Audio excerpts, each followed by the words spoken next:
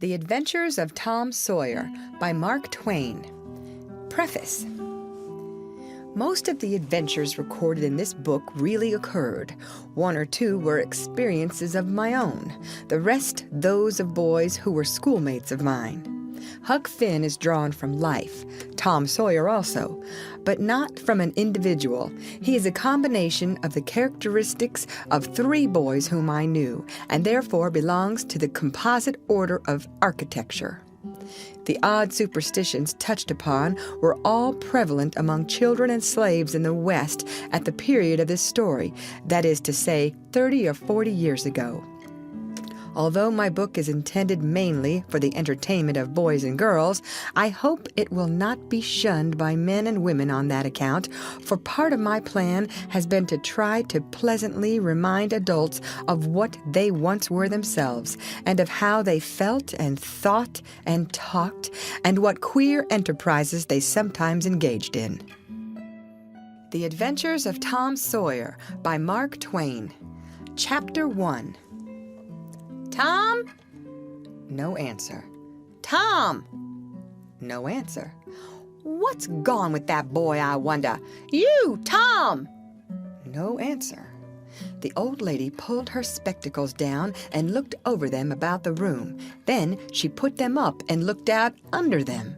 She seldom or never looked through them for so small a thing as a boy. They were her state pair, the pride of her heart, and were built for style, not service.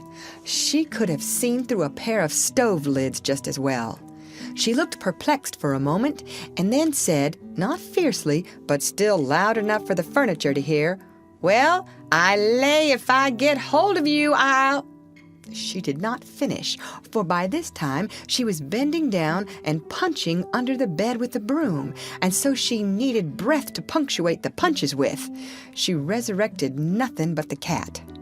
I never did see the beat of that boy. She went to the open door and stood in it and looked out among the tomato vines and jimpson weeds that constituted the garden. No Tom. So she lifted up her voice at an angle calculated for distance and shouted, "Yoo-hoo, Tom!"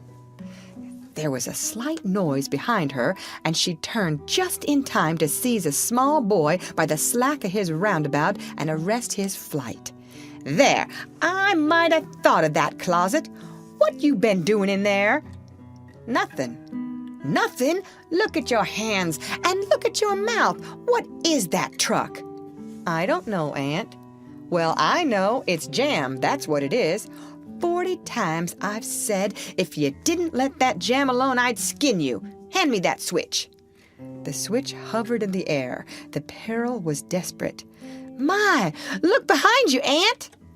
The old lady whirled round and snatched her skirts out of danger.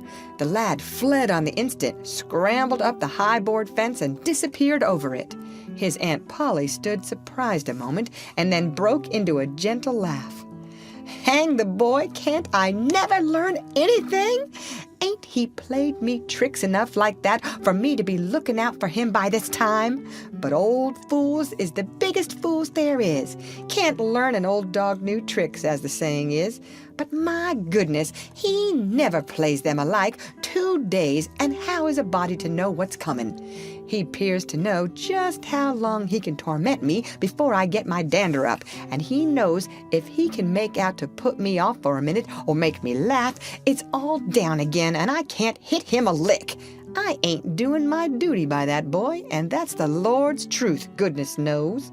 Spare the rod and spoil the child, as the good book says. I'm a-laying up sin and suffering for us both, I know. He's full of the old scratch, but laws a me, he's my own dead sister's boy, poor thing, and I ain't got the heart to lash him somehow. Every time I let him off, my conscience does hurt me so, and every time I hit him, my old heart most breaks. Well, well, man that is born of woman is a few days and full of trouble, as the scripture says, and I reckon it's so. He'll play hooky this evening, and I'll just be obleeged to make him work tomorrow to punish him. It's mighty hard to make him work Saturdays when all the boys is having holiday. but he hates work more than he hates anything else, and I've got to do some of my duty by him, or I'll be the ruination of the child." Tom did play hooky, and he had a very good time. He got back home barely in season to help Jim, the small colored boy, saw next day's wood and split the kindlings before supper. At least he was there in time to tell his adventures to Jim, while Jim did 3/4 of the work. Tom's younger brother, or rather half-brother, Sid, was already through with his part of the work, picking up chips, for he was a quiet boy and had no adventurous, troublesome ways. While Tom was eating his supper and stealing sugar as opportunity offered, Aunt Polly asked him questions that were full of guile and very deep, for she wanted to trap him into damaging revealments. Like many other simple-hearted souls, it was her pet vanity to believe she was endowed with a talent for dark and mysterious diplomacy, and she loved to contemplate her most transparent devices as marvels of low cunning. Said she, "Tom, it was middlin' warm in school, warn't it?" "Yes'm." "Powerful warm, warn't it?" "Yes'm." "Didn't you want to go in a swimmin', Tom?" A bit of a scare shot through Tom, a touch of uncomfortable suspicion. He searched Aunt Polly's face, but it told him nothing, so he said, "No'm." "Well, not very much." The old lady reached out her hand and felt Tom's shirt and said, "But you ain't too warm now, though." And it flattered her to reflect that she had discovered that the shirt was dry without anybody knowing that that was what she had in her mind. But in spite of her, Tom knew where the wind lay now, so he forestalled what might be the next move. "Some of us pumped on our heads. Mine's damp yet, see?"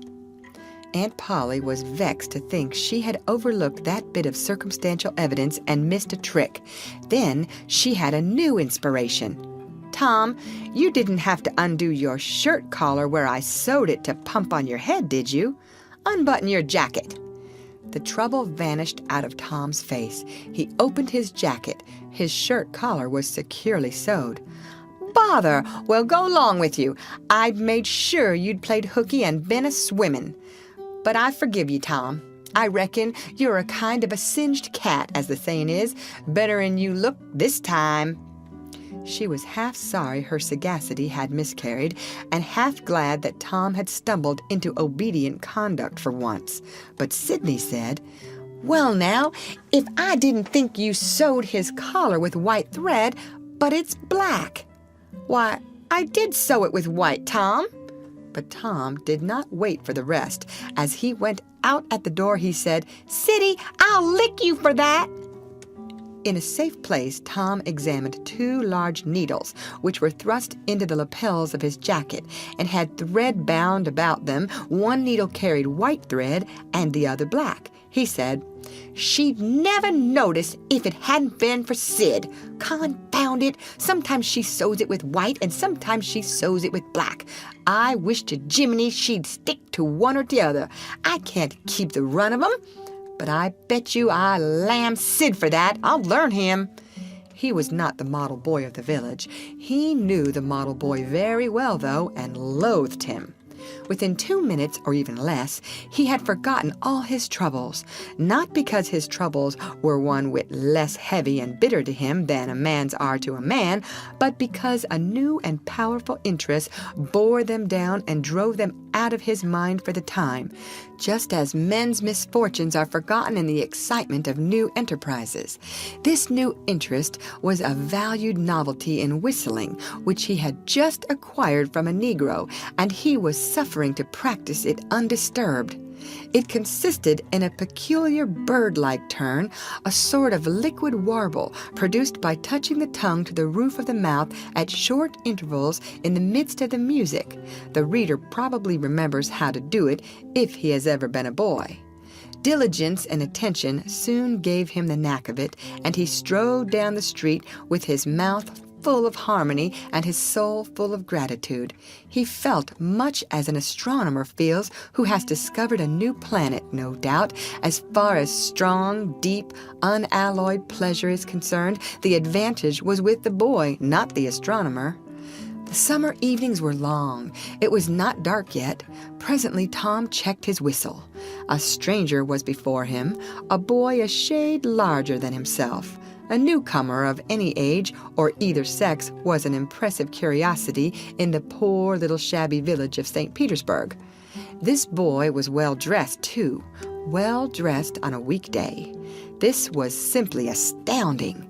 His cap was a dainty thing, his close-buttoned blue cloth roundabout was new and natty, and so were his pantaloons.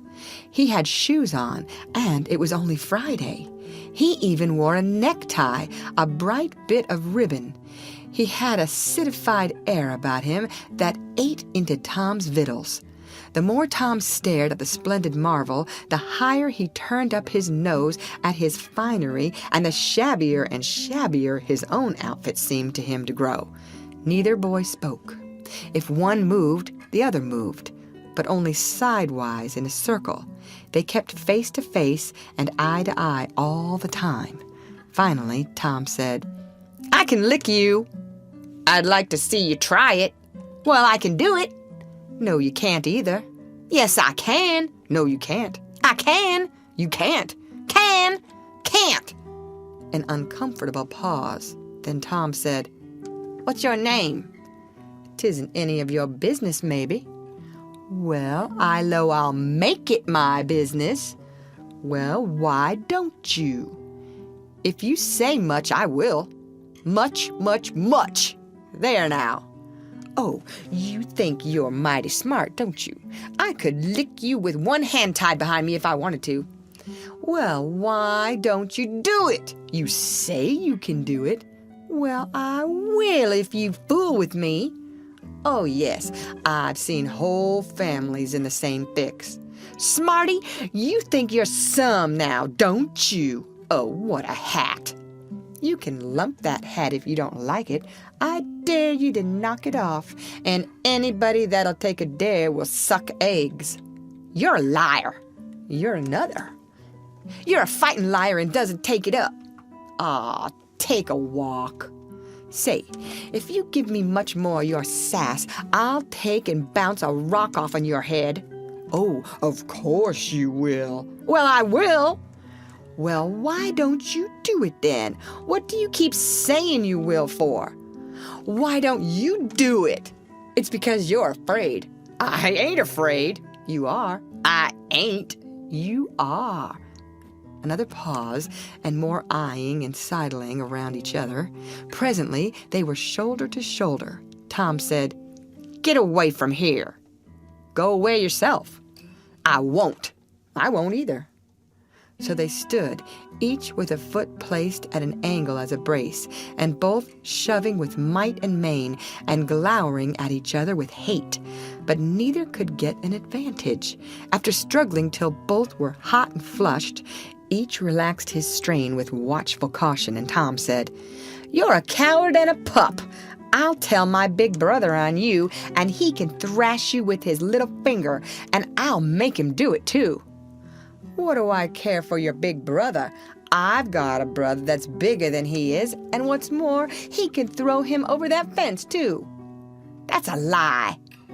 "Your saying so don't make it so." Tom drew a line in the dust with his big toe and said, "I dare you to step over that, and I'll lick you till you can't stand up. Anybody that'll take a dare will steal sheep." The new boy stepped over promptly and said, "Now, you said you'd do it. Now let's see you do it." "Don't you crowd me now. You better look out." "Well, you said you'd do it. Why don't you do it?" "By jingo, for 2 cents I will do it." The new boy took 2 broad coppers out of his pocket and held them out with derision. Tom struck them to the ground. In an instant, both boys were rolling and tumbling in the dirt, gripped together like cats, and for the space of a minute they tugged and tore at each other's hair and clothes, punched and scratched each other's nose, and covered themselves with dust and glory. Presently the confusion took form, and through the fog of battle Tom appeared, seated astride the new boy, and pounding him with his fists. "Holler 'nuff!" said he. The boy only struggled to free himself. He was crying, mainly from rage. "Holler 'nuff!" And the pounding went on. At last the stranger got out a smothered "'Nuff!" and Tom let him up and said, "Now that'll learn you.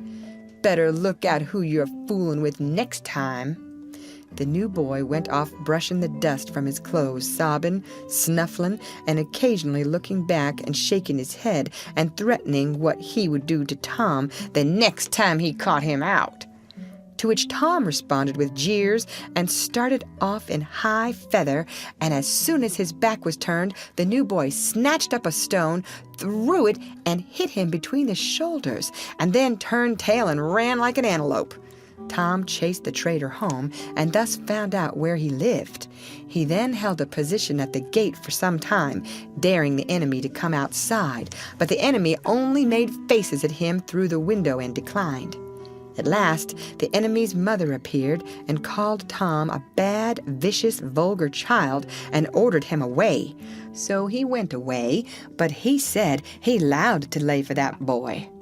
He got home pretty late that night, and when he climbed cautiously in at the window, he uncovered an ambuscade in the person of his aunt, and when she saw the state his clothes were in, her resolution to turn his Saturday holiday into captivity at hard labor became adamantine in its firmness. End of chapter. The Adventures of Tom Sawyer by Mark Twain. Chapter 2. Saturday morning was come, and all the summer world was bright and fresh and brimming with life. There was a song in every heart, and if the heart was young, the music issued at the lips. There was cheer in every face and a spring in every step. The locust trees were in bloom, and the fragrance of the blossoms filled the air. Cardiff Hill, beyond the village and above it, was green with vegetation, and it lay just far enough away to seem a delectable land, dreamy, reposeful, and inviting. Tom appeared on the sidewalk with a bucket of whitewash and a long-handled brush. He surveyed the fence, and all gladness left him, and a deep melancholy settled down upon his spirit. 30 yards of board fence 9 feet high. Life to him seemed hollow, and existence but a burden.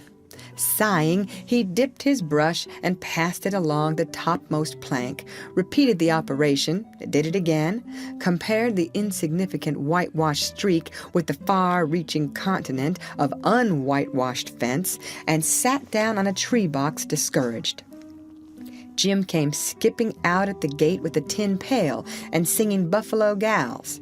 Bringing water from the town pump had always been hateful work in Tom's eyes before, but now it did not strike him so. He remembered that there was company at the pump. White, mulatto, and Negro boys and girls were always there waiting their turns, resting, trading playthings, quarreling, fighting, skylarking, and he remembered that although the pump was only 150 yards off, Jim never got back with a bucket of water under an hour, and even then somebody generally had to go after him. Tom said, "Say, Jim, I'll fetch the water if you'll whitewash some." Jim shook his head and said, "Can't, Mars Tom. Old Missus, she told me I got to go and get this water and not stop fooling around with anybody. She say she spec Mars Tom going to ax me to whitewash, and so she told me go long and tend to my own business. She 'lowed she'd tend to the whitewashing." "Oh, never you mind what she said, Jim. That's the way she always talks. Give me the bucket. I won't be gone only a minute. She won't ever know." "Oh, I doesn't, Mars Tom. Old Missus, she'd take and tar the head off of me. 'Deed she would." "She? She never licks anybody, whacks 'em over the head with a thimble, and who cares for that, I'd like to know. She talks awful, but talk don't hurt anyways. It don't if she don't cry. Jim, I'll give you a marvel. I'll give you a white alley. Jim began to waver. White alley, Jim, and it's a bully taw. My, that's a mighty gay marvel, I tell you. But Mars Tom, I's powerful 'fraid old missus. And besides, if you will, I'll show you my sore toe. Jim was only human. This attraction was too much for him. He put down his pail, took the white alley, and bent over the toe with absorbing interest while the bandage was being unwound. In another moment, he was flying down the street with his pail and a tingling rear. Tom was whitewashing with vigor, and Aunt Polly was retiring from the field with a slipper in her hand and triumph in her eye. But Tom's energy did not last. He began to think of the fun he had planned for this day, and his sorrows multiplied. Soon the free boys would come tripping along on all sorts of delicious expeditions, and they would make a world of fun of him for having to work. The very thought of it burnt him like fire. He got out his worldly wealth and examined it. Bits of toys, marbles, and trash. Enough to buy an exchange of work, maybe, but not half enough to buy so much as half an hour of pure freedom. So he returned his straitened means to his pocket and gave up the idea of trying to buy the boys. At this dark and hopeless moment, an inspiration burst upon him. Nothing less than a great, magnificent inspiration. He took up his brush and went tranquilly to work. Ben Rogers hove in sight presently, the very boys of all boys whose ridicule he had been dreading. Ben's gait was the hop, skip, and jump proof enough that his heart was light and his anticipations high. He was eating an apple and giving a long, melodious whoop at intervals, followed by a deep-toned ding-dong-dong, ding-dong-dong, for he was personating a steamboat. As he drew near, he slackened speed, took the middle of the street, leaned far over to starboard, and rounded to ponderously with a laborious pomp and circumstance, for he was personating the big Missouri, and considered himself to be drawing 9 feet of water. He was boat and captain and engine bells combined, so he had to imagine himself standing on his own hurricane deck, giving the orders and executing them. "Stop her, sir! Ting-a-ling-ling!" The headway ran almost out, and he drew up slowly toward the sidewalk. "Ship up to back! Ting-a-ling-ling!" His arms straightened and stiffened down his sides. "Set her back on the starboard! Ting-a-ling-ling! Chow! Ch-chow! Wow! Chow!" His right hand, meantime, describing stately circles, for it was representing a 40-foot wheel. "Let her go back on the larboard. Ting-a-ling-ling. Chow, chow, chow." The left hand began to describe circles. "Stop the starboard. Ting-a-ling-ling. Stop the larboard. Come ahead on the starboard. Stop her. Let your outside turn over slow. Ting-a-ling-ling. Chow, ow, ow. Get out that headline. Lively now. Come out with your spring line. What are you about there? Take a turn round that stump with the bite of it. Stand by that stage now. Let her go. Down with the engine, sir. Ting-a-ling-ling. Sht, sht, sht. Trying the gauge cocks. Tom went on whitewashing, paid no attention to the steamboat. Ben stared a moment and then said, "Hiya! You're up a stump, ain't ya?" No answer. Tom surveyed his last touch with the eye of an artist. Then he gave his brush another gentle sweep and surveyed the result as before. Ben ranged up alongside of him. Tom's mouth watered for the apple, but he stuck to his work. Ben said, "Hello, old chap. You got to work, hey?"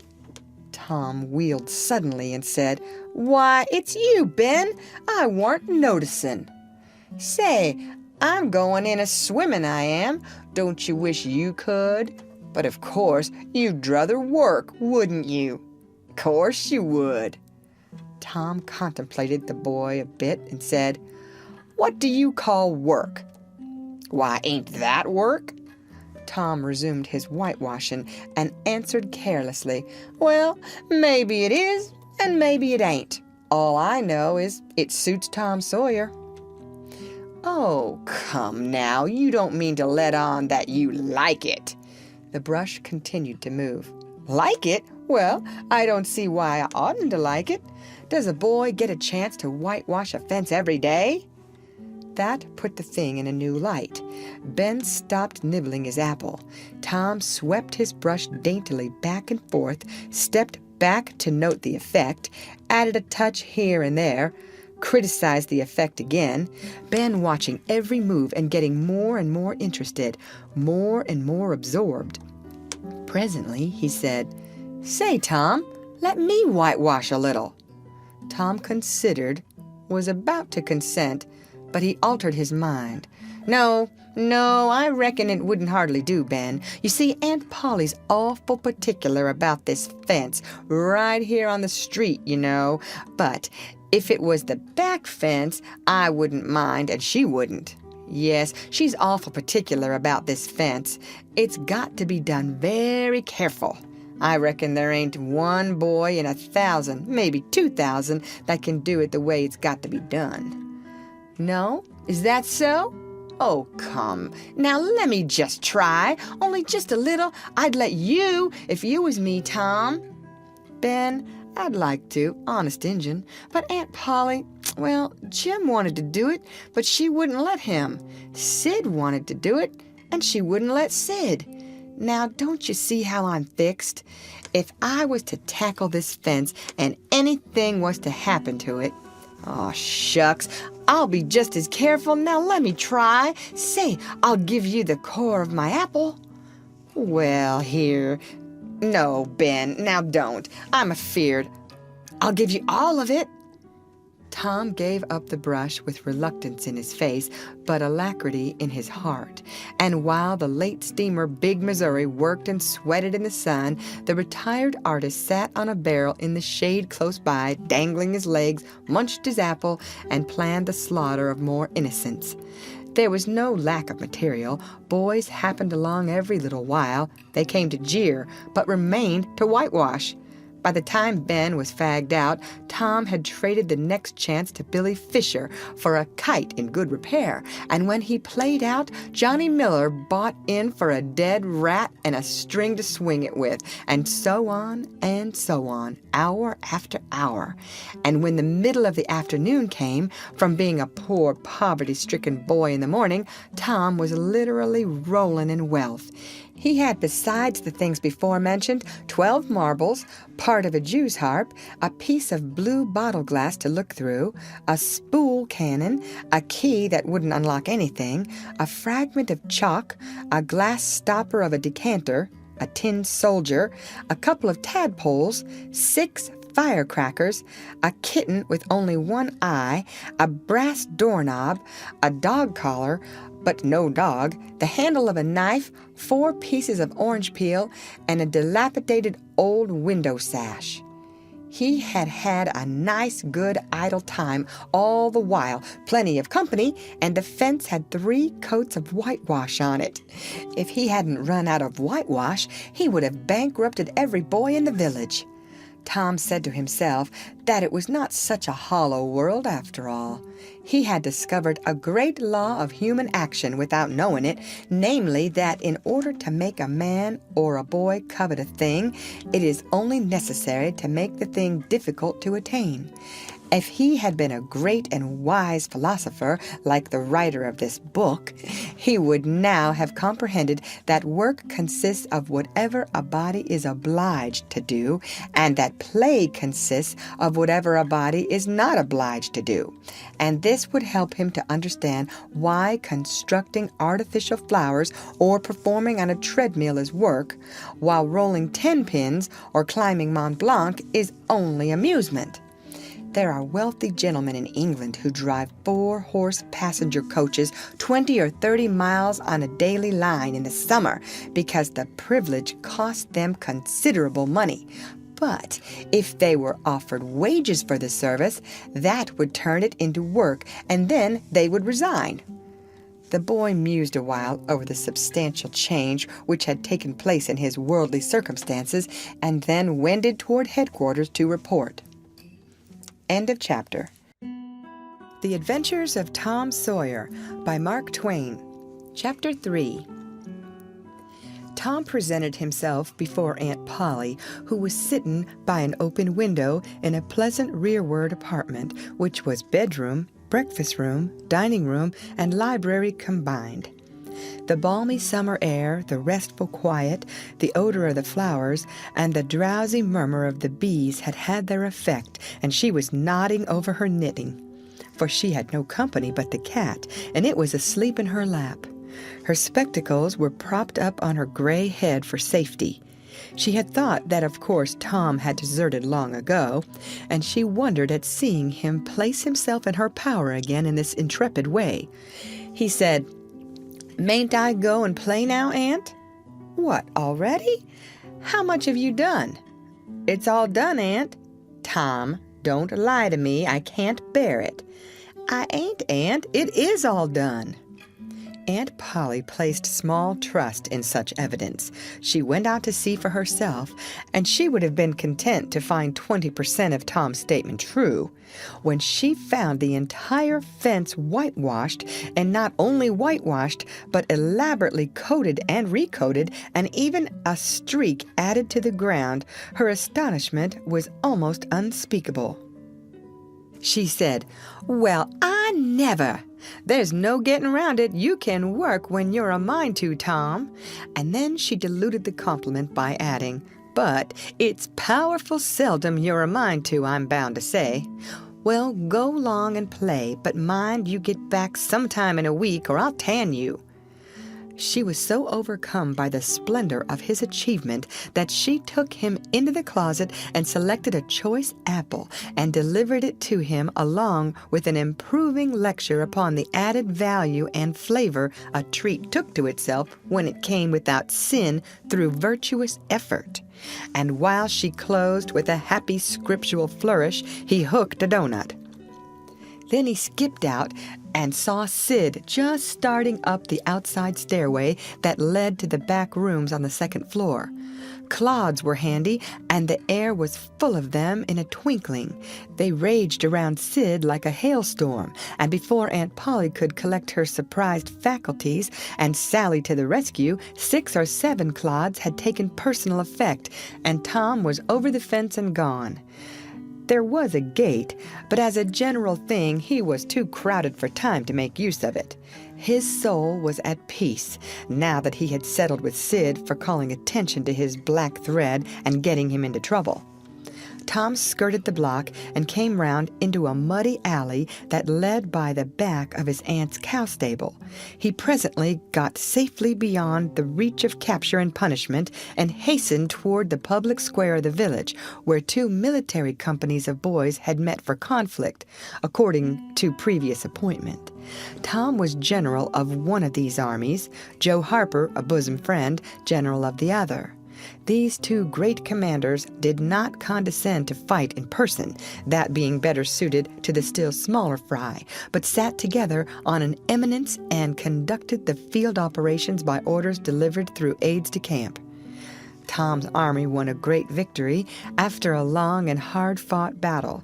The dead were counted, prisoners exchanged, the terms of the next disagreement agreed upon, and the day for the necessary battle appointed, after which the armies fell into line and marched away, and Tom turned homeward alone.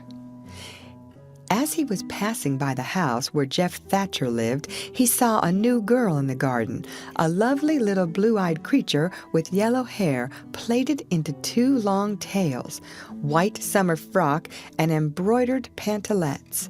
The fresh-crowned hero fell without firing a shot.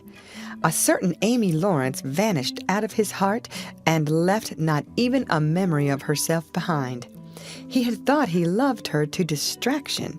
He had regarded his passion as adoration, and behold, it was only a poor little evanescent partiality. He had been months winning her. She had confessed hardly a week ago he had been the happiest and the proudest boy in the world only 7 short days, and here in one instant of time she had gone out of his heart like a casual stranger whose visit is done. He worshipped this new angel with furtive eye till he saw that she had discovered him. Then he pretended he did not know she was present and began to show off in all sorts of absurd, boyish ways in order to win her admiration. He kept up this grotesque foolishness for some time, but by and by, while he was in the midst of some dangerous gymnastic performances, he glanced aside and saw that the little girl was wending her way toward the house. Tom came up to the fence and leaned on it, grieving and hoping she would tarry yet a while longer. She halted a moment on the steps and then moved toward the door. Tom heaved a great sigh as she put her foot on the threshold, but his face lit up right away, for she tossed a pansy over the fence a moment before she disappeared. The boy ran around and stopped within a foot or two of the flower, and then shaded his eyes with his hand and began to look down street as if he had discovered something of interest going on in that direction. Presently, he picked up a straw and began trying to balance it on his nose, with his head tilted far back, and as he moved from side to side in his efforts, he edged nearer and nearer toward the pansy. Finally, his bare foot rested upon it. His pliant toes closed upon it, and he hopped away with the treasure and disappeared round the corner. But only for a minute, only while he could button the flower inside his jacket, next his heart, or next his stomach possibly, for he was not much posted in anatomy, and not hypercritical anyway. He returned now and hung about the fence till nightfall, showing off as before, but the girl never exhibited herself again, though Tom comforted himself a little with the hope that she had been near some window meantime and been aware of his attentions. Finally he strode home reluctantly, with his poor head full of visions. All through supper his spirits were so high that his aunt wondered what had got into the child. He took a good scolding about clotting Sid, and did not seem to mind it in the least. He tried to steal sugar under his aunt's very nose, and got his knuckles rapped for it. He said, "Aunt, you don't whack Sid when he takes it." "Well, Sid don't torment a body the way you do. You'd be always into that sugar if I weren't watching you." Presently she stepped into the kitchen, and Sid, happy in his immunity, reached for the sugar bowl, a sort of glorying over Tom which was well nigh unbearable. But Sid's fingers slipped, and the bowl dropped and broke. Tom was in ecstasies, in such ecstasies that he even controlled his tongue and was silent. He said to himself that he would not speak a word even when his aunt came in, but would sit perfectly still till she asked who did the mischief, and then he would tell, and there would be nothing so good in the world as to see that pet model catch it. He was so brimful of exultation that he could hardly hold himself when the old lady came back and stood above the wreck, discharging lightnings of wrath from over her spectacles. He said to himself, "Now it's coming," and the next instant he was sprawling on the floor. The potent palm was uplifted to strike again when Tom cried out, "Hold on now! What are you belting me for? Sid broke it." Aunt Polly paused, perplexed, and Tom looked for healing pity. But when she got her tongue again, she only said, "Humph! Well, you didn't get a lick amiss, I reckon. You been into some other audacious mischief when I wasn't around like enough." Then her conscience reproached her, and she yearned to say something kind and loving, but she judged that this would be construed into a confession that she had been in the wrong, and discipline forbade that. So she kept silence and went about her affairs with a troubled heart. Tom sulked in a corner and exalted his woes. He knew that in her heart his aunt was on her knees to him, and he was morosely gratified by the consciousness of it. He would hang out no signals. He would take notice of none. He knew that a yearning glance fell upon him now and then through a film of tears, but he refused recognition of it. He pictured himself lying sick unto death, and his aunt bending over him, beseeching one little forgiving word. But he would turn his face to the wall and die with that word unsaid. Ah, how would she feel then? And he pictured himself brought home from the river dead, with his curls all wet and his sore heart at rest. How she would throw herself upon him, and how her tears would fall like rain, and her lips pray God to give her back her boy, and she would never, never abuse him any more. But he would lie there cold and white and make no sign, a poor little sufferer whose griefs were at an end. He so worked upon his feelings with the pathos of these dreams that he had to keep swallowing. He was so like to choke. And his eyes swam in a blur of water, which overflowed when he winked, and ran down and trickled from the end of his nose. And such a luxury to him was this petting of his sorrows that he could not bear to have any worldly cheeriness or any grating delight intrude upon it. It was too sacred for such contact, and so presently, when his cousin Mary danced in, all alive with the joy of seeing home again after an age-long visit of 1 week to the country, he got up and moved in clouds and darkness out at one door as she brought song and sunshine in at the other. He wandered far from the accustomed haunts of boys and sought desolate places that were in harmony with his spirit.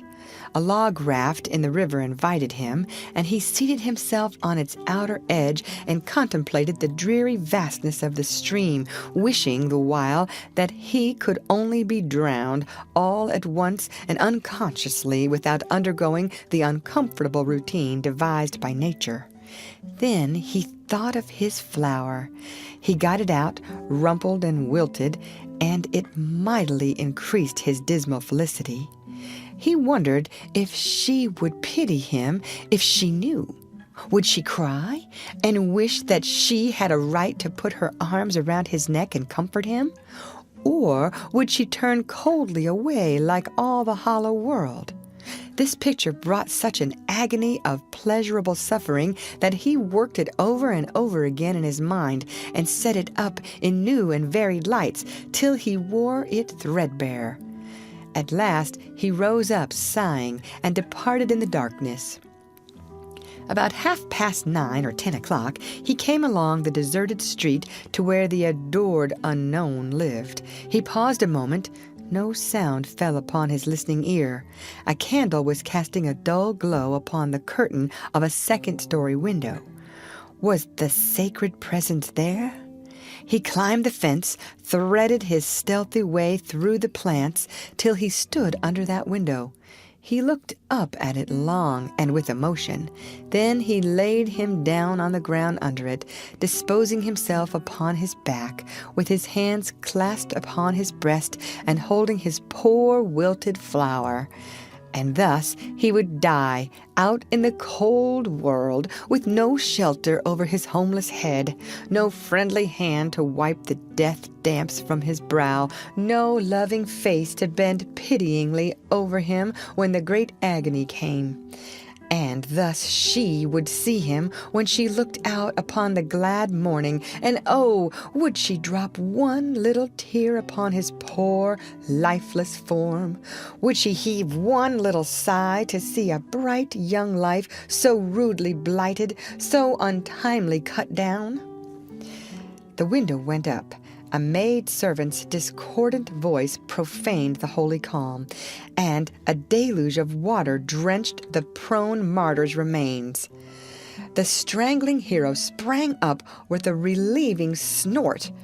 There was a whiz as of a missile in the air, mingled with the murmur of a curse. A sound as of shivering glass followed, and a small, vague form went over the fence and shot away in the gloom. Not long after, as Tom, all undressed for bed, was surveying his drenched garments by the light of a tallow dip, Sid woke up. But if he had any dim idea of making any references to allusions, he thought better of it and held his peace, for there was danger in Tom's eye. Tom turned in without the added vexation of prayers, and Sid made mental note of the omission. End of chapter. The Adventures of Tom Sawyer by Mark Twain, Chapter 4. The sun rose upon a tranquil world and beamed down upon the peaceful village like a benediction.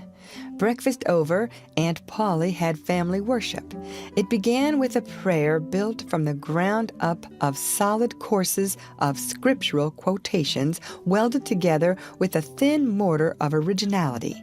And from the summit of this she delivered a grim chapter of the Mosaic Law as from Sinai.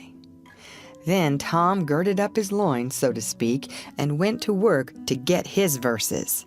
Sid had learned his lesson days before. Tom bent all his energies to the memorizing of 5 verses, and he chose part of the Sermon on the Mount because he could find no verses that were shorter. At the end of half an hour, Tom had a vague general idea of his lesson, but no more, for his mind was traversing the whole field of human thought, and his hands were busy with distracting recreations. Mary took his book to hear him recite, and he tried to find his way through the fog. Blessed are the, poor. Yes, poor. Blessed are the poor, in spirit. In spirit. Blessed are the poor in spirit, for theirs. Blessed are the poor in spirit, for theirs is the kingdom of heaven. Blessed are they that mourn, for they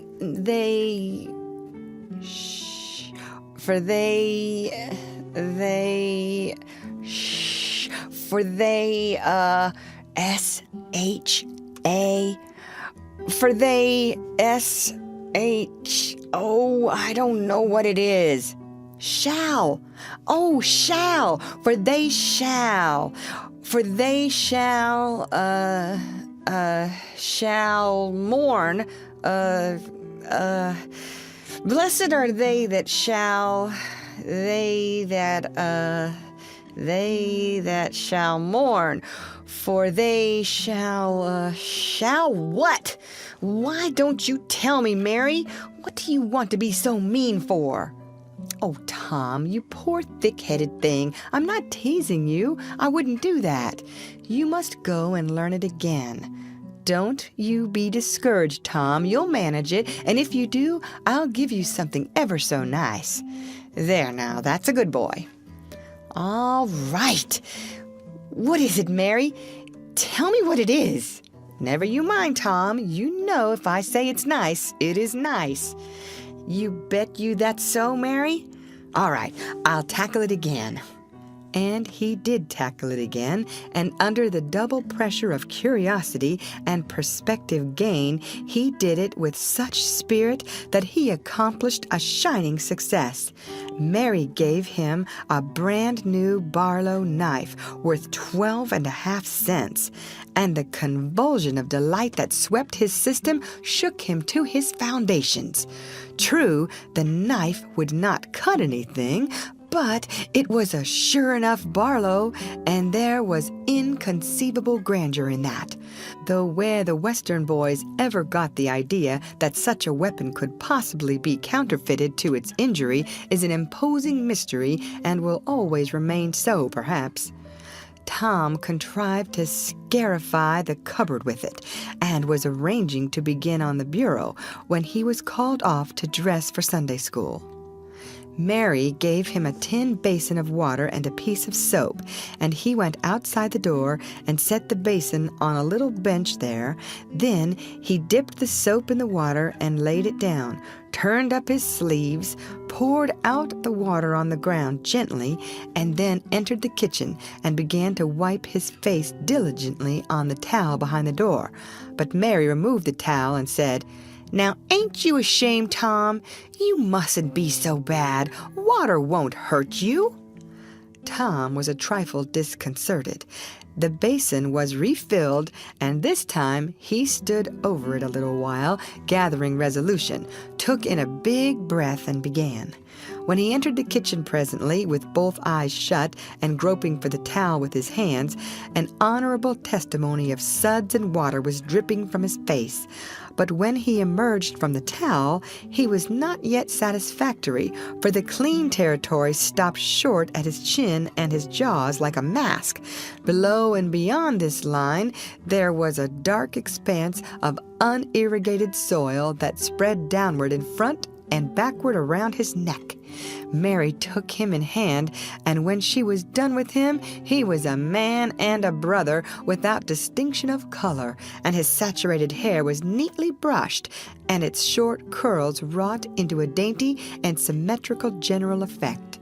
He privately smoothed out the curls with labor and difficulty, and plastered his hair close down to his head, for he held curls to be effeminate, and his own filled his life with bitterness. Then Mary got out a suit of his clothing that had been used only on Sundays during 2 years. They were simply called his other clothes, and so by that we know the size of his wardrobe. The girl put him to rights after he had dressed himself. She buttoned his neat roundabout up to his chin, turned his vast shirt collar down over his shoulders, brushed him off, and crowned him with his speckled straw hat. He now looked exceedingly improved and uncomfortable. He was fully as uncomfortable as he looked, for there was a restraint about whole clothes and cleanliness that galled him.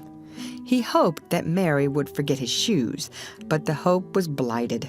She coated them thoroughly with tallow, as was the custom, and brought them out. He lost his temper and said he was always being made to do everything he didn't want to do. But Mary said persuasively, "Please, Tom, that's a good boy." So he got into the shoes snarling. Mary was soon ready, and the 3 children set out for Sunday school, a place that Tom hated with his whole heart, but Sid and Mary were fond of it. Sabbath school hours were from 9 to 10:30, and then church service. 2 of the children always remained for the sermon voluntarily, and the other always remained too for stronger reasons.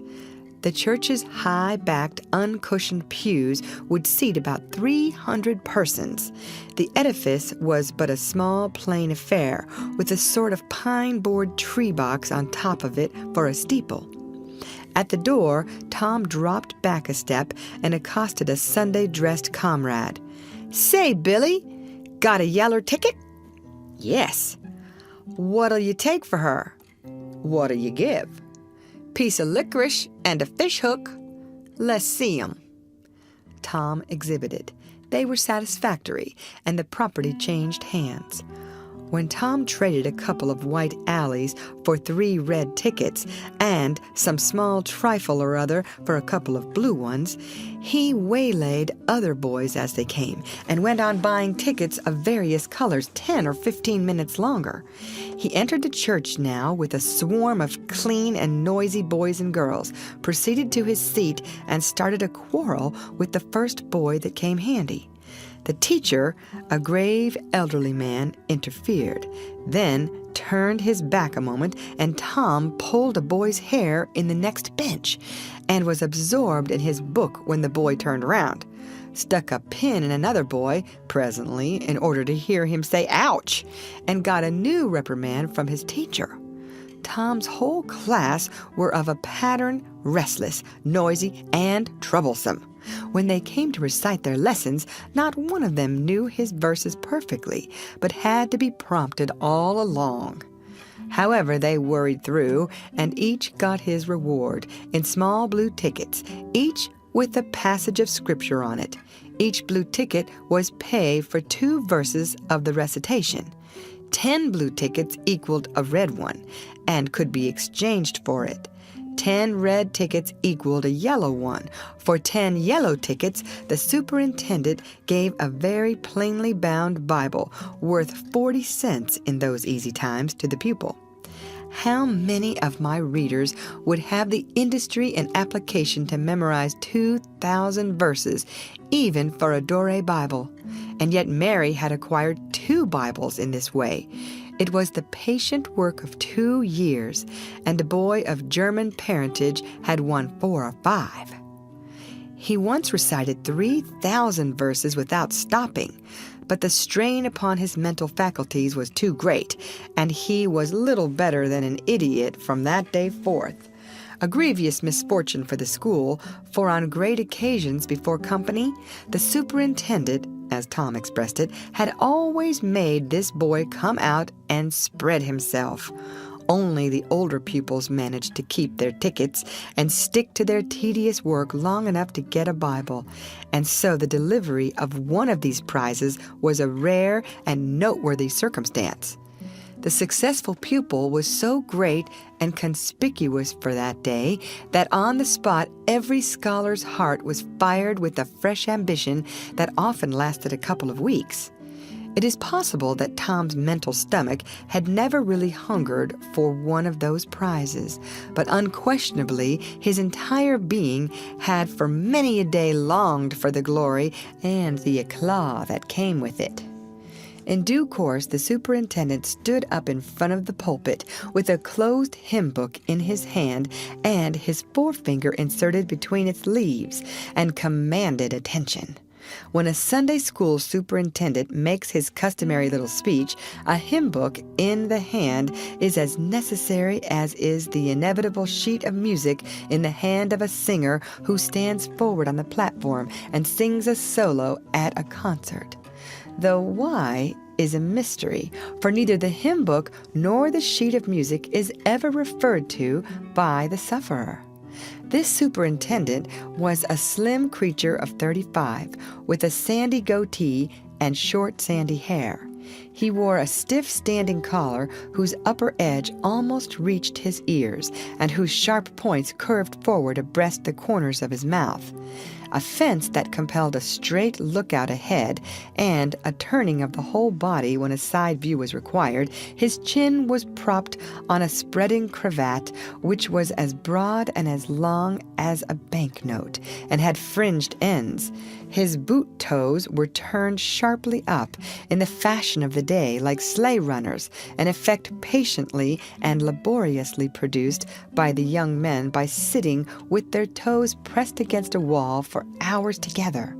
Mr. Walters was very earnest of mien and very sincere and honest at heart, and he held sacred things and places in such reverence and so separated them from worldly matters that unconsciously to himself his Sunday school voice had acquired a peculiar intonation which was wholly absent on weekdays. He began after this fashion: "Now, children, I want you all to sit up just as straight and pretty as you can and give me all your attention for a minute or two.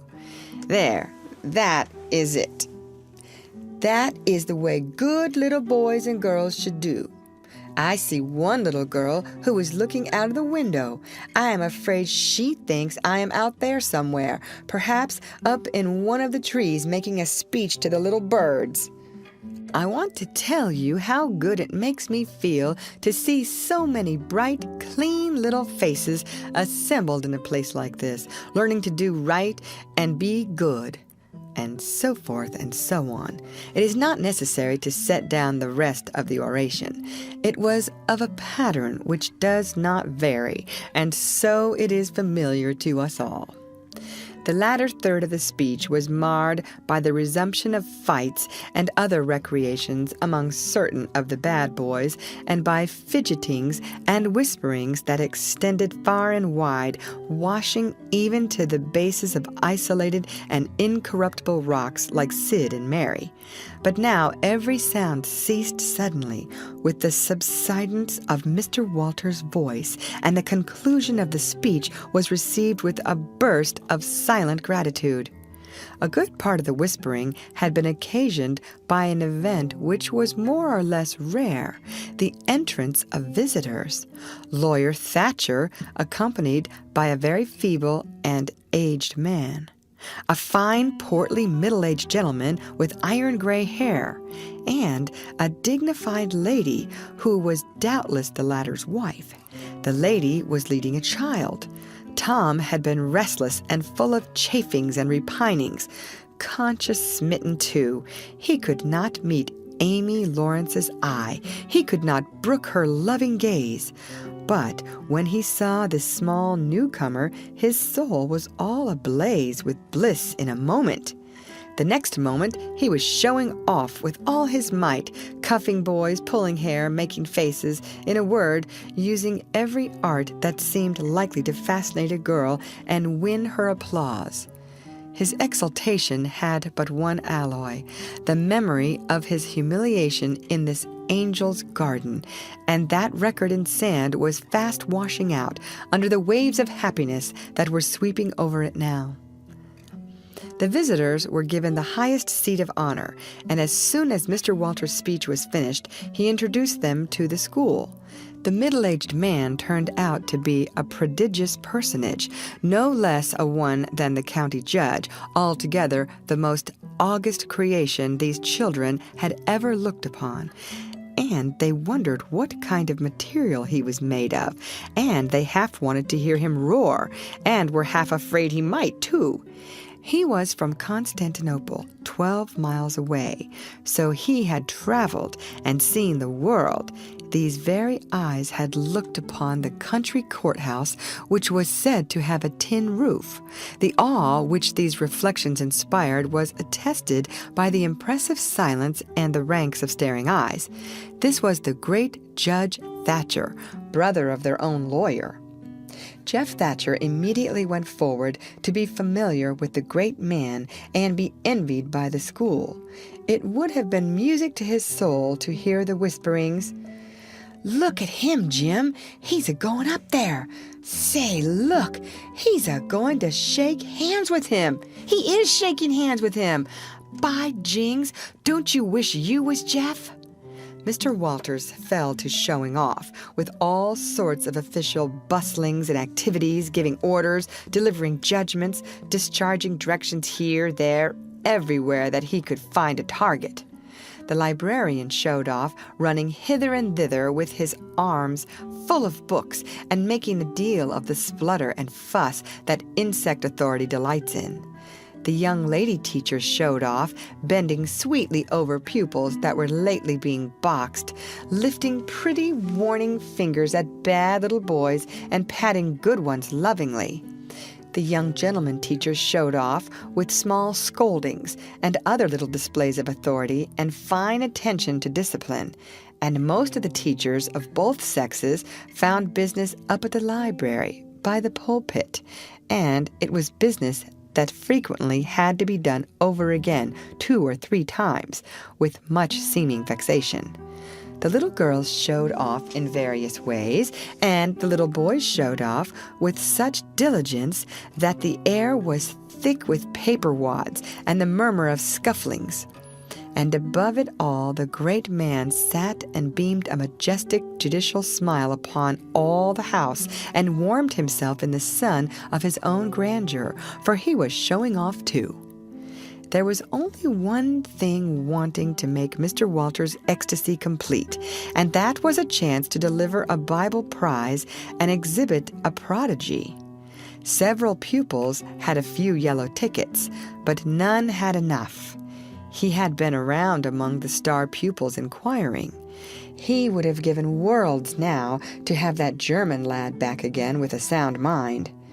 And now, at this moment, when hope was dead, Tom Sawyer came forward with 9 yellow tickets, 9 red tickets, and 10 blue ones, and demanded a Bible. This was a thunderbolt out of a clear sky. Walters was not expecting an application from this source for the next 10 years. But there was no getting around it.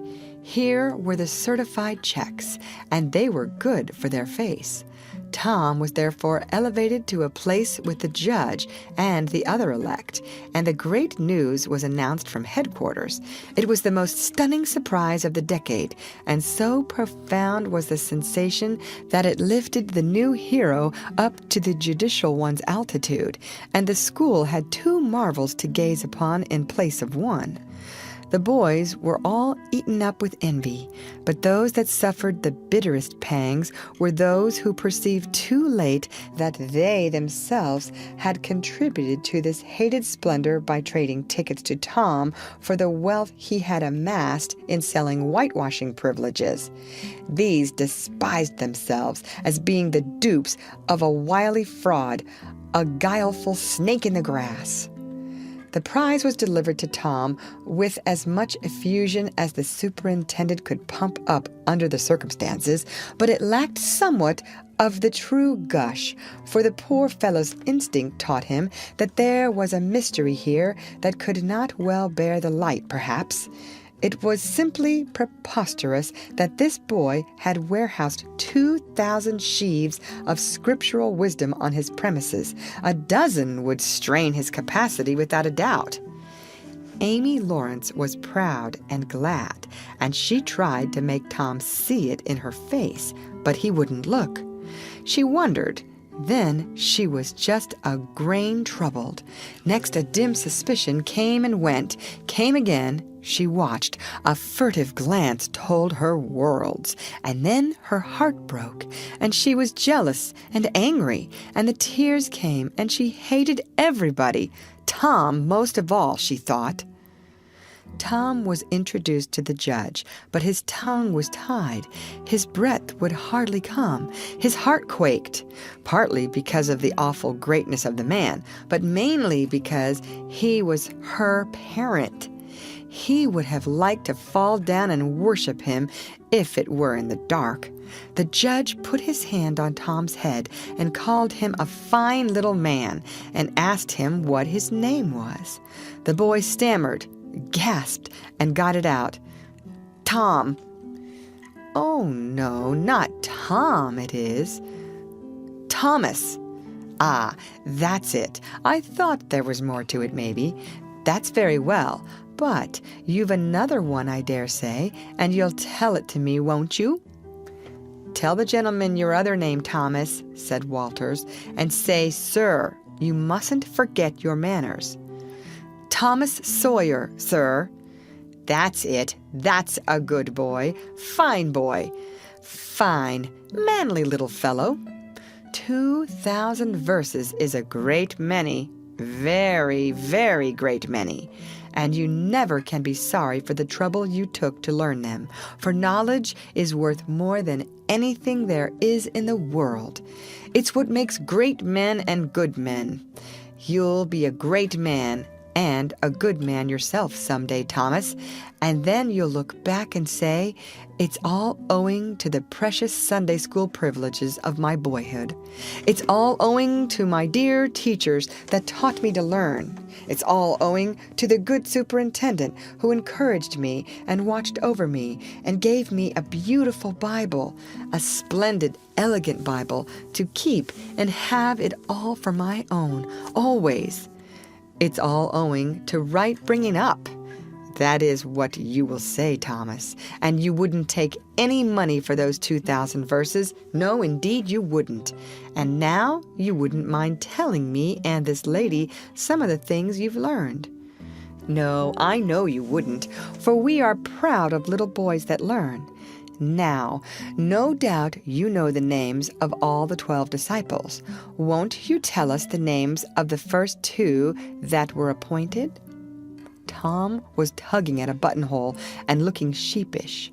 He blushed now, and his eyes fell. Mr. Walter's heart sank within him. He said to himself, "It is not possible that the boy can answer the simplest question. Why did the judge ask him?" Yet he felt obliged to speak up and say, "Answer the gentleman, Thomas. Don't be afraid." Tom still hung fire. "Now I know you'll tell me," said the lady. "The names of the first 2 disciples were—" "David and Goliath." Let us draw the curtain of charity over the rest of the scene. End of chapter. The Adventures of Tom Sawyer by Mark Twain. Chapter 5. About 10:30, the cracked bell of the small church began to ring, and presently the people began to gather for the morning sermon. The Sunday school children distributed themselves about the house and occupied pews with their parents so as to be under supervision. Aunt Polly came, and Tom and Sid and Mary sat with her Tom being placed next the aisle, in order that he might be as far away from the open window and the seductive outside summer scenes as possible. The crowd filled up the aisles, the aged and needy postmaster, who had seen better days, the mayor and his wife, for they had a mayor there, among other unnecessaries, the justice of the peace, the widow Douglas, fair, smart, and 40, a generous, good-hearted soul and well-to-do. Her hill mansion the only palace in the town, and the most hospitable and much the most lavish in the matter of festivities that St. Petersburg could boast. The bent and venerable Major and Mrs. Ward, Lawyer Riverson, the new notable from a distance, next the belle of the village, followed by a troop of lawn-clad and ribbon-decked young heartbreakers, then all the young clerks in town in a body, for they had stood in the vestibule sucking their cane heads, a circling wall of oiled and simpering admirers, till the last girl had run their gauntlet. And last of all came the model boy, Willie Mufferson, taking as heedful care of his mother as if she were cut glass. He always brought his mother to church, and was the pride of all the matrons. The boys all hated him, he was so good. And besides, he had been thrown up to them so much. His white handkerchief was hanging out of his pocket behind, as usual on Sundays accidentally. Tom had no handkerchief, and he looked upon boys who had as snobs. The congregation being fully assembled now, the bell rang once more to warn laggards and stragglers, and then a solemn hush fell upon the church, which was only broken by the tittering and whispering of the choir in the gallery. The choir always tittered and whispered all through service. There was once a church choir that was not ill-bred, but I have forgotten where it was now. It was a great many years ago, and I can scarcely remember anything about it, but I think it was in some foreign country. The minister gave out the hymn and read it through with a relish, in a peculiar style which was much admired in that part of the country. His voice began on a medium key and climbed steadily up till it reached a certain point where it bore with strong emphasis upon the topmost word, and then plunged down as if from a springboard. "Shall I be carried to the skies on flowery beds of ease, whilst others fight to win the prize and sail through bloody seas?" He was regarded as a wonderful reader. At church sociables, he was always called upon to read poetry, and when he was through, the ladies would lift up their hands and let them fall helplessly in their laps, and wall their eyes and shake their heads, as much as to say, "Words cannot express it. It is too beautiful for this mortal earth." After the hymn had been sung, the Reverend Mr. Sprague turned himself into a bulletin board and read off notices of meetings and societies and things till it seemed that the list would stretch out to the crack of doom, a queer custom which is still kept up in America, even in cities, away here in this age of abundant newspapers. Often the less there is to justify a traditional custom, the harder it is to get rid of it. And now the minister prayed. A good, generous prayer it was, and went into details.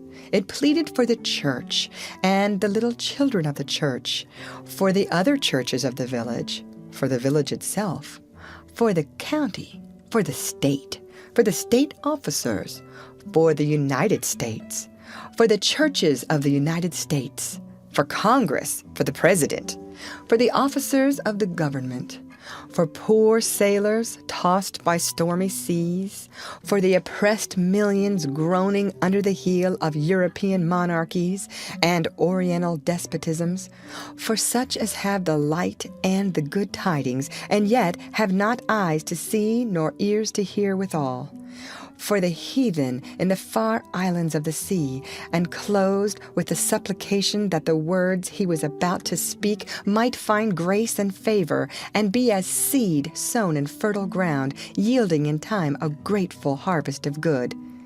Amen. There was a rustling of dresses, and the standing congregation sat down. The boy whose history this book relates did not enjoy the prayer, he only endured it, if he even did that much.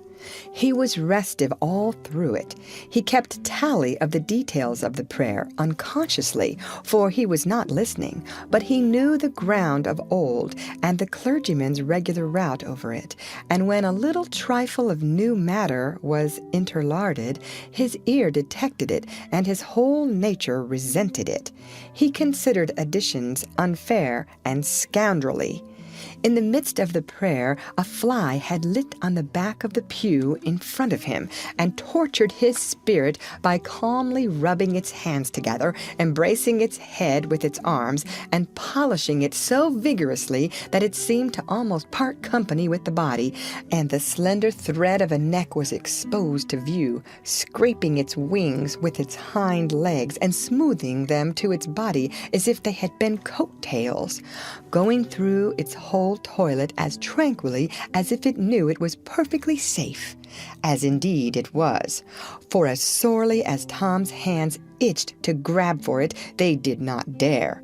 He believed his soul would be instantly destroyed if he did such a thing while the prayer was going on. But with the closing sentence, his hand began to curve and steal forward, and the instant the amen was out, the fly was a prisoner of war. His aunt detected the act and made him let it go. The minister gave out his text and droned along monotonously through an argument that was so prosy that many a head by and by began to nod.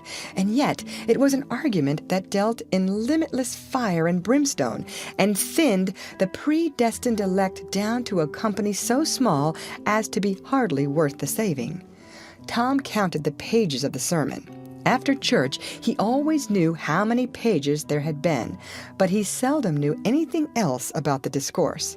However, this time he was really interested for a little while. The minister made a grand and moving picture of the assembling together of the world's hosts at the millennium, when the lion and the lamb should lie down together and a little child should lead them. But the pathos, the lesson, the moral of the great spectacle were lost upon the boy. He only thought of the conspicuousness of the principal character before the onlooking nations. His face lit with thought, and he said to himself that he wished he could be that child, if it was a tame lion. Now he lapsed into suffering again, as the dry argument was resumed. Presently he bethought him of a treasure he had and got it out. It was a large black beetle with formidable jaws, a pinch bug, he called it. It was in a percussion cap box. The first thing the beetle did was to take him by the finger. A natural fillip followed. The beetle went floundering into the aisle and lit on its back, and the hurt finger went into the boy's mouth. The beetle lay there working its helpless legs, unable to turn over. Tom eyed it and longed for it, but it was safe out of his reach. Other people uninterested in the sermon found relief in the beetle, and they eyed it too. Presently, a vagrant poodle dog came idling along, sad at heart, lazy with the summer softness and the quiet, weary of captivity, sighing for a change. He spied the beetle. The drooping tail lifted and wagged. He surveyed the prize, walked around it, smelt at it from a safe distance, walked around it again, grew bolder, and took a closer smell, then lifted his lip and made a gingerly snatch at it, just missing it, made another and another, began to enjoy the diversion, subsided to his stomach with the beetle between his paws, and continued his experiments, grew weary at last, and then indifferent and absent-minded. His head nodded, and little by little his chin descended and touched the enemy, who seized it. There was a sharp yelp, a flirt of the poodle's head, and the beetle fell a couple of yards away and lit on its back once more. The neighboring spectators shook with a gentle inward joy. Several faces went behind fans and handkerchiefs, and Tom was entirely happy. The dog looked foolish, and probably felt so, but there was resentment in his heart, too, and a craving for revenge. So he went to the beetle and began a wary attack on it again, jumping at it from every point of a circle, lighting with his forepaws within an inch of the creature, making even closer snatches at it with his teeth, and jerking his head till his ears flapped again. But he grew tired once more after a while, tried to amuse himself with a fly, but found no relief, followed an ant around with his nose close to the floor, and quickly wearied of that, yawned, sighed, forgot the beetle entirely, and sat down on it. Then there was a wild yelp of agony, and the poodle went sailing up the aisle. The yelps continued, and so did the dog. He crossed the house in front of the altar. He fell down the other aisle. He crossed before the doors. He clambered up the home stretch. His anguish grew with his progress, till presently he was but a woolly comet moving in its orbit with the gleam and the speed of light. At last the frantic sufferer sheered from its course and sprang into its master's lap. He flung it out of the window, and the voice of distress quickly thinned away and died in the distance. By this time the whole church was red-faced and suffocating with suppressed laughter, and the sermon had come to a dead standstill. The discourse was resumed presently, but it went lame and halting, all possibility of impressiveness being at an end, for even the gravest sentiments were constantly being received with a smothered burst of unholy mirth, under cover of some remote pew back, as if the poor parson had said a rarely facetious thing. It was a genuine relief to the whole congregation when the ordeal was over and the benediction pronounced. Tom Sawyer went home quite cheerful, thinking to himself that there was some satisfaction about divine service when there was a bit of variety in it. He had but one marring thought. He was willing that the dog should play with his pinch bug, but he did not think it was upright in him to carry it off. End of chapter. The Adventures of Tom Sawyer by Mark Twain. Chapter 6. Monday morning found Tom Sawyer miserable. Monday morning always found him so, because it began another week's slow suffering in school. He generally began that day with wishing he had had no intervening holiday. It made the going into captivity and fetters again so much more odious. Tom lay thinking. Presently it occurred to him that he wished he was sick. Then he could stay home from school. Here was a vague possibility. He canvassed his system. No ailment was found, and he investigated again. This time he thought he could detect colicky symptoms, and he began to encourage them with considerable hope. But they soon grew feeble, and presently died wholly away. He reflected further. Suddenly he discovered something. One of his upper front teeth was loose. This was lucky. He was about to begin to groan as a starter, as he called it, when it occurred to him that if he came into court with that argument, his aunt would pull it out, and that would hurt. So he thought he would hold the tooth in reserve for the present and seek further. Nothing offered for some little time, and then he remembered hearing the doctor tell about a certain thing that laid up a patient for 2 or 3 weeks and threatened to make him lose a finger. So the boy eagerly drew his sore toe from under the sheet and held it up for inspection. But now he did not know the necessary symptoms. However, it seemed well worthwhile to chance it, so he fell to groaning with considerable spirit. But Sid slept on unconscious. Tom groaned louder and fancied that he began to feel pain in the toe. No result from Sid. Tom was panting with his exertions by this time. He took a rest and then swelled himself up and fetched a succession of admirable groans. Sid snored on. Tom was aggravated. He said, "Sid! Sid!" and shook him. This course worked well, and Tom began to groan again. Sid yawned, stretched, then brought himself up on his elbow with a snort and began to stare at Tom. Tom went on groaning. Sid said, "Tom! Say, Tom!" "Here, Tom! Tom! What is the matter, Tom?" And he shook him and looked in his face anxiously. Tom moaned out, "Oh, don't, Sid. Don't joggle me." "Why, what's the matter, Tom? I must call Auntie." "No, never mind. It'll be over by and by, maybe. Don't call anybody." "But I must. Don't groan so, Tom. It's awful. How long you been this way?" "Hours. Ouch. Oh, don't stir so, Sid. You'll kill me." "Tom, why didn't you wake me sooner? Oh, Tom, don't. It makes my flesh crawl to hear you. Tom, what is the matter?" "I forgive you everything, Sid. Oh, everything you've ever done to me when I'm gone." "Oh, Tom, you ain't dying, are you? Don't, Tom. Oh, don't. Maybe—" "I forgive everybody, Sid. Oh, tell 'em so, Sid. And Sid, you give my window sash and my cat with one eye to that new girl that's come to town, and tell her—" But Sid had snatched his clothes and gone. Tom was suffering in reality now, so handsomely was his imagination working, and so his groans had gathered quite a genuine tone. Sid flew downstairs and said, "Oh, Aunt Polly, come! Tom's dying!" "Dying?" "Yes'm. Don't wait. Come quick." "Rubbish. I don't believe it." But she fled upstairs nevertheless, with Sid and Mary at her heels, and her face grew white too, and her lip trembled. When she reached the bedside, she gasped out, "You, Tom! Tom, what's the matter with you?" "Oh, Auntie, What's the matter with you? What is the matter with you, child?" "Oh, Auntie, my sore toe's mortified."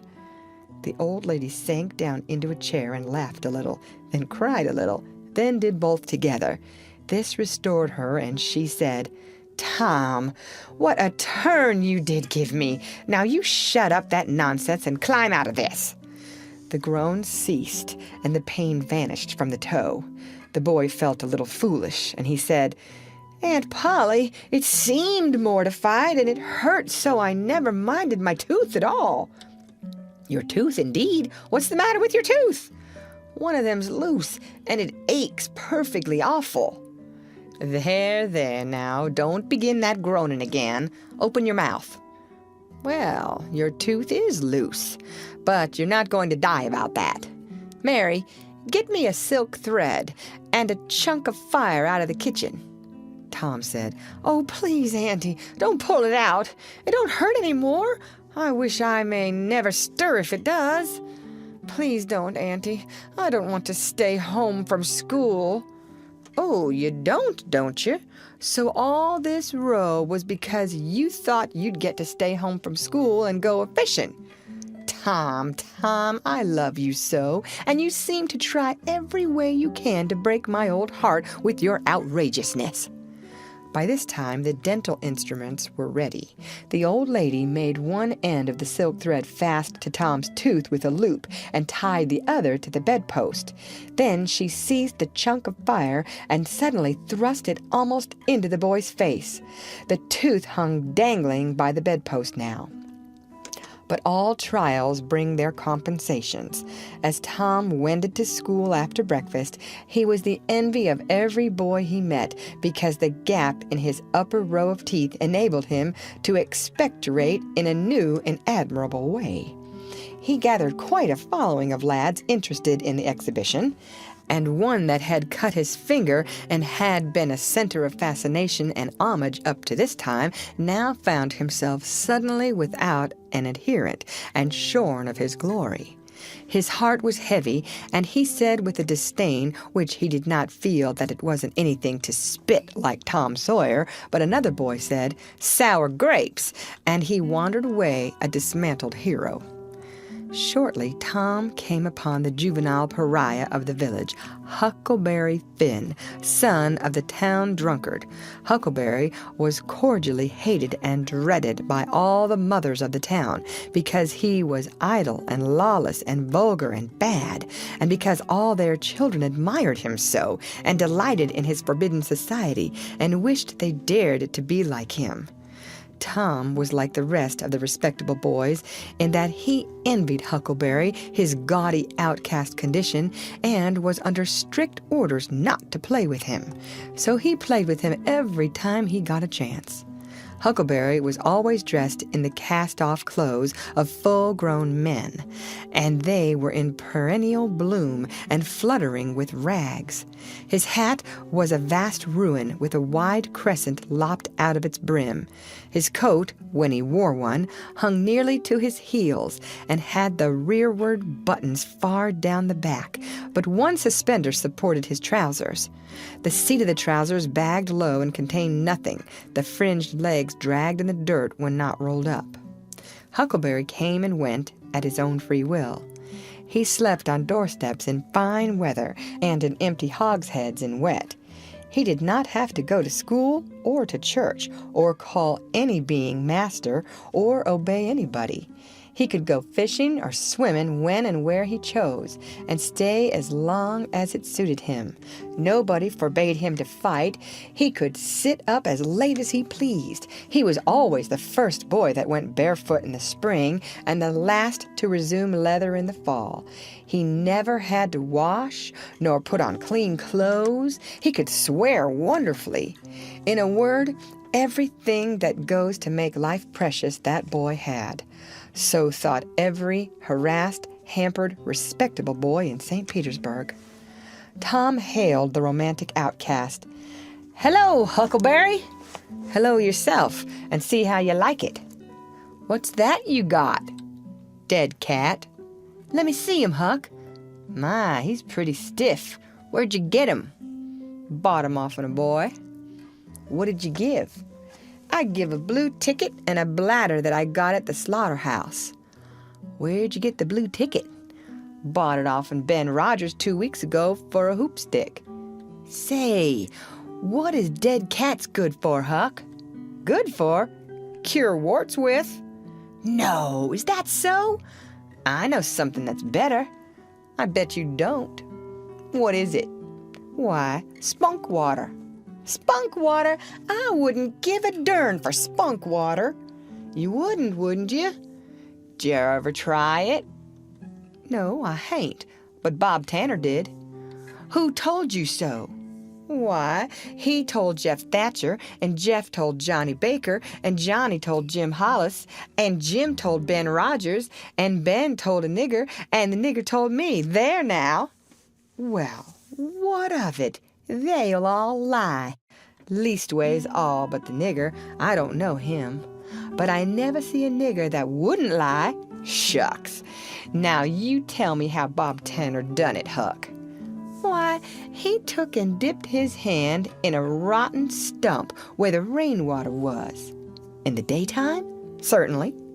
"With his face to the stump?" "Yes, at least I reckon so." "Did he say anything?" "I don't reckon he did. I don't know." "Aha! Talk about trying to cure warts with spunk water, such a blame fool way as that. Why, that ain't a-going to do any good. You got to go all by yourself to the middle of the woods, where you know there's a spunk water stump. And just as it's midnight, you back up against the stump and jam your hand in and say, barleycorn, Injun meal shorts, spunk water, swallow these warts. And then walk away quick, 11 steps, with your eyes shut.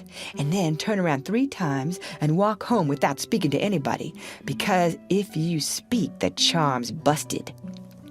Well, that sounds like a good way, but that ain't the way Bob Tanner done. No, sir, you can bet he didn't, because he's the wartiest boy in this town, and he wouldn't have a wart on him if he'd knowed how to work spunk water. I've took off thousands of warts off of my hands that way, Huck. I play with frogs so much that I always got considerable many warts. Sometimes I take 'em off with a bean. Yes, bean's good. I've done that. Have you? What's your way? You take and split the bean and cut the wart so as to get some blood, and then you put the blood on one piece of the bean and take and dig a hole and bury it about midnight at the crossroads in the dark of the moon, and then you burn up the rest of the bean.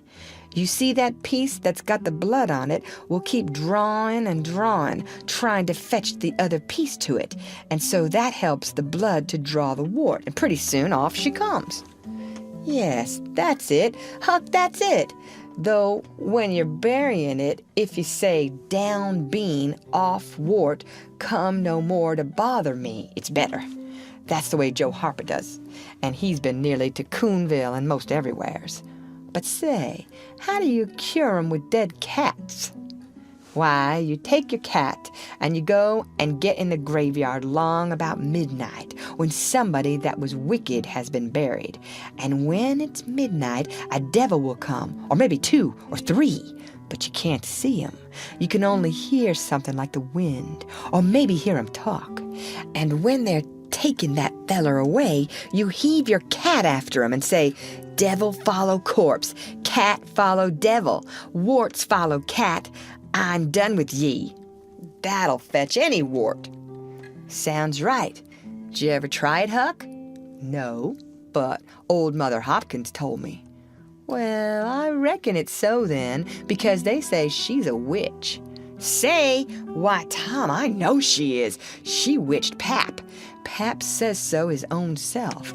He come along one day, and he see she was a witching him, so he took up a rock, and if she hadn't dodged, he'd have got her.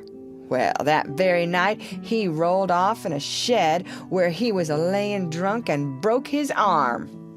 Why, that's awful. How did he know she was a-witching him? Lord, Pap can tell easy. Pap says when they keep looking at you right steady, they're a-witching you, especially if they mumble, because when they mumble, they're saying the Lord's Prayer backwards. Say, Hucky, when you gonna try the cat?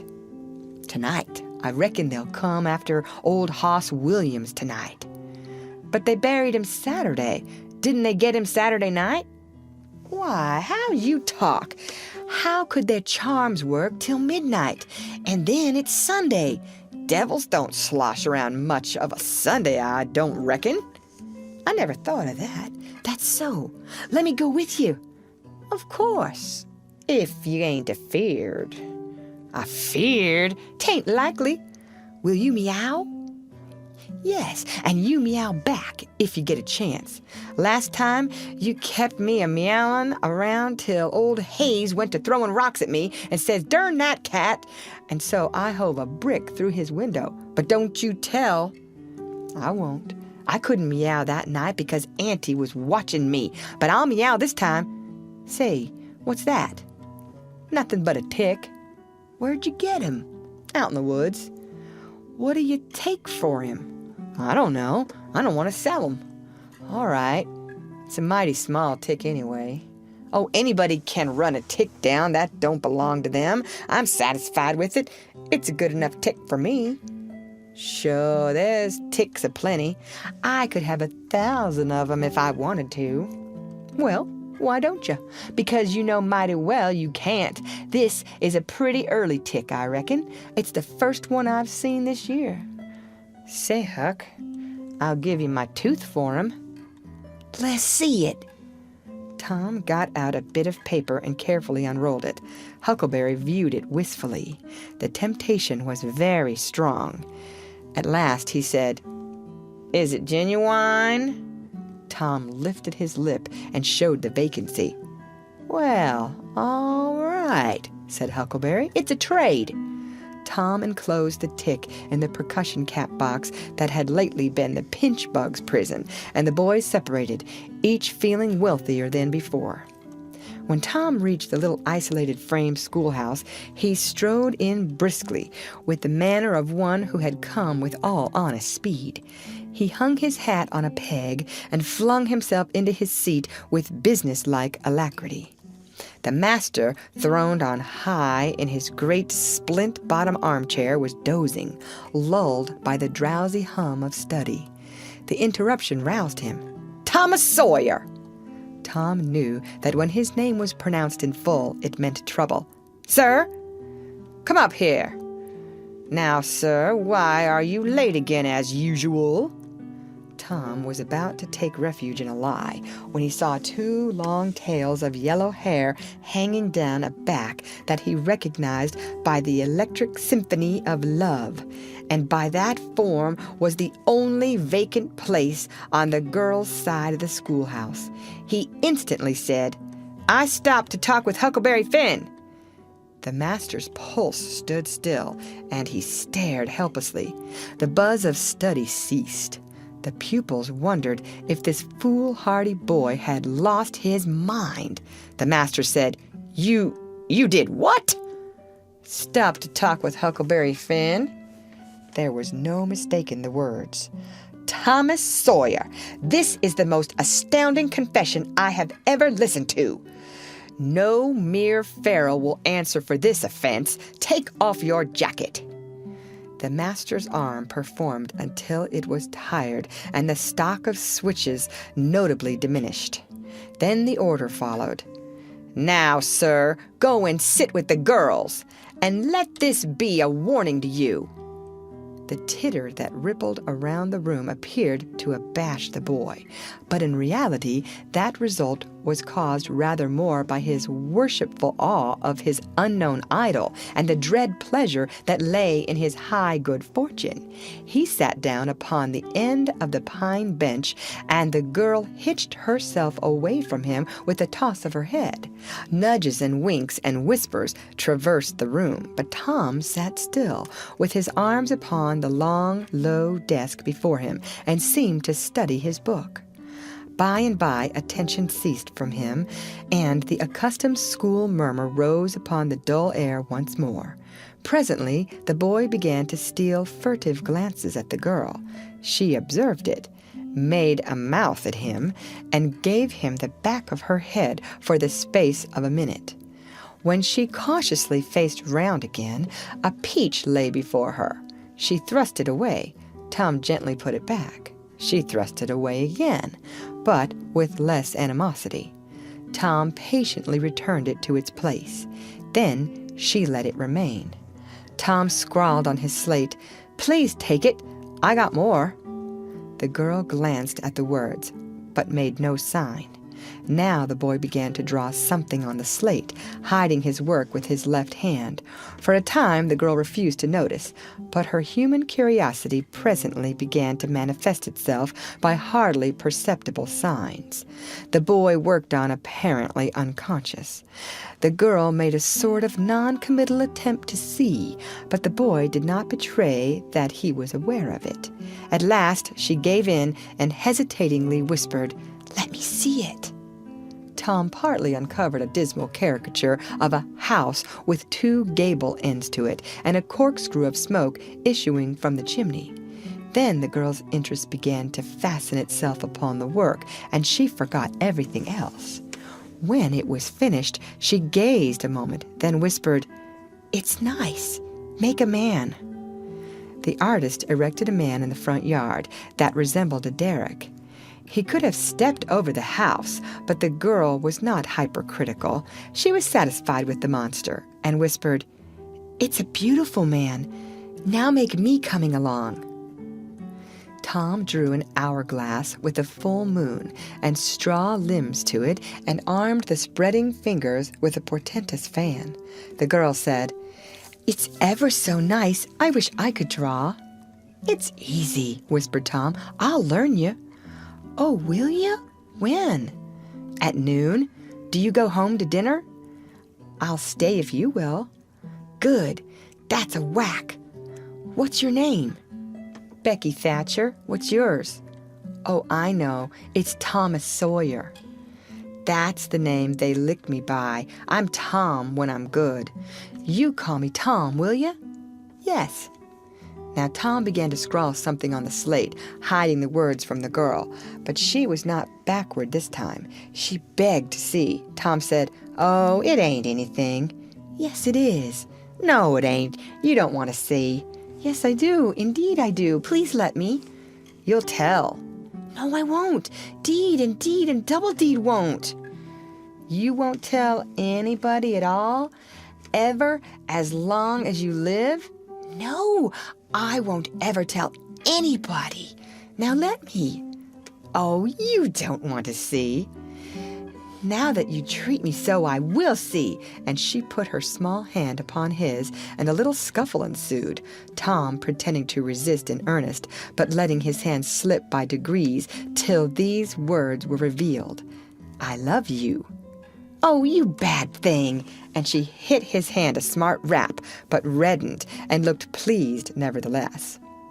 Just at this juncture, the boy felt a slow, fateful grip closing on his ear, and a steady lifting impulse. In that wise he was borne across the house and deposited in his own seat, under a peppering fire of giggles from the whole school. Then the master stood over him during a few awful moments, and finally moved away to his throne without saying a word. But although Tom's ear tingled, his heart was jubilant. As the school quieted down, Tom made an honest effort to study, but the turmoil within him was too great. In turn, he took his place in the reading class and made a botch of it. Then in the geography class, and turned lakes into mountains, mountains into rivers, and rivers into continents, till chaos was come again. Then in the spelling class, and got turned down by a succession of mere baby words, till he brought up at the foot and yielded up the pewter medal which he had worn with ostentation for months. End of chapter. The Adventures of Tom Sawyer by Mark Twain. Chapter 7. The harder Tom tried to fasten his mind on his book, the more his ideas wandered. So at last, with a sigh and a yawn, he gave it up. It seemed to him that the noon recess would never come. The air was utterly dead. There was not a breath stirring. It was the sleepiest of sleepy days. The drowsing murmur of the 25 studying scholars soothed the soul like the spell that is in the murmur of bees. Away off in the flaming sunshine, Cardiff Hill lifted its soft green sides through a shimmering veil of heat, tinted with the purple of distance. A few birds floated on lazy wing high in the air. No other living thing was visible but some cows, and they were asleep. Tom's heart ached to be free, or else to have something of interest to do to pass the dreary time. His hand wandered into his pocket, and his face lit up with a glow of gratitude that was prayer, though he did not know it. Then, furtively, the percussion cap box came out. He released the tick and put him on the long, flat desk. The creature probably glowed with the gratitude that amounted to prayer, too, at this moment, but it was premature, for when he started thankfully to travel off, Tom turned him aside with a pin and made him take a new direction. Tom's bosom friend sat next to him, suffering just as Tom had been, and now he was deeply and gratefully interested in this entertainment in an instant. This bosom friend was Joe Harper. The two boys were sworn friends all the week and embattled enemies on Saturdays. Joe took a pin out of his lapel and began to assist in exercising the prisoner. The sport grew in interest momently. Soon Tom said that they were interfering with each other and neither getting the fullest benefit of the tick. So he put Joe's slate on the desk and drew a line down the middle of it from top to bottom. "Now," said he, "as long as he is on your side, you can stir him up, and I'll let him alone. But if you let him get away and get on my side, you're to leave him alone as long as I can keep him from crossing over. All right, go ahead, start him up." The tick escaped from Tom presently and crossed the equator. Joe harassed him a while, and then he got away and crossed back again. This change of base occurred often. While one boy was worrying the tick with absorbing interest, the other would look on with interest as strong, the two heads bowed together over the slate, and the two souls dead to all things else. At last, luck seemed to settle and abide with Joe. The tick tried this, that, and the other course, and got as excited and as anxious as the boys themselves. But time and again, just as he would have victory in his very grasp, so to speak, and Tom's fingers would be twitching to begin, Joe's pin would deftly head him off and keep possession. At last, Tom could stand it no longer. The temptation was too strong, so he reached out and lent a hand with his pin. Joe was angry in a moment. Said he, "Tom, you let him alone." "I only just want to stir him up a little, Joe." "No, sir, it ain't fair. You just let him alone." "Blame it, I ain't going to stir him much. Let him alone, I tell you." "I won't." "You shall. He's on my side of the line. Look here, Joe Harper, whose is that tick?" "I don't care whose tick he is. He's on my side of the line, and you shan't touch him." "Well, I'll just bet I will, though. He's my tick, and I'll do what I blame please with him or die." A tremendous whack came down on Tom's shoulders, and its duplicate on Joe's, and for the space of 2 minutes the dust continued to fly from the two jackets, and the whole school to enjoy it. The boys had been too absorbed to notice the hush that had stolen upon the school a while before, when the master came tiptoeing down the room and stood over them. He had contemplated a good part of the performance before he contributed his bit of variety to it. When school broke up at noon, Tom flew to Becky Thatcher and whispered in her ear, "Put on your bonnet and let on you're going home, and when you get to the corner, give the rest of 'em the slip and turn down through the lane and come back. I'll go the other way and come it over 'em the same way." So the one went off with one group of scholars and the other with another. In a little while the two met at the bottom of the lane, and when they reached the school they had it all to themselves. Then they sat together with a slate before them, and Tom gave Becky the pencil and held her hand in his, guiding it, and so created another surprising house. When the interest in art began to wane, the two fell to talking. Tom was swimming in bliss. He said, "Do you love rats?" "No, I hate them." "Well, I do too, live ones, but I mean dead ones, to swing round your head with a string." "No, I don't care for rats much anyway. What I like is chewing gum." "Oh, I should say so. I wish I had some now." "Do you? I've got some. I'll let you chew it a while, but you must give it back to me." That was agreeable, so they chewed it turn about and dangled their legs against the bench in excess of contentment. "Was you ever at a circus?" said Tom. "Yes, and my pa's going to take me again sometime if I'm good." "I've been to the circus 3 or 4 times, lots of times. Church ain't shucks to a circus. There's things going on at a circus all the time. I'm going to be a clown in a circus when I grow up." "Oh, are you? That will be nice. They're so lovely, all spotted up." Yes, that's so. And they get slathers of money, most $1 a day, Ben Rogers says. Say, Becky, was you ever engaged? What's that? Why, engaged to be married. No. Would you like to? I reckon so. I don't know. What is it like? Like? Why, it ain't like anything. You only just tell a boy you won't ever have anybody but him. Ever, ever, ever. And then you kiss. And that's all. Anybody can do it. Kiss? What do you kiss for? Why, that, is to... Well, they always do that. Everybody? Why, yes, everybody that's in love with each other. Do you remember what I wrote on the slate? Yes. What was it? I shan't tell you. Shall I tell you? Yes, but some other time. No, now. No, not now. Tomorrow. Oh, no, now. Please, Becky, I'll whisper it. I'll whisper it ever so easy.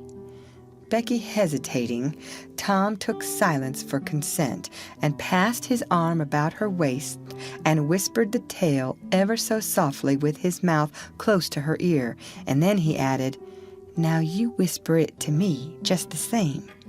She resisted for a while and then said, "You turn your face away so you can't see, and then I will. But you mustn't ever tell anybody, will you, Tom? Now you won't, will you?" "No, indeed I won't. Now, Becky." He turned his face away. She bent timidly around till her breath stirred his curls and whispered, "I love you." Then she sprang away and ran around and around the desks and benches with Tom after her, and took refuge in a corner at last, with her little white apron to her face. Tom clasped her about her neck and pleaded, "Now, Becky, it's all done, all over but the kiss. Don't you be afraid of that. It ain't anything at all. Please, Becky." And he tugged at her apron and the hands. By and by she gave up and let her hands drop. Her face, all glowing with the struggle, came up and submitted. Tom kissed the red lips and said, "Now it's all done, Becky, and always after this, you know you ain't ever to love anybody but me, and you ain't ever to marry anybody but me, ever, never, and forever. Will you?" "No, I'll never love anybody but you, Tom, and I'll never marry anybody but you, and you ain't to ever marry anybody but me either." "Certainly, of course, that's part of it. And always coming to school, or when we're going home, you're to walk with me, when there ain't anybody looking. And you choose me, and I choose you at parties, because that's the way you do when you're engaged." "It's so nice. I never heard of it before." "Oh, it's ever so gay. Why, me and Amy Lawrence—" The big eyes told Tom his blunder, and he stopped, confused. "Oh, Tom, then I ain't the first you've ever been engaged to?" The child began to cry. Tom said, "Oh, don't cry, Becky. I don't care for her any more." "Yes, you do, Tom. You know you do." Tom tried to put his arm about her neck, but she pushed him away and turned her face to the wall and went on crying. Tom tried again, with soothing words in his mouth, and was repulsed again. Then his pride was up, and he strode away and went outside. He stood about, restless and uneasy for a while, glancing at the door every now and then, hoping she would repent and come to find him, but she did not. Then he began to feel badly and fear that he was in the wrong. It was a hard struggle with him to make new advances now, but he nerved himself to it and entered. She was still standing back there in the corner, sobbing with her face to the wall. Tom's heart smote him. He went to her and stood a moment, not knowing exactly how to proceed. Then he said hesitatingly, "Becky, I don't care for anybody but you." No reply but sobs. "Becky, pleadingly. "Becky, won't you say something?" More sobs. Tom got out his chiefest jewel, a brass knob from the top of an andiron, and passed it around her so that she could see it, and said, "Please, Becky, won't you take it?" She struck it to the floor. Then Tom marched out of the house and over the hills and far away to return to school no more that day. Presently, Becky began to suspect. She ran to the door. He was not in sight. She flew around to the play yard. He was not there. Then she called, "Tom! Come back, Tom!" She listened intently, but there was no answer. She had no companions but silence and loneliness. So she sat down to cry again and upbraid herself. And by this time the scholars began to gather again, and she had to hide her griefs and still her broken heart and take up the cross of a long, dreary, aching afternoon with none among the strangers about her to exchange sorrows with. End of chapter. The Adventures of Tom Sawyer by Mark Twain. Chapter 8. Tom dodged hither and thither through lanes until he was well out of the track of returning scholars, and then fell into a moody jog. He crossed a small branch 2 or 3 times because of a prevailing juvenile superstition that to cross water baffled pursuit. Half an hour later, he was disappearing behind the Douglas mansion on the summit of Cardiff Hill, and the schoolhouse was hardly distinguishable away off in the valley behind him. He entered a dense wood, picked his pathless way to the center of it, and sat down on a mossy spot under a spreading oak. There was not even a zephyr stirring. The dead noonday heat had even stilled the songs of the birds.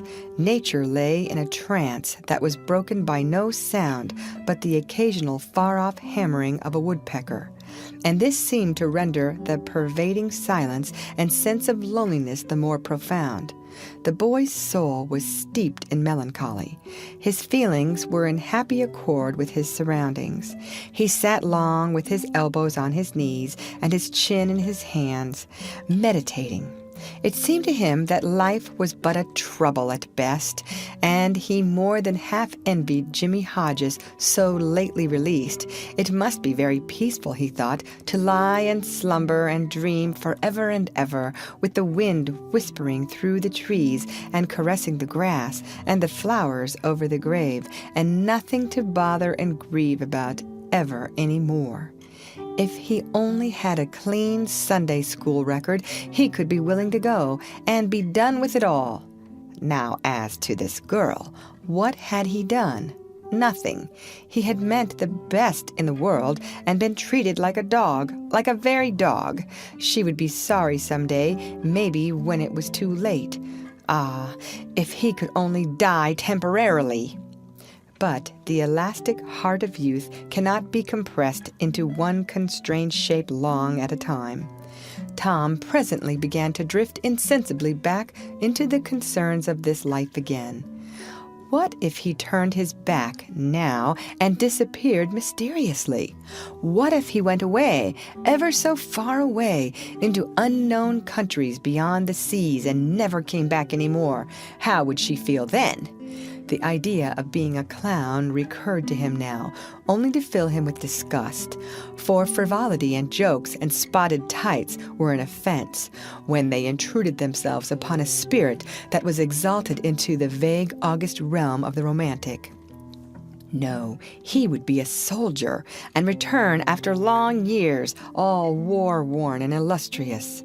No, better still, he would join the Indians and hunt buffaloes and go on the warpath in the mountain ranges and the trackless great plains of the far west, and away in the future come back a great chief, bristling with feathers, hideous with paint, and prance into Sunday school some drowsy summer morning with a blood-curdling war whoop, and sear the eyeballs of all his companions with unappeasable envy. But no, there was something gaudier even than this. He would be a pirate. That was it. Now his future lay plain before him and glowing with unimaginable splendor. How his name would fill the world and make people shudder.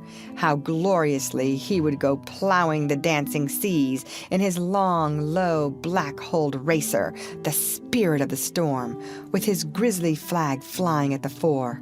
And at the zenith of his fame, how he would suddenly appear at the old village and stalk into church, brown and weather-beaten in his black velvet doublet and trunks, his great jack boots, his crimson sash, his belt bristling with horse pistols, his crime-rusted cutlass at his side, his slouch hat with waving plumes, his black flag unfurled with the skull and crossbones on it, and hear the swelling ecstasy, the whisperings. "It's Tom Sawyer the pirate, the Black Avenger of the Spanish Main."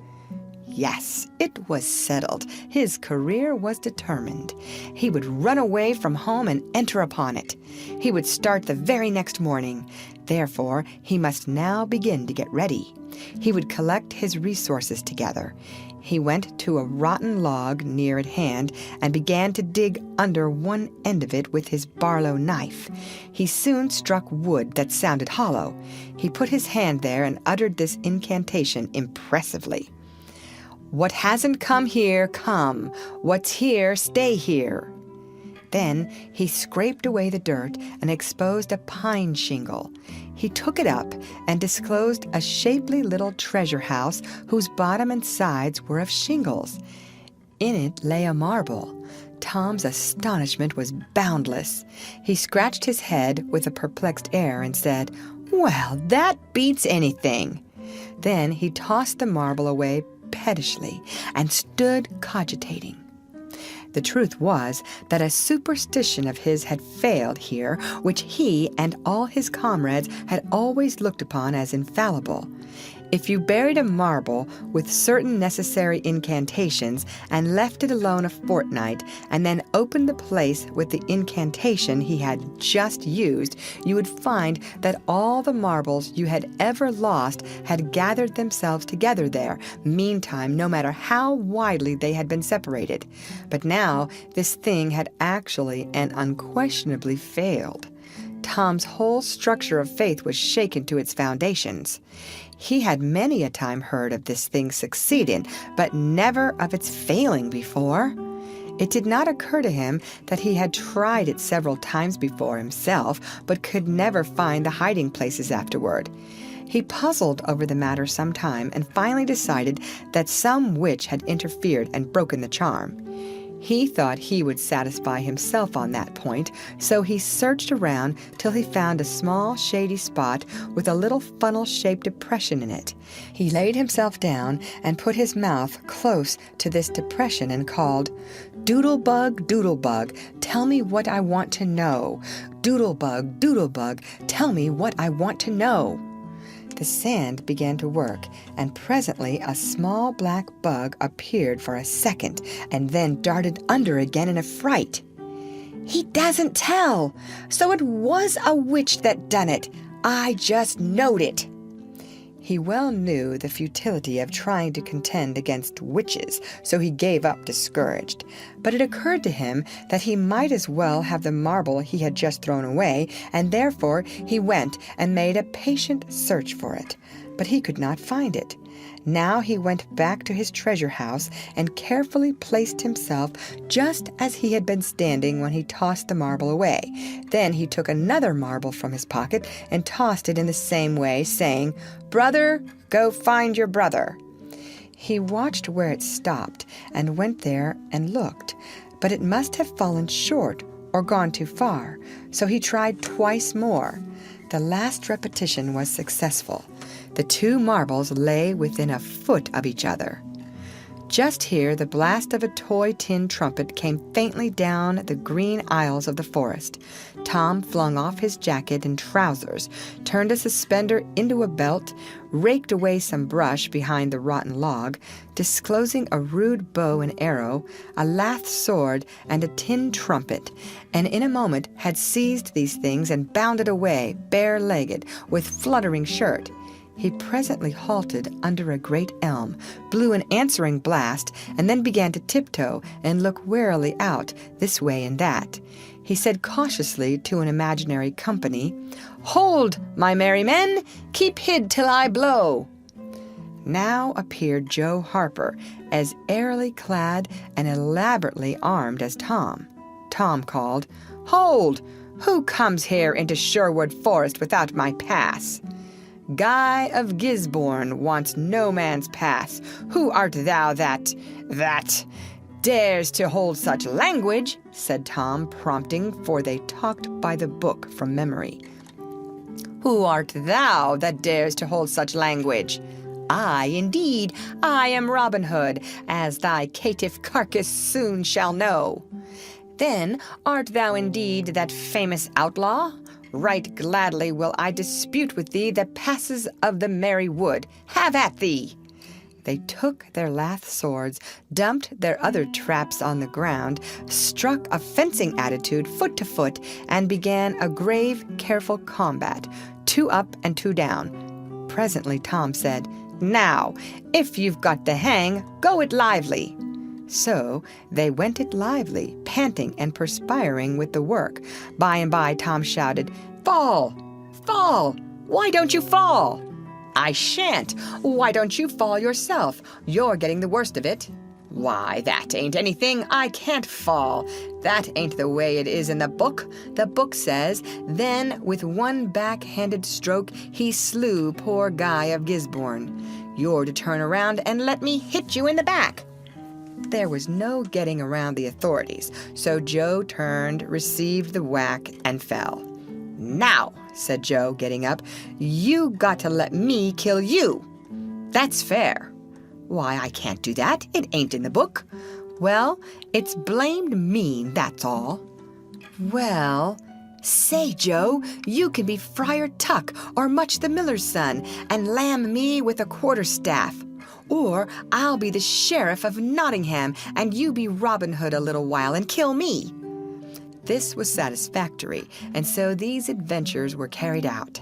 Then Tom became Robin Hood again, and was allowed by the treacherous nun to bleed his strength away through his neglected wound, and at last Joe, representing a whole tribe of weeping outlaws, dragged him sadly forth, gave his bow into his feeble hands, and Tom said, "Where this arrow falls, there bury poor Robin Hood under the greenwood tree."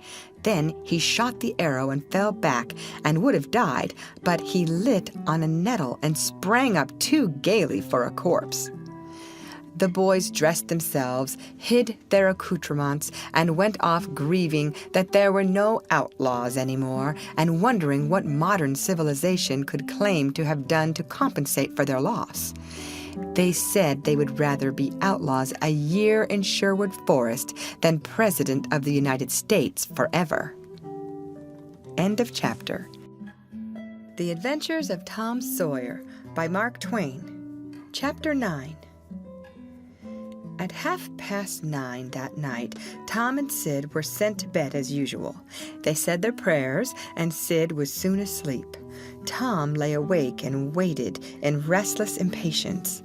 When it seemed to him that it must be nearly daylight, he heard the clock strike 10. This was despair. He would have tossed and fidgeted as his nerves demanded, but he was afraid he might wake Sid, so he lay still and stared up into the dark. Everything was dismally still. By and by, out of the stillness, little, scarcely perceptible noises began to emphasize themselves. The ticking of the clock began to bring itself into notice.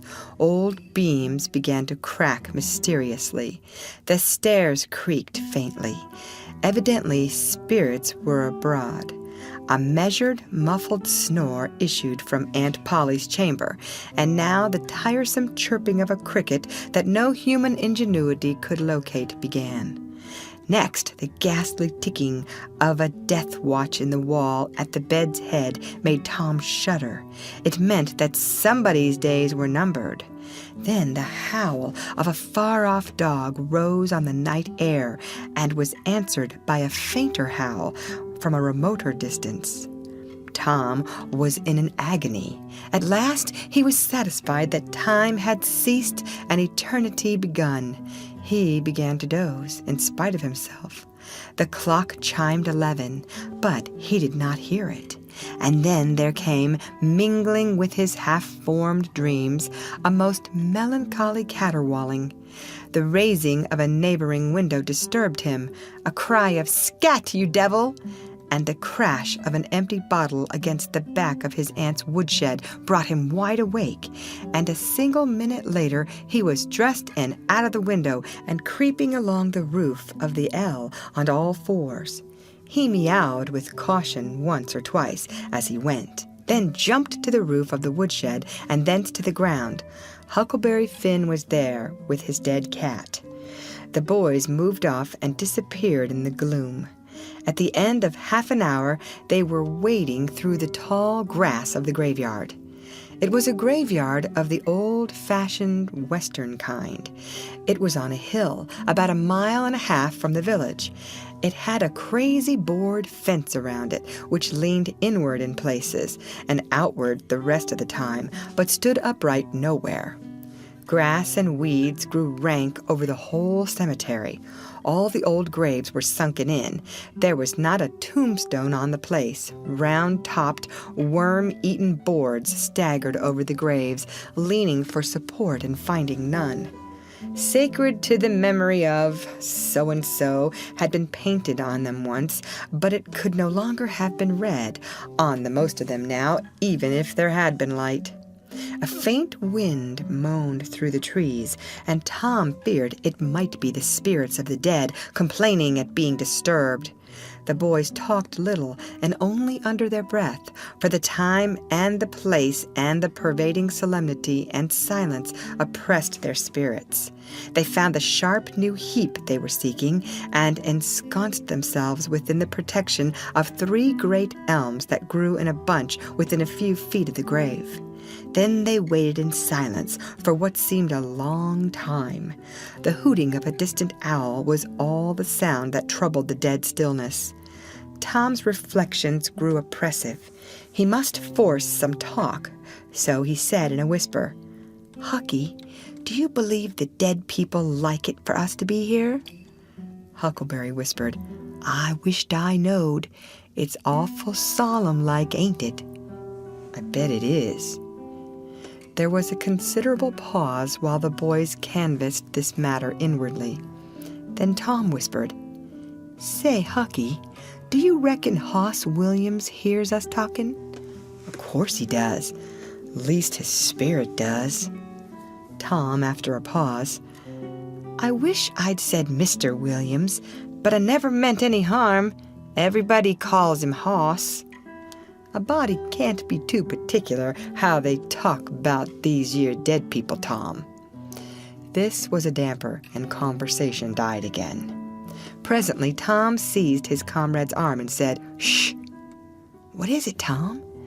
And the two clung together with beating hearts. "Shh! There 'tis again! Didn't you hear it?" There! Now you hear it! Lord, Tom, they're coming! They're coming, sure! What'll we do?" "I don't know. Think they'll see us?" "Oh, Tom, they can see in the dark, same as cats. I wished I hadn't come." "Oh, don't be afeard. I don't believe they'll bother us. We ain't doing any harm. If we keep perfectly still, maybe they won't notice us at all." "I'll try to, Tom, but Lord, I'm all of a shiver. Listen." The boys bent their heads together and scarcely breathed. A muffled sound of voices floated up from the far end of the graveyard. "Look, see there?" whispered Tom. "What is it?" "It's devil fire. Oh, Tom, this is awful." Some vague figures approached through the gloom, swinging an old-fashioned tin lantern that freckled the ground with innumerable little spangles of light. Presently, Huckleberry whispered with a shudder, "It's the devil, sure enough. 3 of them, Lordy, Tom, we're goners. Can you pray?" "I'll try, but don't you be afeard. They ain't going to hurt us. Now I lay me down to sleep, Shh!" "What is it, Huck?" "They're humans." One of 'em is, anyway. One of 'em's old Muff Potter's voice. No, 'tain't so, is it? I bet I know it. Don't you stir nor budge. He ain't sharp enough to notice us. Drunk, the same as usual, likely. Blamed old Rip. All right, I'll keep still. Now they're stuck. Can't find it. Here they come again. Now they're hot. Cold again. Hot again. Red hot. They're pointed right this time. Say, Huck, I know another of them voices. It's Injun Joe. That's so... That murderin' half-breed? I'd druther they was devils a dern sight. What can they be up to? The whisper died wholly out now, for the three men had reached the grave and stood within a few feet of the boy's hiding place. Here it is, said the third voice, and the owner of it held the lantern up and revealed the face of young Dr. Robinson. Potter and Injun Joe were carrying a hand barrow with a rope and a couple of shovels on it. They cast down their load and began to open the grave. The doctor put the lantern at the head of the grave and came and sat down with his back against one of the elm trees. He was so close the boys could have touched him. Hurry, men, he said in a low voice. The moon might come out at any moment. They growled a response and went on digging. For some time there was no noise but the grating sound of the spades discharging their freight of mold and gravel. It was very monotonous. Finally, a spade struck upon the coffin with a dull, woody accent, and within another minute or two the men had hoisted it out of the ground. They pried off the lid with their shovels, got out the body, and dumped it rudely on the ground. The moon drifted from behind the clouds and exposed the pallid face. The barrow was got ready and the corpse placed on it, covered with a blanket, and bound to its place with the rope. Potter took out a large spring knife and cut off the dangling end of the rope and then said, Now the cussed thing's ready, Sawbones, and you'll just out with another 5 or here she stays. That's the talk, said Injun Joe. Look here, what does this mean? Said the doctor. You required your pay in advance, and I've paid you. Yeah, and you done more than that, said Injun Joe, approaching the doctor, who was now standing. 5 years ago, you drove me away from your father's kitchen one night when I come to ask for something to eat, and you said I weren't there for any good. And when I swore I'd get even with you if it took 100 years, your father had me jailed for a vagrant. Did you think I'd forget? The Injun blood ain't in me for nothing, and now I've got you, and you got to settle, you know. He was threatening the doctor with his fist in his face. By this time, the doctor struck out suddenly and stretched the ruffian on the ground. Potter dropped his knife and exclaimed, Here now, don't you hit my pard. And the next moment he had grappled with the doctor, and the two were struggling with might and main, trampling the grass and tearing the ground with their heels. Injun Joe sprang to his feet, his eyes flaming with passion, snatched up Potter's knife, and went creeping cat-like and stooping round and round about the combatants, seeking an opportunity. All at once the doctor flung himself free, seized the heavy headboard of Williams's grave, and felled Potter to the earth with it. And in the same instant the half-breed saw his chance and drove the knife to the hilt in the young man's breast. He reeled and fell partly upon Potter, flooding him with his blood, and in the same moment the clouds blotted out the dreadful spectacle, and the two frightened boys went speeding away in the dark. Presently, when the moon emerged again, Injun Joe was standing over the two forms, contemplating them. The doctor murmured inarticulately, gave a long gasp or two, and was still. The half-breed muttered, That score is settled. Damn you. Then he robbed the body, after which he put the fatal knife in Potter's open right hand and sat down on the dismantled coffin. 3, 4, 5 minutes passed, and then Potter began to stir and moan. His hand closed upon the knife. He raised it, glanced at it, and let it fall with a shudder. Then he sat up, pushing the body from him, and gazed at it, and then around him confusedly. His eyes met Joe's. "Lord, how is this, Joe?" he said. "It's a dirty business," said Joe without moving. "What did you do it for?" I never done it." "Look here, that kind of talk won't wash." Potter trembled and grew white. "I thought I'd got sober. I'd no business to drink tonight, but it's in my head yet, worse'n when we started here. I'm all in a muddle. Can't recollect anything of it, hardly. Tell me, Joe, honest. Now, old feller, did I do it?" "Joe, I never meant to. 'Pon my soul and honor, I never meant to, Joe. Tell me how it was, Joe. Oh, it's awful, and him so young and promising." "Why, you two was scuffling, and he fetched you one with the headboard, and you fell flat. And then up you come, all reeling and staggering like, and snatched the knife and jammed it into him, just as he fetched you another awful clip, and here you've laid as dead as a wedge till now. Oh, I didn't know what I was a-doing. I wish I may die this minute if I did. It was all on account of the whiskey and the excitement, I reckon. I never used a weepon in my life before, Joe. I've fought, but never with weepons. They'll all say that. Joe, don't tell. Say you won't tell, Joe. That's a good feller. I always liked you, Joe, and stood up for you, too. Don't you remember?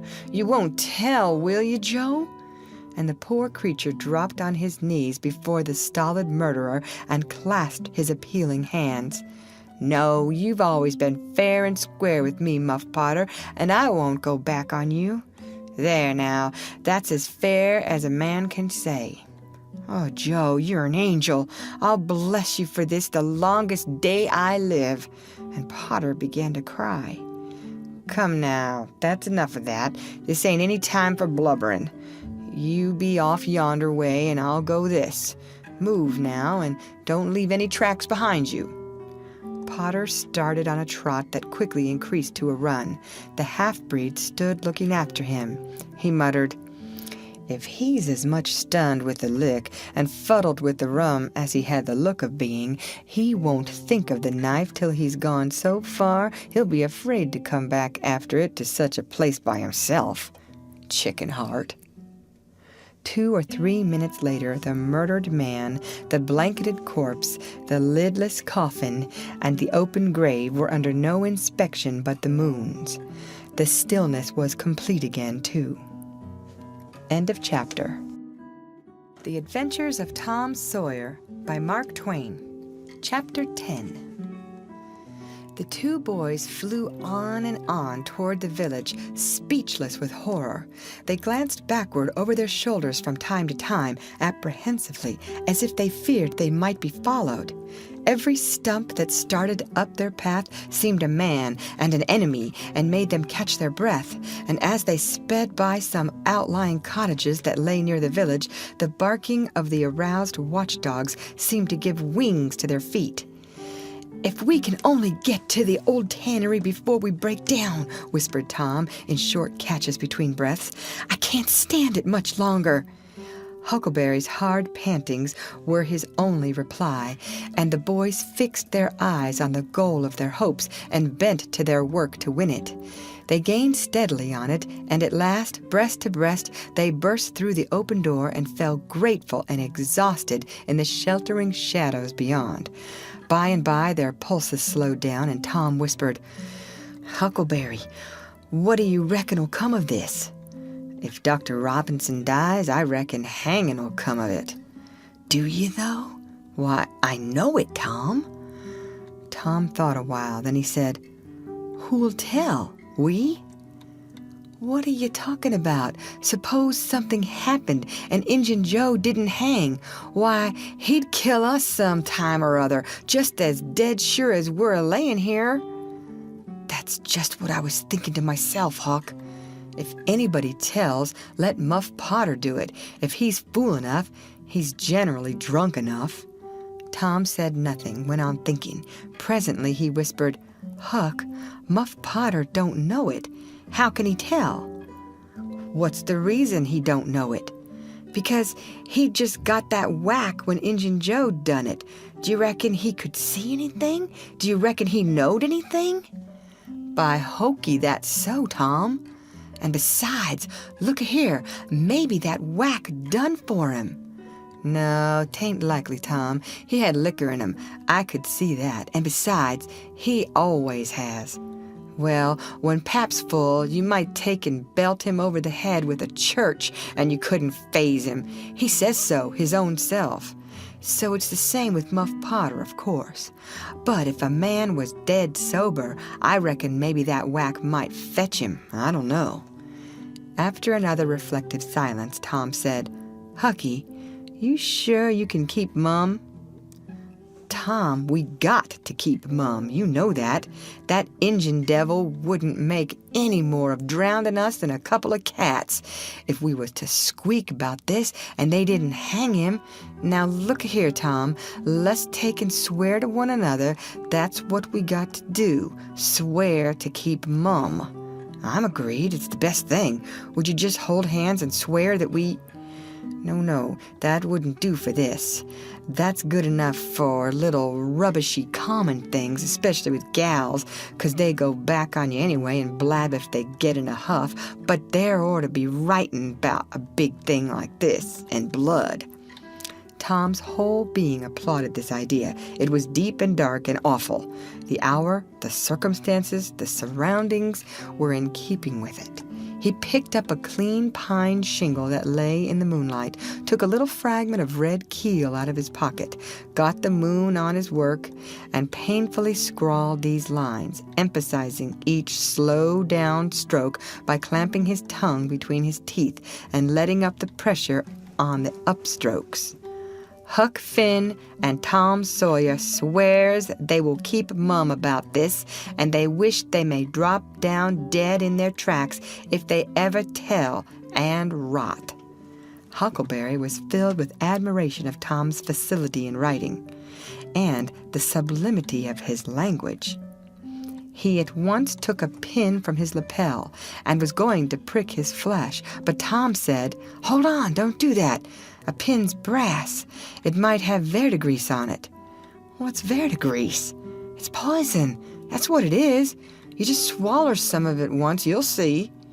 So Tom unwound the thread from one of his needles, and each boy pricked the ball of his thumb and squeezed out a drop of blood. In time, after many squeezes, Tom managed to sign his initials, using the ball of his little finger for a pen.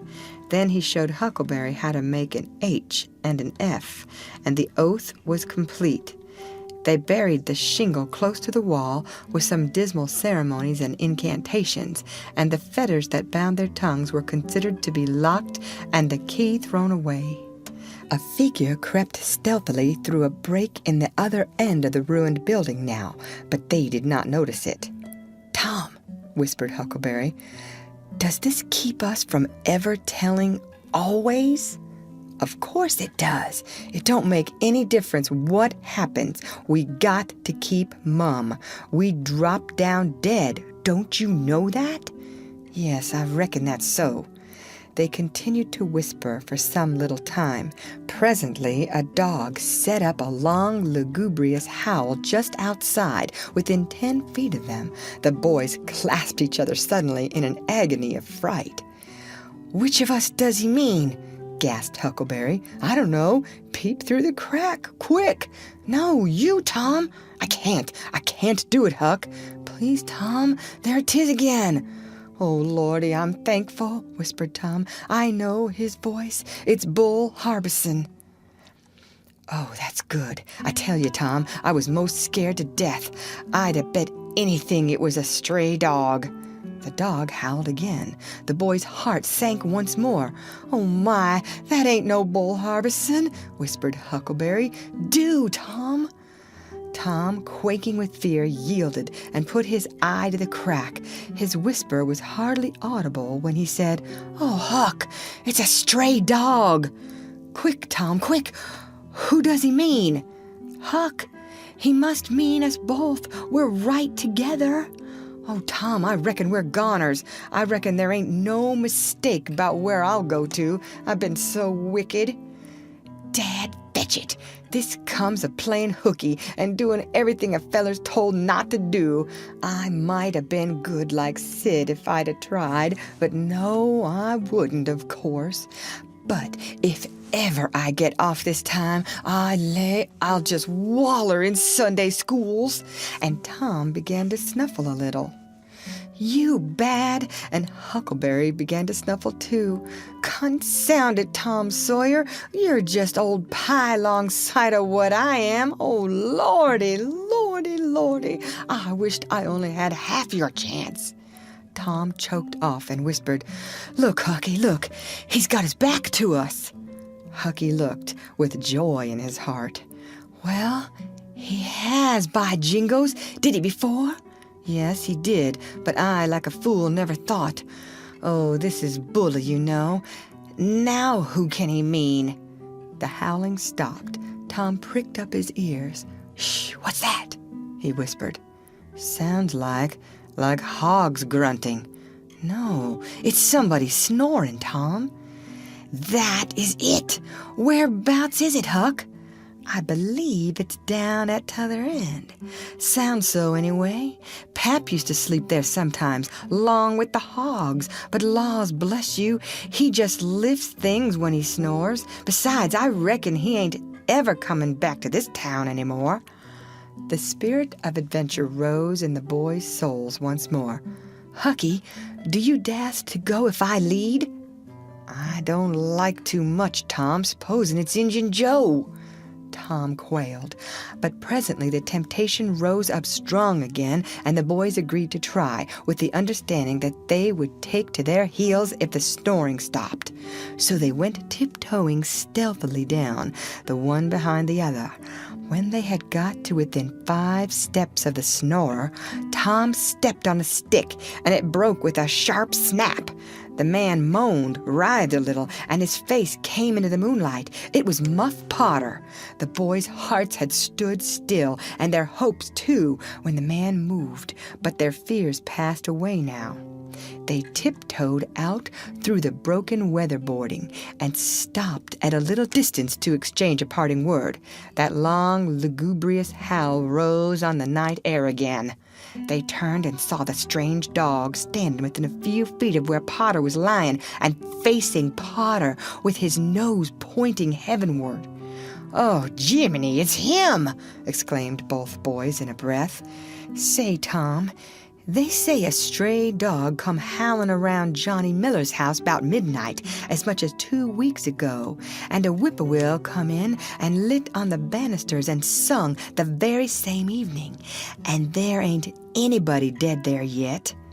"Well, I know that, and suppose there ain't. Didn't Gracie Miller fall in the kitchen fire and burn herself terrible the very next Saturday?" "Yes, but she ain't dead, and what's more, she's getting better, too." "All right, you wait and see. She's a goner, just as dead sure as Muff Potter's a goner. That's what the niggers say, and they know all about these kind of things, Huck." Then they separated, cogitating. When Tom crept in at his bedroom window, the night was almost spent. He undressed with excessive caution and fell asleep, congratulating himself that nobody knew of his escapade. He was not aware that the gently snoring Sid was awake and had been so for an hour. When Tom awoke, Sid was dressed and gone. There was a late look in the light, a late sense in the atmosphere. He was startled. Why had he not been called?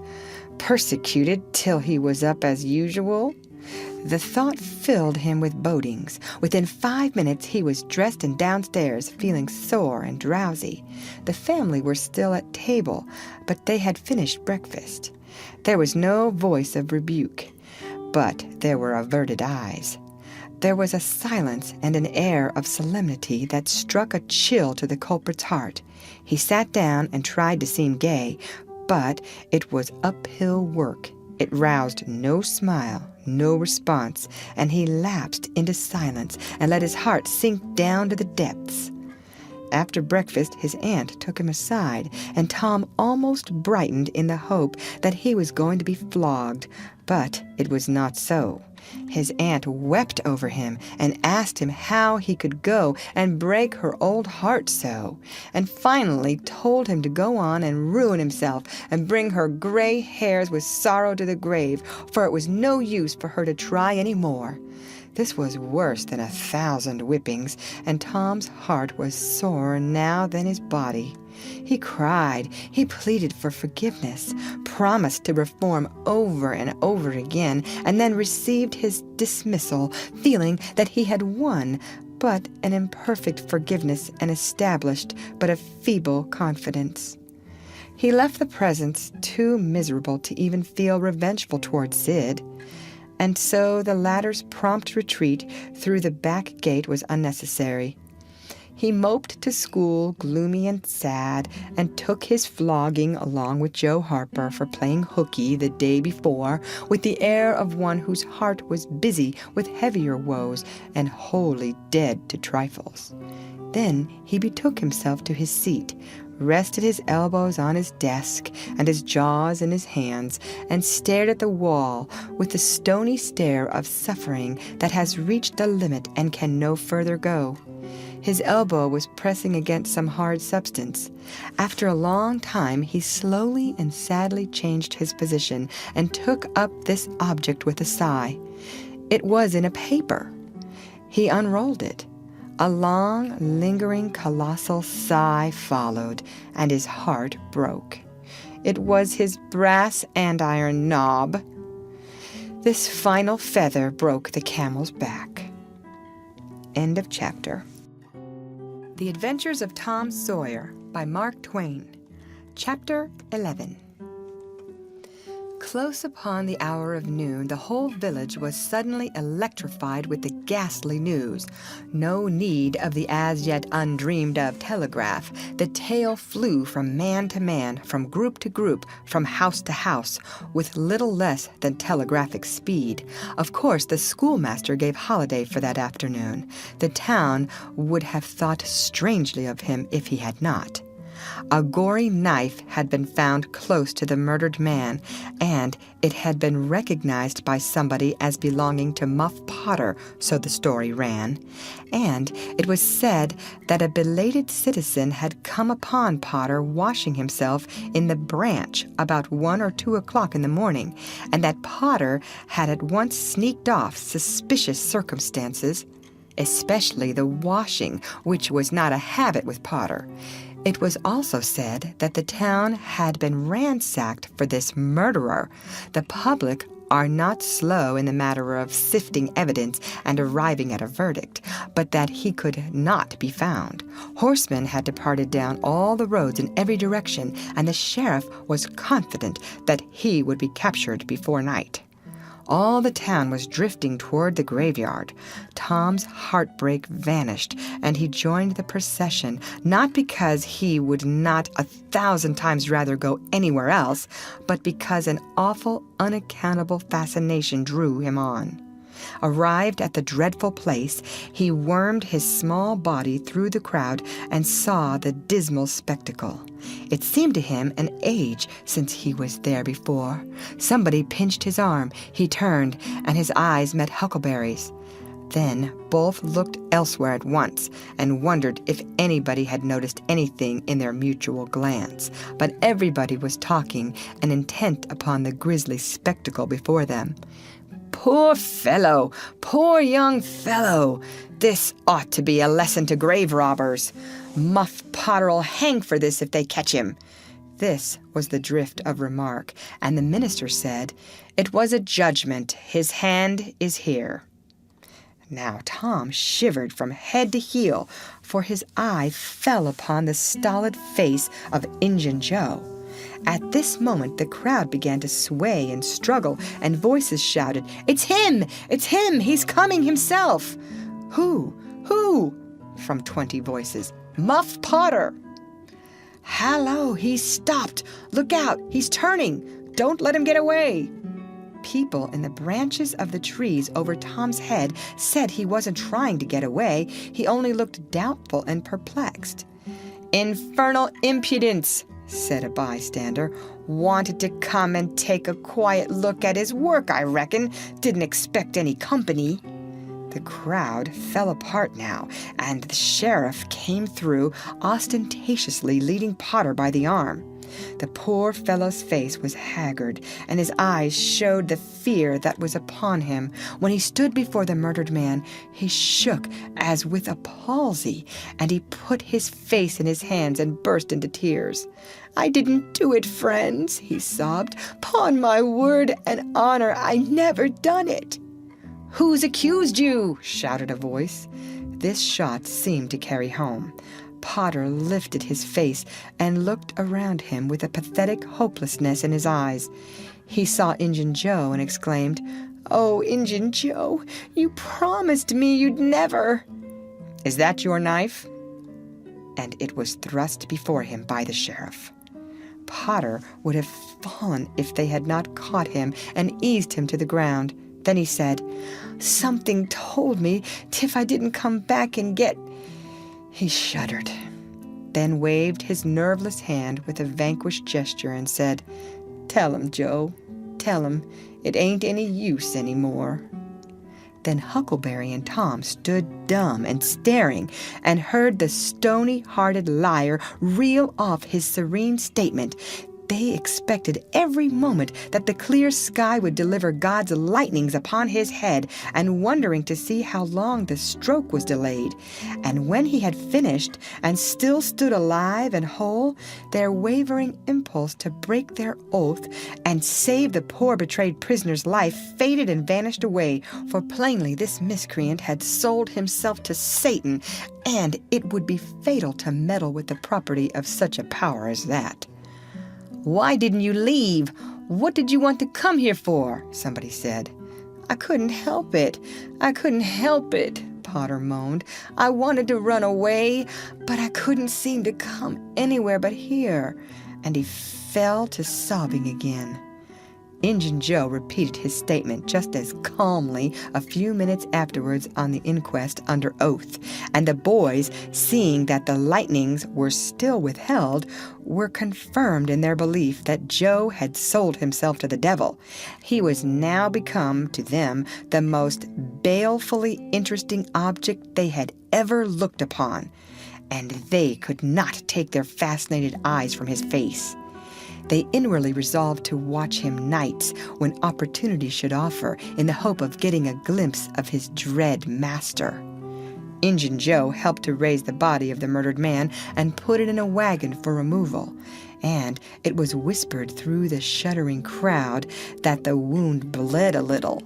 The boys thought that this happy circumstance would turn suspicion in the right direction, but they were disappointed, for more than one villager remarked, "It was within 3 feet of Muff Potter when it done it."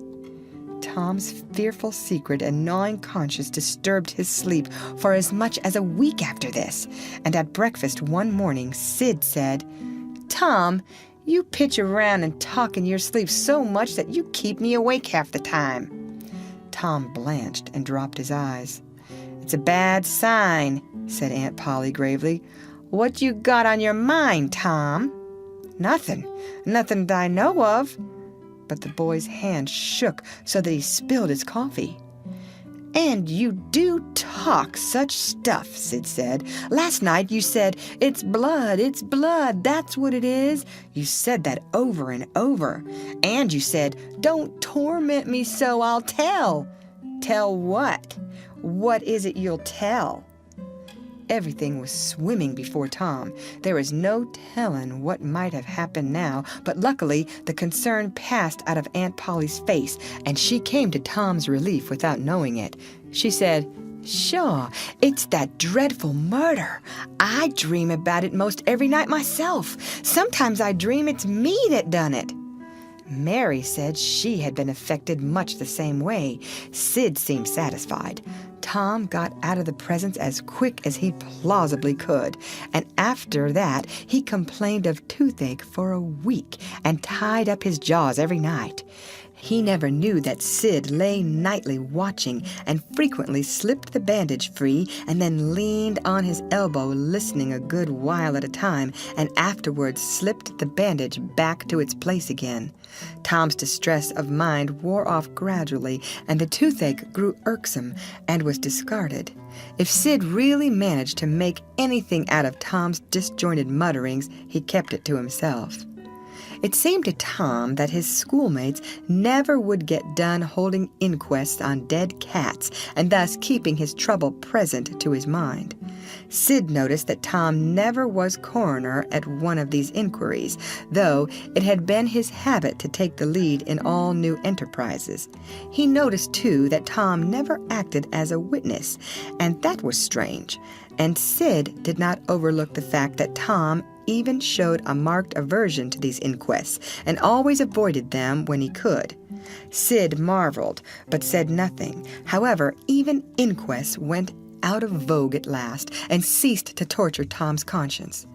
Every day or two during this time of sorrow, Tom watched his opportunity and went to the little grated jail window and smuggled such small comforts through to the murderer as he could get hold of. The jail was a trifling little brick den that stood in a marsh at the edge of the village, and no guards were afforded for it. Indeed, it was seldom occupied. These offerings greatly helped to ease Tom's conscience. The villagers had a strong desire to tar and feather Injun Joe and ride him on a rail for body snatching, but so formidable was his character that nobody could be found who was willing to take the lead in the matter, so it was dropped. He had been careful to begin both of his inquest statements with the fight without confessing the grave robbery that preceded it. Therefore, it was deemed wisest not to try the case in the courts at present. End of chapter. The Adventures of Tom Sawyer by Mark Twain. Chapter 12. One of the reasons why Tom's mind had drifted away from its secret troubles was that it had found a new and weighty matter to interest itself about. Becky Thatcher had stopped coming to school. Tom had struggled with his pride a few days and tried to whistle her down the wind, but failed. He began to find himself hanging around her father's house nights and feeling very miserable. She was ill. What if she should die? There was distraction in the thought. He no longer took an interest in war, nor even in piracy. The charm of life was gone. There was nothing but dreariness left. He put his hoop away and his bat. There was no joy in them any more. His aunt was concerned. She began to try all manner of remedies on him. She was one of those people who are infatuated with patent medicines and all newfangled methods of producing health or mending it. She was an inveterate experimenter in these things. When something fresh in this line came out, she was in a fever right away to try it, not on herself, for she was never ailing, but on anybody else that came handy. She was a subscriber for all the health periodicals and phrenological frauds, and the solemn ignorance they were inflated with was breath to her nostrils. All the rot they contained about ventilation and how to go to bed and how to get up and what to eat and what to drink and how much exercise to take and what frame of mind to keep oneself in and what sort of clothing to wear was all gospel to her, and she never observed that her health journals of the current month customarily upset everything they had recommended the month before. She was as simple-hearted and honest as the day was long, and so she was an easy victim. She gathered together her quack periodicals and her quack medicines, and thus, armed with death, went about on her pale horse, metaphorically speaking, with hell following after. But she never suspected that she was not an angel of healing and the balm of Gilead in disguise to the suffering neighbors. The water treatment was new now, and Tom's low condition was a windfall to her. She had him out at daylight every morning, stood him up in the woodshed, and drowned him with a deluge of cold water. Then she scrubbed him down with a towel like a file, and so brought him to. Then she rolled him up in a wet sheet and put him away under blankets till she sweated his soul clean and the yellow stains of it came through his pores, as Tom said. Yet notwithstanding all this, the boy grew more and more melancholy and pale and dejected. She added hot baths, sitz baths, shower baths, and plunges. The boy remained as dismal as a hearse. She began to assist the water with a slim oatmeal diet and blister plasters. She calculated his capacity as she would a jug's and filled him up every day with quack cure-alls. Tom had become indifferent to persecution by this time. This phase filled the old lady's heart with consternation. This indifference must be broken up at any cost. Now she heard of painkiller for the first time. She ordered a lot at once. She tasted it and was filled with gratitude. It was simply fire in a liquid form. She dropped the water treatment and everything else and pinned her faith to painkiller. She gave Tom a teaspoonful and watched with the deepest anxiety for the result. Her troubles were instantly at rest, her soul at peace again, for the indifference was broken up. The boy could not have shown a wilder, heartier interest if she had built a fire under him. Tom felt that it was time to wake up. This sort of life might be romantic enough in his blighted condition, but it was getting to have too little sentiment and too much distracting variety about it. So he thought over various plans for relief and finally hit upon that of professing to be fond of painkiller.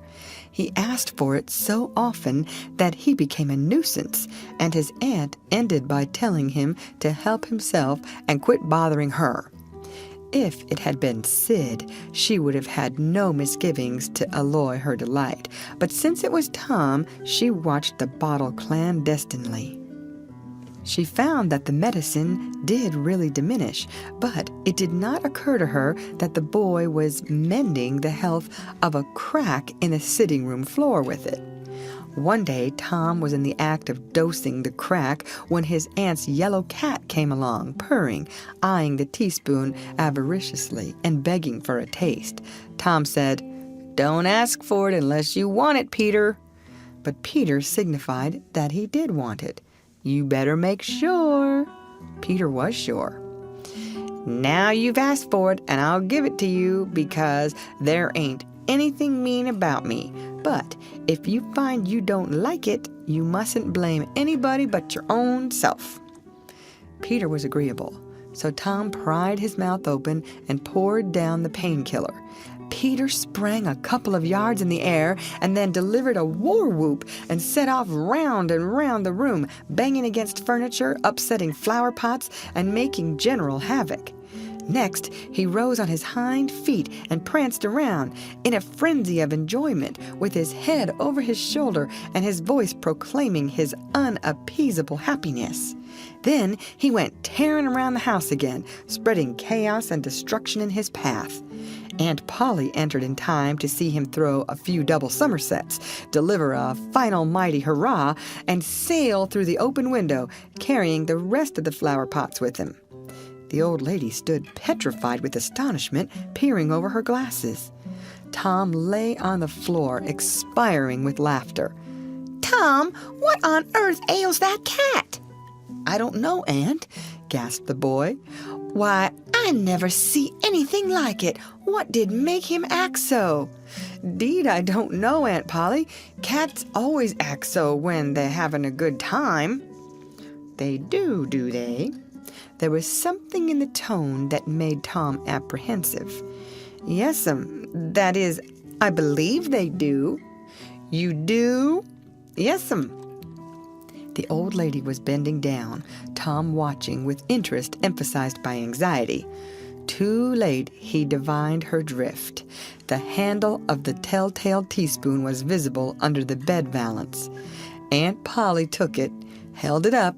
Tom winced and dropped his eyes. Aunt Polly raised him by the usual handle, his ear, and cracked his head soundly with her thimble. "Now, sir, what did you want to treat that poor dumb beast so for?" I done it out of pity for him because he hadn't any, Aunt." "Hadn't any, Aunt? You numbskull! What has that got to do with it?" "Heaps, because if he'd had one, she'd have burnt him out herself. She'd have roasted his bowels out of him without any more feeling than if he was a human." Aunt Polly felt a sudden pang of remorse. This was putting the thing in a new light. What was cruelty to a cat might be cruelty to a boy, too. She began to soften. She felt sorry. Her eyes watered a little, and she put her hand on Tom's head and said gently, "I was meaning for the best, Tom, and, Tom, it did do you good." Tom looked up in her face with just a perceptible twinkle peeping through his gravity. "I know you was meaning for the best, Auntie, and so was I with Peter. It done him good, too. I never seen him get around so since—" "Oh, go along with you, Tom, before you aggravate me again. And you try and see if you can't be a good boy for once. And you needn't take any more medicine." Tom reached school ahead of time. It was noticed that this strange thing had been occurring every day latterly. And now, as usual of late, he hung about the gate of the schoolyard instead of playing with his comrades. He was sick, he said, and he looked it. He tried to seem to be looking everywhere, but whither he really was looking down the road. Presently, Jeff Thatcher hove in sight, and Tom's face lighted. He gazed a moment, and then turned sorrowfully away. When Jeff arrived, Tom accosted him, and led up warily to opportunities for remark about Becky, but the giddy lad never could see the bait. Tom watched and watched, hoping whenever a frisking frock came in sight, and hated the owner of it as soon as he saw she was not the right one. At last, frocks ceased to appear, and he dropped hopelessly into the dumps. He entered the empty schoolhouse and sat down to suffer. Then one more frock passed in at the gate, and Tom's heart gave a great bound. The next instant he was out and going on like an Indian, yelling, laughing, chasing boys, jumping over the fence at risk of life and limb, throwing handsprings, standing on his head, doing all the heroic things he could conceive of, and keeping a furtive eye out all the while to see if Becky Thatcher was noticing. But she seemed to be unconscious of it all. She never looked. Could it be possible that she was not aware that he was there? He carried his exploits to her immediate vicinity, came war-whooping around, snatched a boy's cap, hurled it to the roof of the schoolhouse, broke through a group of boys, tumbling them in every direction, and fell sprawling himself under Becky's nose, almost upsetting her, and she turned with her nose in the air, and he heard her say, "Some people think they're mighty smart, always showing off." Tom's cheeks burned. He gathered himself up and sneaked off, crushed and crestfallen. End of chapter. The Adventures of Tom Sawyer by Mark Twain. Chapter 13. Tom's mind was made up now. He was gloomy and desperate. He was a forsaken, friendless boy, he said. Nobody loved him. When they found out what they had driven him to, perhaps they would be sorry. He had tried to do right and get along, but they would not let him. Since nothing would do them but to be rid of him, let it be so, and let them blame him for the consequences. Why shouldn't they? What right had the friendless to complain? Yes, they had forced him to it at last. He would lead a life of crime. There was no choice. By this time, he was far down Meadow Lane, and the bell for school to take up tinkled faintly upon his ear. He sobbed now to think he should never, never hear that old familiar sound any more. It was very hard, but it was forced on him, since he was driven out into the cold world. He must submit, but he forgave them. Then the sobs came thick and fast. Just at this point, he met his soul's sworn comrade, Joe Harper, hard-eyed and with evidently a great and dismal purpose in his heart. Plainly here were two souls with but a single thought. Tom, wiping his eyes with his sleeve, began to blubber out something about a resolution to escape from hard usage and lack of sympathy at home by roaming abroad into the great world never to return, and ended by hoping that Joe would not forget him. But it transpired that this was a request which Joe had just been going to make of Tom, and had come to hunt him up for that purpose. His mother had whipped him for drinking some cream which he had never tasted and knew nothing about. It was plain that she was tired of him and wished him to go. If she felt that way, there was nothing for him to do but succumb. He hoped she would be happy and never regret having driven her poor boy out into the unfeeling world to suffer and die. As the two boys walked sorrowing along, they made a new compact to stand by each other and be brothers and never separate till death relieved them of their troubles. Then they began to lay their plans. Joe was for being a hermit and living on crusts in a remote cave and dying sometime of cold and want and grief. But after listening to Tom, he conceded that there were some conspicuous advantages about a life of crime, and so he consented to be a pirate. 3 miles below St. Petersburg, at a point where the Mississippi River was a trifle over a mile wide, there was a long, narrow, wooded island with a shallow bar at the head of it, and this offered well as a rendezvous. It was not inhabited. It lay far over toward the further shore, abreast a dense and almost wholly unpeopled forest. So Jackson's Island was chosen. Who were to be the subjects of their piracies was a matter that did not occur to them. Then they hunted up Huckleberry Finn, and he joined them promptly, for all careers were one to him, he was indifferent. They presently separated to meet at a lonely spot on the river bank 2 miles above the village at the favorite hour, which was midnight. There was a small log raft there which they meant to capture. Each would bring hooks and lines and such provision as he could steal in the most dark and mysterious way, as became outlaws. And before the afternoon was done, they had all managed to enjoy the sweet glory of spreading the fact that pretty soon the town would hear something. All who got this vague hint were cautioned to be mum and wait. About midnight, Tom arrived with a boiled ham and a few trifles, and stopped in a dense undergrowth on a small bluff overlooking the meeting place. It was starlight and very still. The mighty river lay like an ocean at rest. Tom listened a moment, but no sound disturbed the quiet. Then he gave a low, distinct whistle. It was answered from under the bluff. Tom whistled twice more. These signals were answered in the same way. Then a guarded voice said, "Who goes there?" "Tom Sawyer, the Black Avenger of the Spanish Main. Name your names." "Huck Finn, the Red-Handed, and Joe Harper, the Terror of the Seas." Tom had furnished these titles from his favorite literature. "'Tis well. Give the countersign."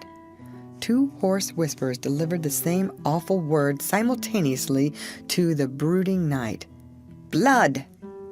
Then Tom tumbled his ham over the bluff and let himself down after it, tearing both skin and clothes to some extent in the effort. There was an easy, comfortable path along the shore under the bluff, but it lacked the advantages of difficulty and danger so valued by a pirate.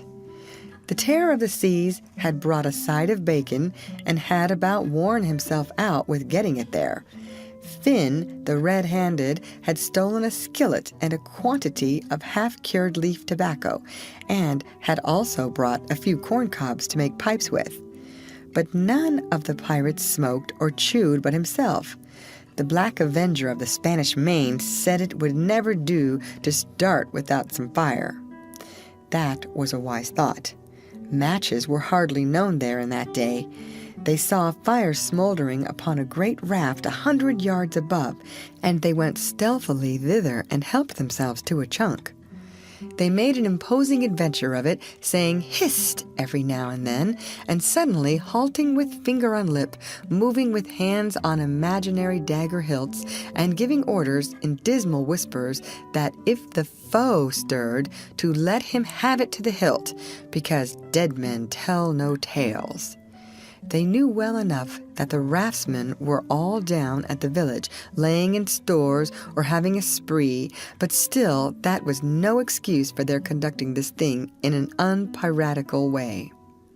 They shoved off presently, Tom in command, Huck at the after oar, and Joe at the forward. Tom stood amidships, gloomy-browed and with folded arms, and gave his orders in a low, stern whisper. "Luff, and bring her to the wind." "Aye, aye, sir." "Steady, steady." "Steady it is, sir." "Let her go off a point." "Point it is, sir." As the boys steadily and monotonously drove the raft toward midstream, it was no doubt understood that these orders were given only for style, and were not intended to mean anything in particular. "What sail's she carrying?" "Courses, topsails, and flying jibs, sir." "Send the royals up. Lay out aloft there. Half a dozen of ye fore-top-maststons. Lively now." "Aye, aye, sir." "Shake out that mantoggalons, sheets and braces. Now, my hearties." "Aye, aye, sir." "Hellum a lee hard a port. Stand by to meet her when she comes. Port, port. Now, men, with a will. Steady." "Steady it is, sir." The raft drew beyond the middle of the river. The boys pointed her head right, and then lay on their oars. The river was not high, so there was not more than a 2 or 3 mile current. Hardly a word was said during the next 3/4 of an hour. Now the raft was passing before the distant town. 2 or 3 glimmering lights showed where it lay, peacefully sleeping beyond the vague, vast sweep of star-gemmed water, unconscious of the tremendous event that was happening. The Black Avenger stood still with folded arms, looking his last upon the scene of his former joys and his later sufferings, and wishing she could see him now, abroad on the wild sea, facing peril and death with dauntless heart, going to his doom with a grim smile on his lips. It was but a small strain on his imagination to remove Jackson's Island beyond eye-shot of the village, and so he looked his last with a broken and satisfied heart. The other pirates were looking their last too, and they all looked so long that they came near letting the current drift them out of the range of the island. But they discovered the danger in time and made shift to avert it. About 2 o'clock in the morning, the raft grounded on the bar 200 yards above the head of the island, and they waded back and forth until they had landed their freight. Part of the little raft's belongings consisted of an old sail, and this they spread over a nook in the bushes for a tent to shelter their provisions, but they themselves would sleep in the open air in good weather, as became outlaws. They built a fire against the side of a great log 20 or 30 steps within the somber depths of the forest, and then cooked some bacon in the frying pan for supper, and used up half of the corn-pone stock they had brought. It seemed glorious sport to be feasting in that wild, free way in the virgin forest of an unexplored and uninhabited island, far from the haunts of men, and they said they never would return to civilization. The climbing fire lit up their faces and threw its ruddy glare upon the pillared tree trunks of their forest temple and upon the varnished foliage and festooning vines. When the last crisp slice of bacon was gone and the last allowance of corn-pone devoured, the boys stretched themselves out on the grass, filled with contentment. They could have found a cooler place, but they would not deny themselves such a romantic feature as the roasting campfire. "Ain't it gay?" said Joe. "It's nuts," said Tom. "What would the boys say if they could see us?" "Say? Well, they'd just die to be here, hey, Hucky?" "I reckon so," said Huckleberry. "Anyways, I'm suited. I don't want nothing better'n this.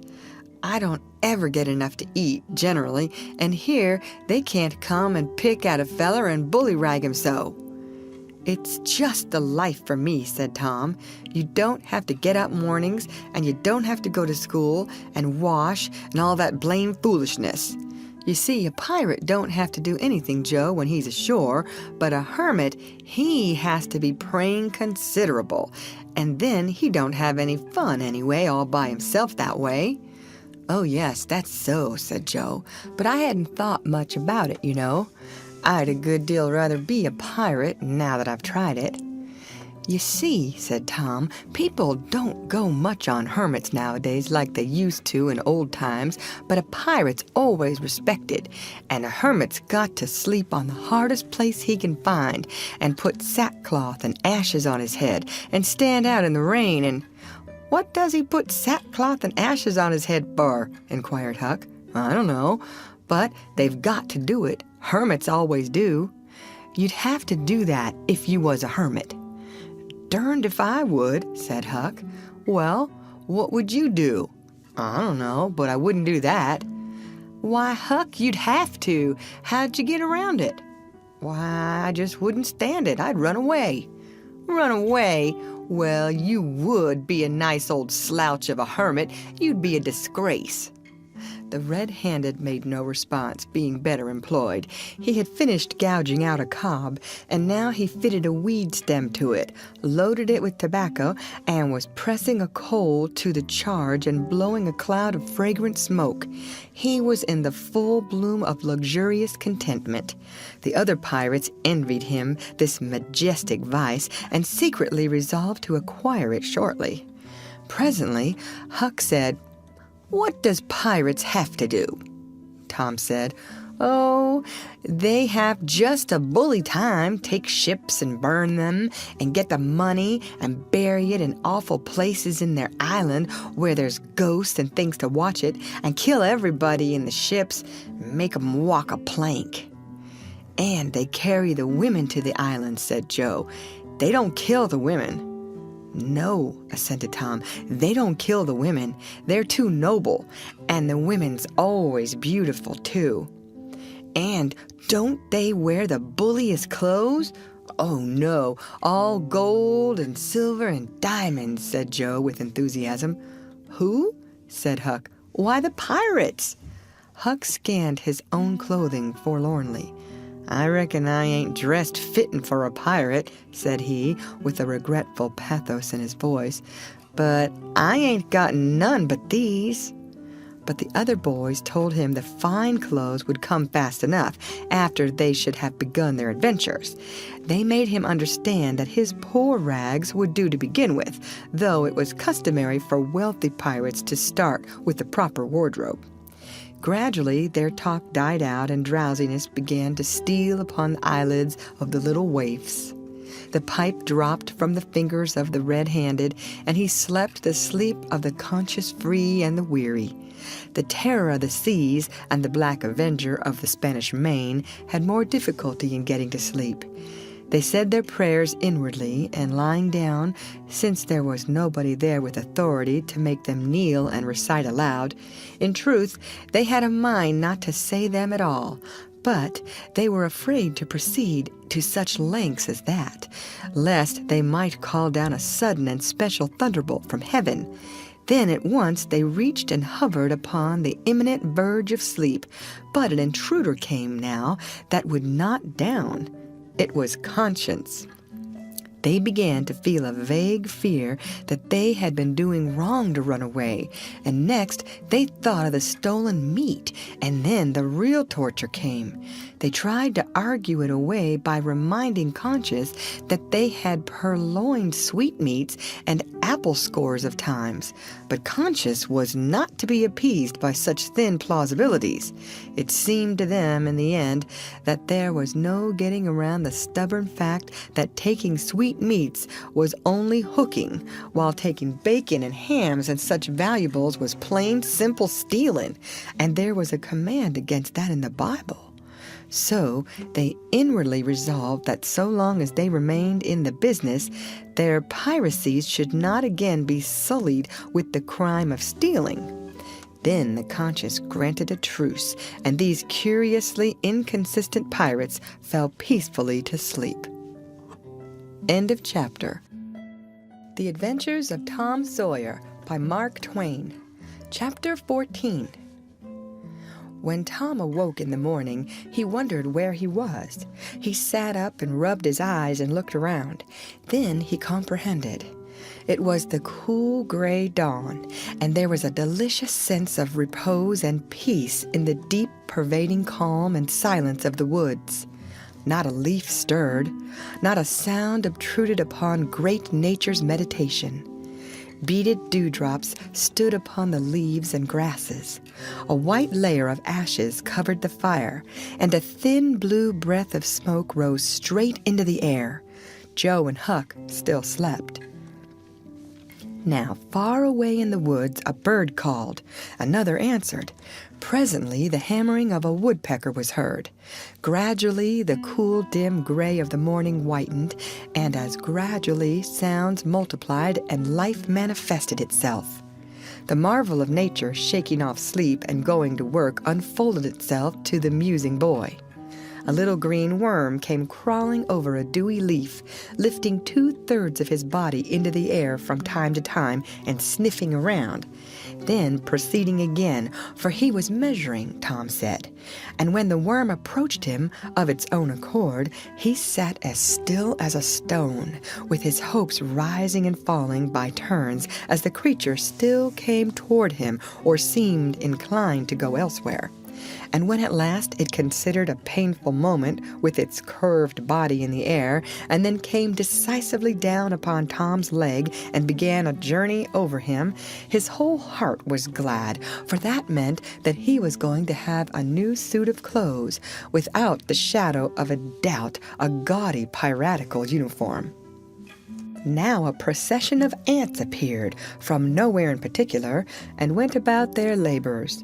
One struggled manfully by with a dead spider 5 times as big as itself in its arms, and lugged it straight up a tree trunk.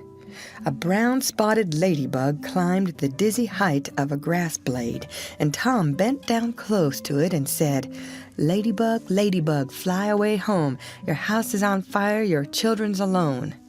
And she took wing and went off to see about it, which did not surprise the boy, for he knew of old that this insect was credulous about conflagrations, and he had practiced upon its simplicity more than once.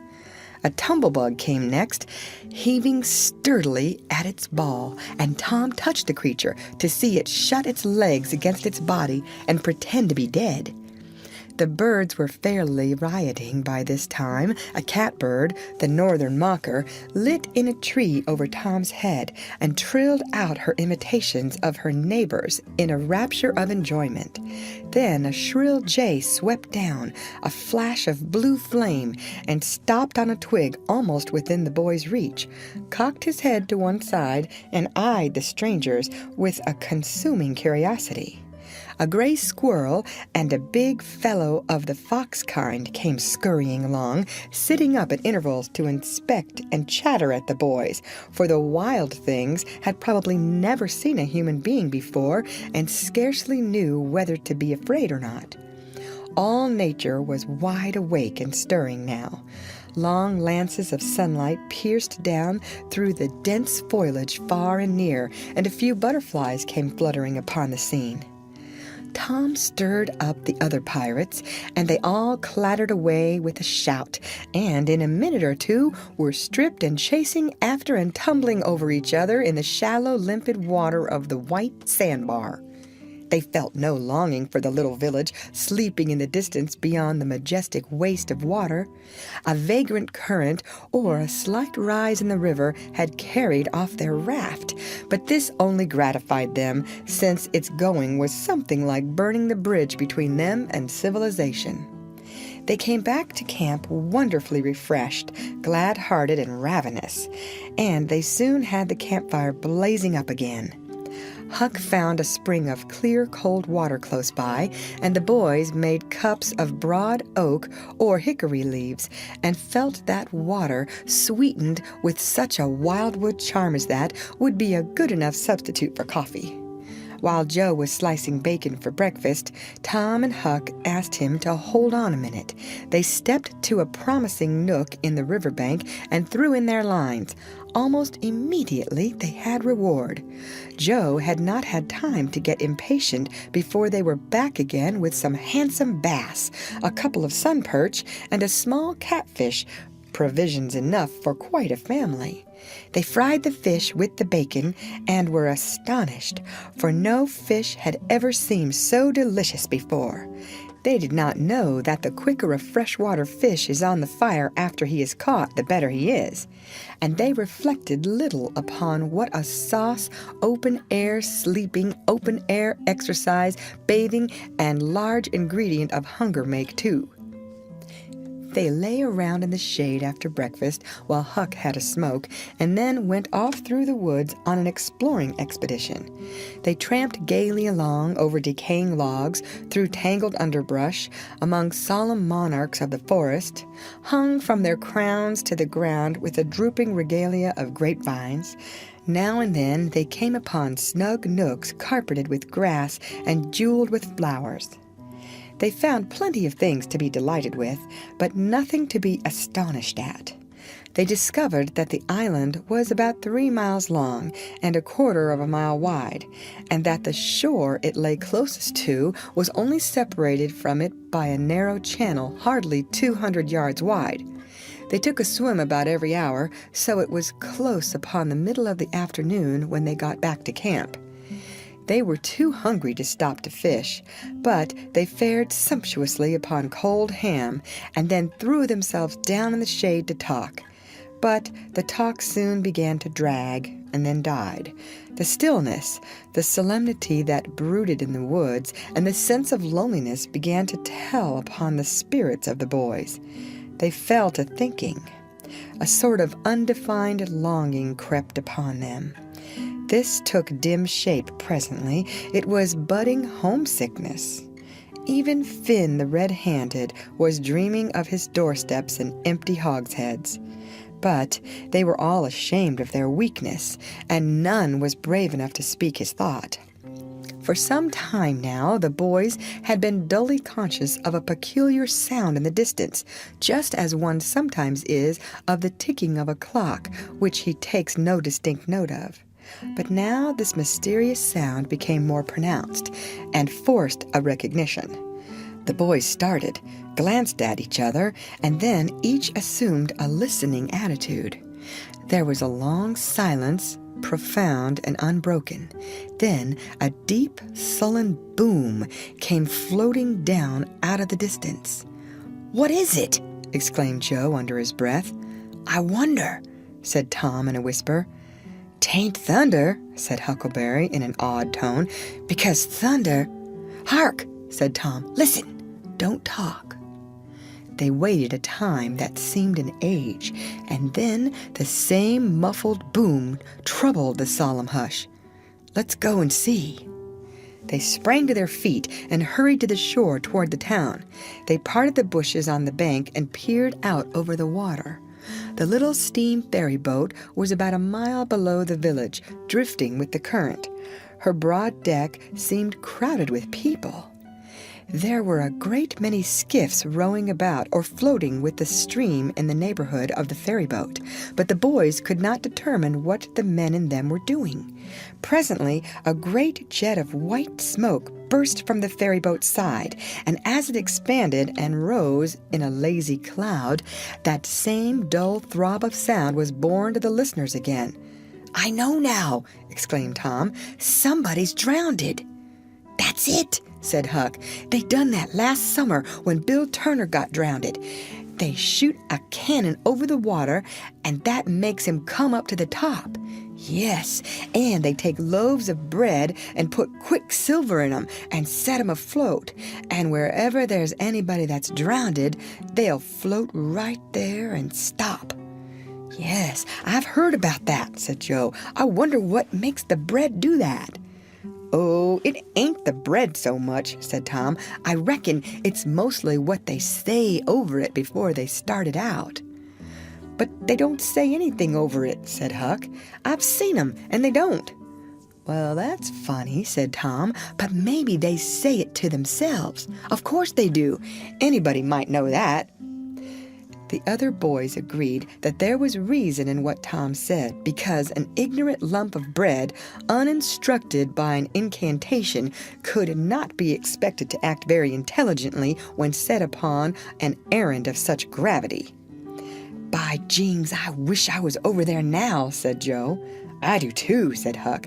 "I'd give heaps to know who it is." The boys still listened and watched. Presently, a revealing thought flashed through Tom's mind, and he exclaimed, "Boys, I know who's drowned. It's us." They felt like heroes in an instant. Here was a gorgeous triumph. They were missed. They were mourned. Hearts were breaking on their account. Tears were being shed. Accusing memories of unkindness to these poor lost lads were rising up, and unavailing regrets and remorse were being indulged. And best of all, the departed were the talk of the whole town, and the envy of all the boys as far as this dazzling notoriety was concerned. This was fine. It was worth while to be a pirate after all. As twilight drew on, the ferry boat went back to her accustomed business, and the skiffs disappeared. The pirates returned to camp. They were jubilant with vanity over their new grandeur and the illustrious trouble they were making.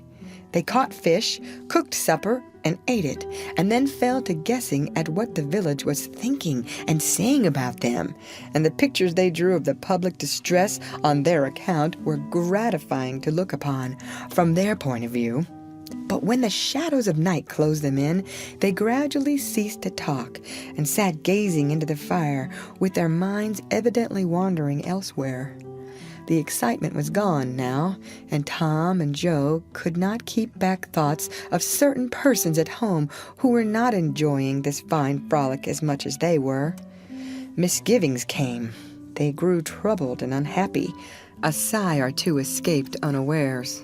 By and by, Joe timidly ventured upon a roundabout feeler as to how the others might look upon a return to civilization.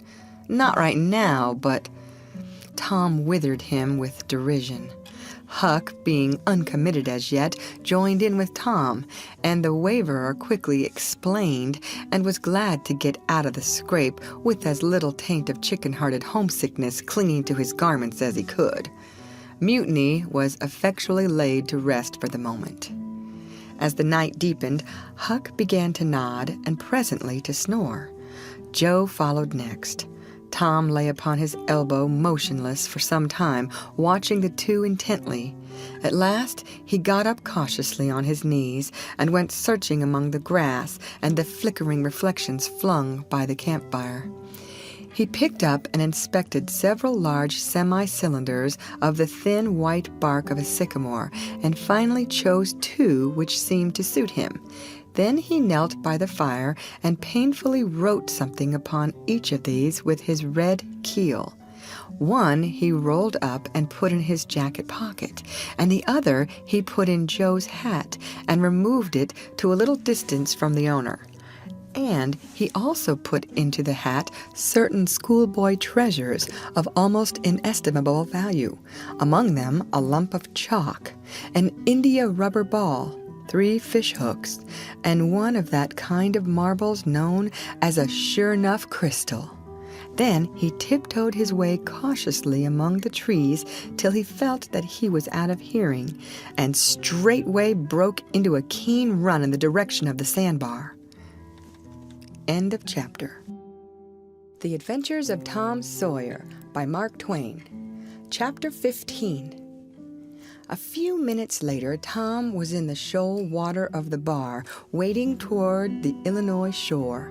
Before the depth reached his middle, he was halfway over. The current would permit no more wading now, so he struck out confidently to swim the remaining 100 yards. He swam quartering upstream, but still was swept downward rather faster than he had expected. However, he reached the shore finally and drifted along till he found a low place and drew himself out. He put his hands on his jacket pocket, found his piece of bark safe, and then struck through the woods, following the shore with streaming garments. Shortly before 10 o'clock, he came out into an open place opposite the village and saw the ferry boat lying in the shadow of the trees and the high bank. Everything was quiet under the blinking stars. He crept down the bank, watching with all his eyes, slipped into the water, swam 3 or 4 strokes, and climbed into the skiff that did y'all duty at the boat's stern. He laid himself down under the thwarts and waited, panting. Presently the cracked bell tapped, and a voice gave the order to cast off. A minute or two later, the skiff's head was standing high up against the boat's swell, and the voyage was begun. Tom felt happy in his success, for he knew it was the boat's last trip for the night. At the end of a long 12 or 15 minutes, the wheels stopped, and Tom slipped overboard and swam ashore in the dusk, landing 50 yards downstream, out of danger of possible stragglers. He flew along unfrequented alleys and shortly found himself at his aunt's back fence. He climbed over, approached the L, and looked in at the sitting-room window, for a light was burning there. There sat Aunt Polly, Sid, Mary, and Joe Harper's mother grouped together talking. They were by the bed, and the bed was between them and the door. Tom went to the door and began to softly lift the latch. Then he pressed gently, and the door yielded a crack. He continued pushing cautiously and quaking every time it creaked, till he judged he might squeeze through on his knees. So he put his head through and began warily. "What makes the candle blow so?" said Aunt Polly. Tom hurried up. "Why, that door's open, I believe." "Why, of course it is. No end of strange things now. Go along and shut it, Sid." Tom disappeared under the bed just in time. He lay and breathed himself for a time, and then crept to where he could almost touch his aunt's foot. "But as I was saying," said Aunt Polly, "he weren't bad, so to say, only mischievous. Only just giddy and harum-scarum, you know. He weren't any more responsible than a colt. He never meant any harm, and he was the best-hearted boy that ever was." And she began to cry. It was just so with my Joe. Always full of his devilment and up to every kind of mischief, but he was just as unselfish and kind as he could be, and laws bless me to think I went and whipped him for taking that cream, never once recollecting that I throwed it out myself because it was sour, and I never to see him again in this world, never, never, never. Poor abused boy." And Mrs. Harper sobbed as if her heart would break. "I hope Tom's better off where he is," said Sid. "But if he'd been better in some ways—" "Sid!" Tom felt the glare of the old lady's eye, though he could not see it. "Not a word against my Tom now that he's gone. God'll take care of him. Never you trouble yourself, sir. Oh, Mrs. Harper, I don't know how to give him up. I don't know how to give him up. He was such a comfort to me, although he tormented my old heart out of me most. The Lord giveth, and the Lord hath taken away. Blessed be the name of the Lord. But it's so hard. Oh, it's so hard. Only last Saturday my Joe busted a firecracker right under my nose, and I knocked him sprawling. Little did I know then how soon. Oh, if it was to do over again, I'd hug him and bless him for it. Yes, yes, yes, I know just how you feel, Mrs. Harper. I know just exactly how you feel. No longer ago than yesterday noon, my Tom took and filled the cat full of painkiller, and I did think the creature would tear the house down, and God forgive me, I cracked Tom's head with my thimble. Poor boy, poor dead boy. But he's out of all his troubles now, and the last words I ever heard him say was to reproach. But this memory was too much for the old lady, and she broke entirely down. Tom was snuffling now himself, and more in pity of himself than anybody else. He could hear Mary crying and putting in a kindly word for him from time to time. He began to have a nobler opinion of himself than ever before. Still, he was sufficiently touched by his aunt's grief to long to rush out from under the bed and overwhelm her with joy. And the theatrical gorgeousness of the thing appealed strongly to his nature too, but he resisted and lay still. He went on listening and gathered by odds and ends that it was conjectured at first that the boys had got drowned while taking a swim. Then the small raft had been missed. Next, certain boys said the missing lads had promised that the village should hear something soon. The wise heads had put this and that together and decided that the lads had gone off on that raft and would turn up at the next town below presently. But toward noon the raft had been found, lodged against the Missouri shore some 5 or 6 miles below the village, and then hope perished. They must be drowned, else hunger would have driven them home by nightfall, if not sooner. It was believed that the search for the bodies had been a fruitless effort merely because the drowning must have occurred in mid-channel, since the boys, being good swimmers, would otherwise have escaped ashore. This was Wednesday night. If the bodies continued missing until Sunday, all hope would be given over, and the funerals would be preached on that morning. Tom shuddered. Mrs. Harper gave a sobbing good night and turned to go. Then, with a mutual impulse, the two bereaved women flung themselves into each other's arms and had a good consoling cry, and then parted. Aunt Polly was tender far beyond her wont in her good night to Sid and Mary. Sid snuffled a bit, and Mary went off crying with all her heart. Aunt Polly knelt down and prayed for Tom so touchingly, so appealingly, and with such measureless love in her words and her old trembling voice, that he was weltering in tears again long before she was through. He had to keep still long after she went to bed, for she kept making broken-hearted ejaculations from time to time, tossing unrestfully and turning over. But at last she was still, only moaning a little in her sleep. Now the boy stole out, rose gradually by the bedside, shaded the candlelight with his hand, and stood regarding her. His heart was full of pity for her. He took out his sycamore scroll and placed it by the candle. But something occurred to him, and he lingered, considering. His face lighted with a happy solution of his thought. He put the bark hastily in his pocket. Then he bent over and kissed the faded lips, and straightway made his stealthy exit, latching the door behind him. He threaded his way back to the ferry landing, found nobody at large there, and walked boldly on board the boat, for he knew she was tenantless, except that there was a watchman, who always turned in and slept like a graven image. He untied the skiff at the stern, slipped into it, and was soon rowing cautiously upstream.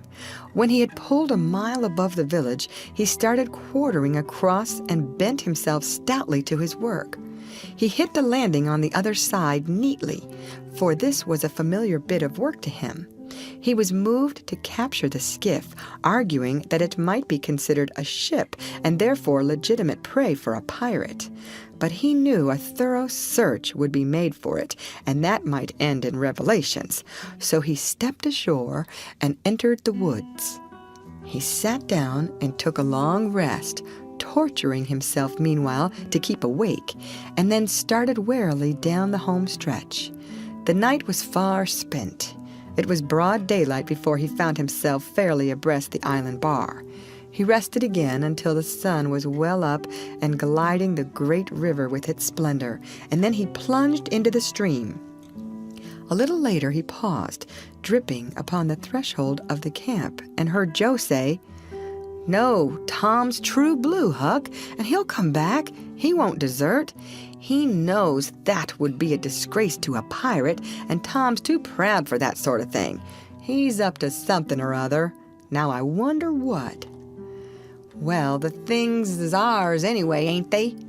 Pretty near. But not yet, Huck. The writing says they are if he ain't back here to breakfast. Which he is, exclaimed Tom with a fine dramatic effect, stepping grandly into camp. A sumptuous breakfast of bacon and fish was shortly provided, and as the boys set to work upon it, Tom recounted and adorned his adventures. They were a vain and boastful company of heroes when the tale was done. Then Tom hid himself away in a shady nook to sleep till noon, and the other pirates got ready to fish and explore. End of chapter. The Adventures of Tom Sawyer by Mark Twain. Chapter 16. After dinner, all the gang turned out to hunt for turtle eggs on the bar. They went about poking sticks into the sand, and when they found a soft place, they went down on their knees and dug with their hands. Sometimes they would take 50 or 60 eggs out of one hole. They were perfectly round white things, a trifle smaller than an English walnut. They had a famous fried egg feast that night and another on Friday morning. After breakfast, they went whooping and prancing out on the bar and chased each other round and round, shedding clothes as they went until they were naked, and then continued the frolic far away up the shoal water of the bar against the stiff current, which latter tripped their legs from under them from time to time and greatly increased the fun. And now and then they stooped in a group and splashed water in each other's faces with their palms, gradually approaching each other with averted faces to avoid the strangling sprays, and finally gripping and struggling till the best man ducked his neighbor, and then they all went under in a tangle of white legs and arms and came up blowing, sputtering, laughing, and gasping for breath at one and the same time. When they were well exhausted, they would run out and sprawl on the dry, hot sand and lie there and cover themselves up with it, and by break for the water again and go through the original performance once more. Finally, it occurred to them that their naked skin represented flesh-colored tights very fairly, so they drew a ring in the sand and had a circus with 3 clowns in it, for none would yield this proudest post to his neighbor. Next, they got their marbles and played knucks and ring-taw and keeps till that amusement grew stale.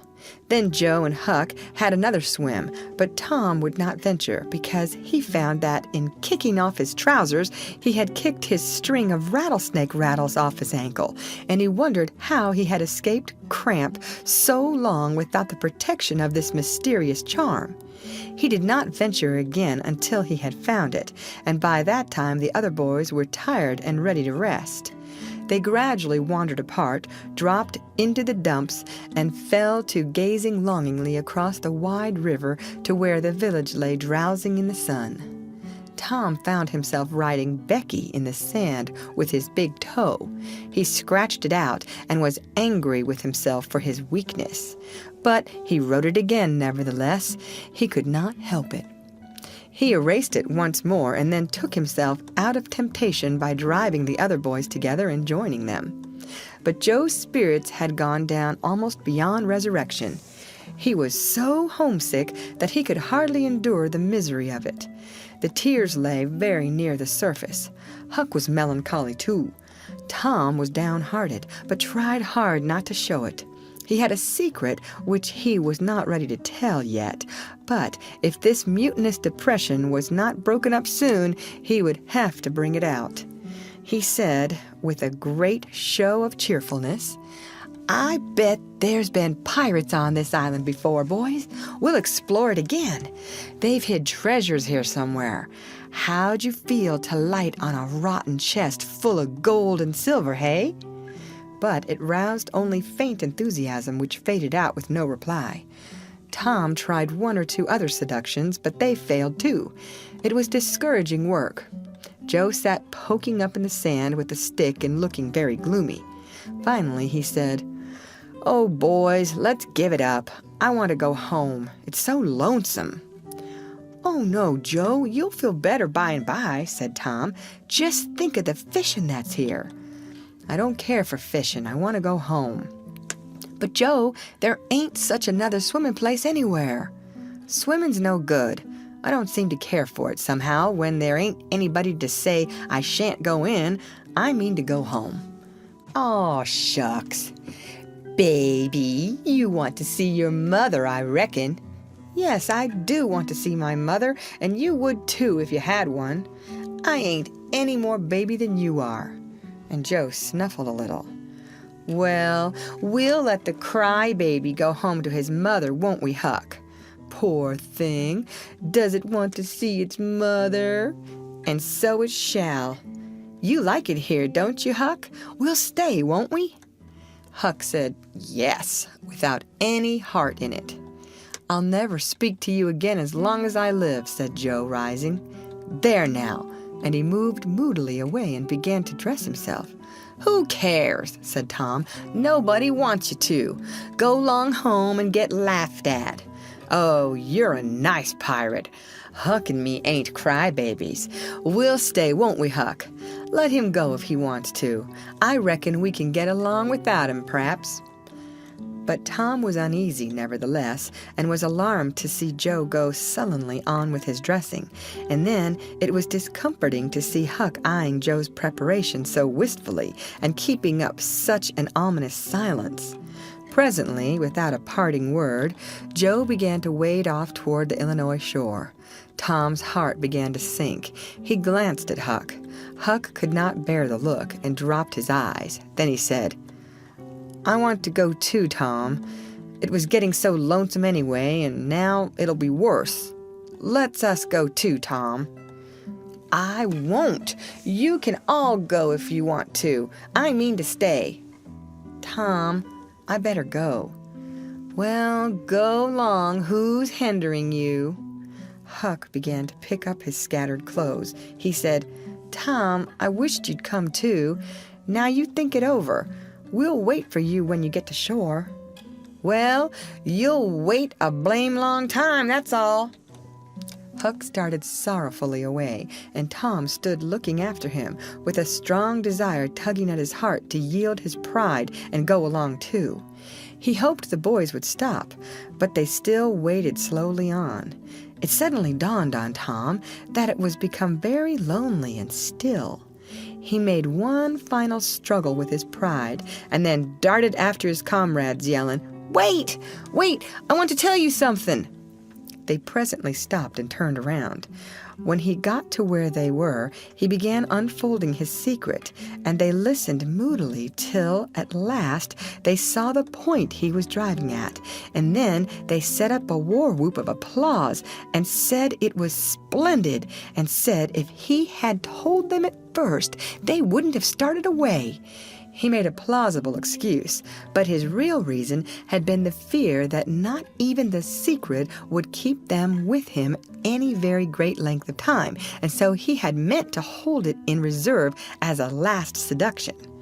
The lads came gaily back and went at their sports again with a will, chattering all the time about Tom's stupendous plan and admiring the genius of it. After a dainty egg and fish dinner, Tom said he wanted to learn to smoke now. Joe caught at the idea and said he would like to try too. So Huck made pipes and filled them. These novices had never smoked anything before but cigars made of grapevine, and they bit the tongue and were not considered manly anyway.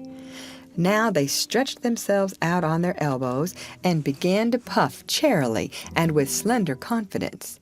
The smoke had an unpleasant taste, and they gagged a little, but Tom said, "Why, it's just as easy. If I'd 'a' knowed this was all, I'd 'a' learnt long ago." "So would I," said Joe. "It's just nothing."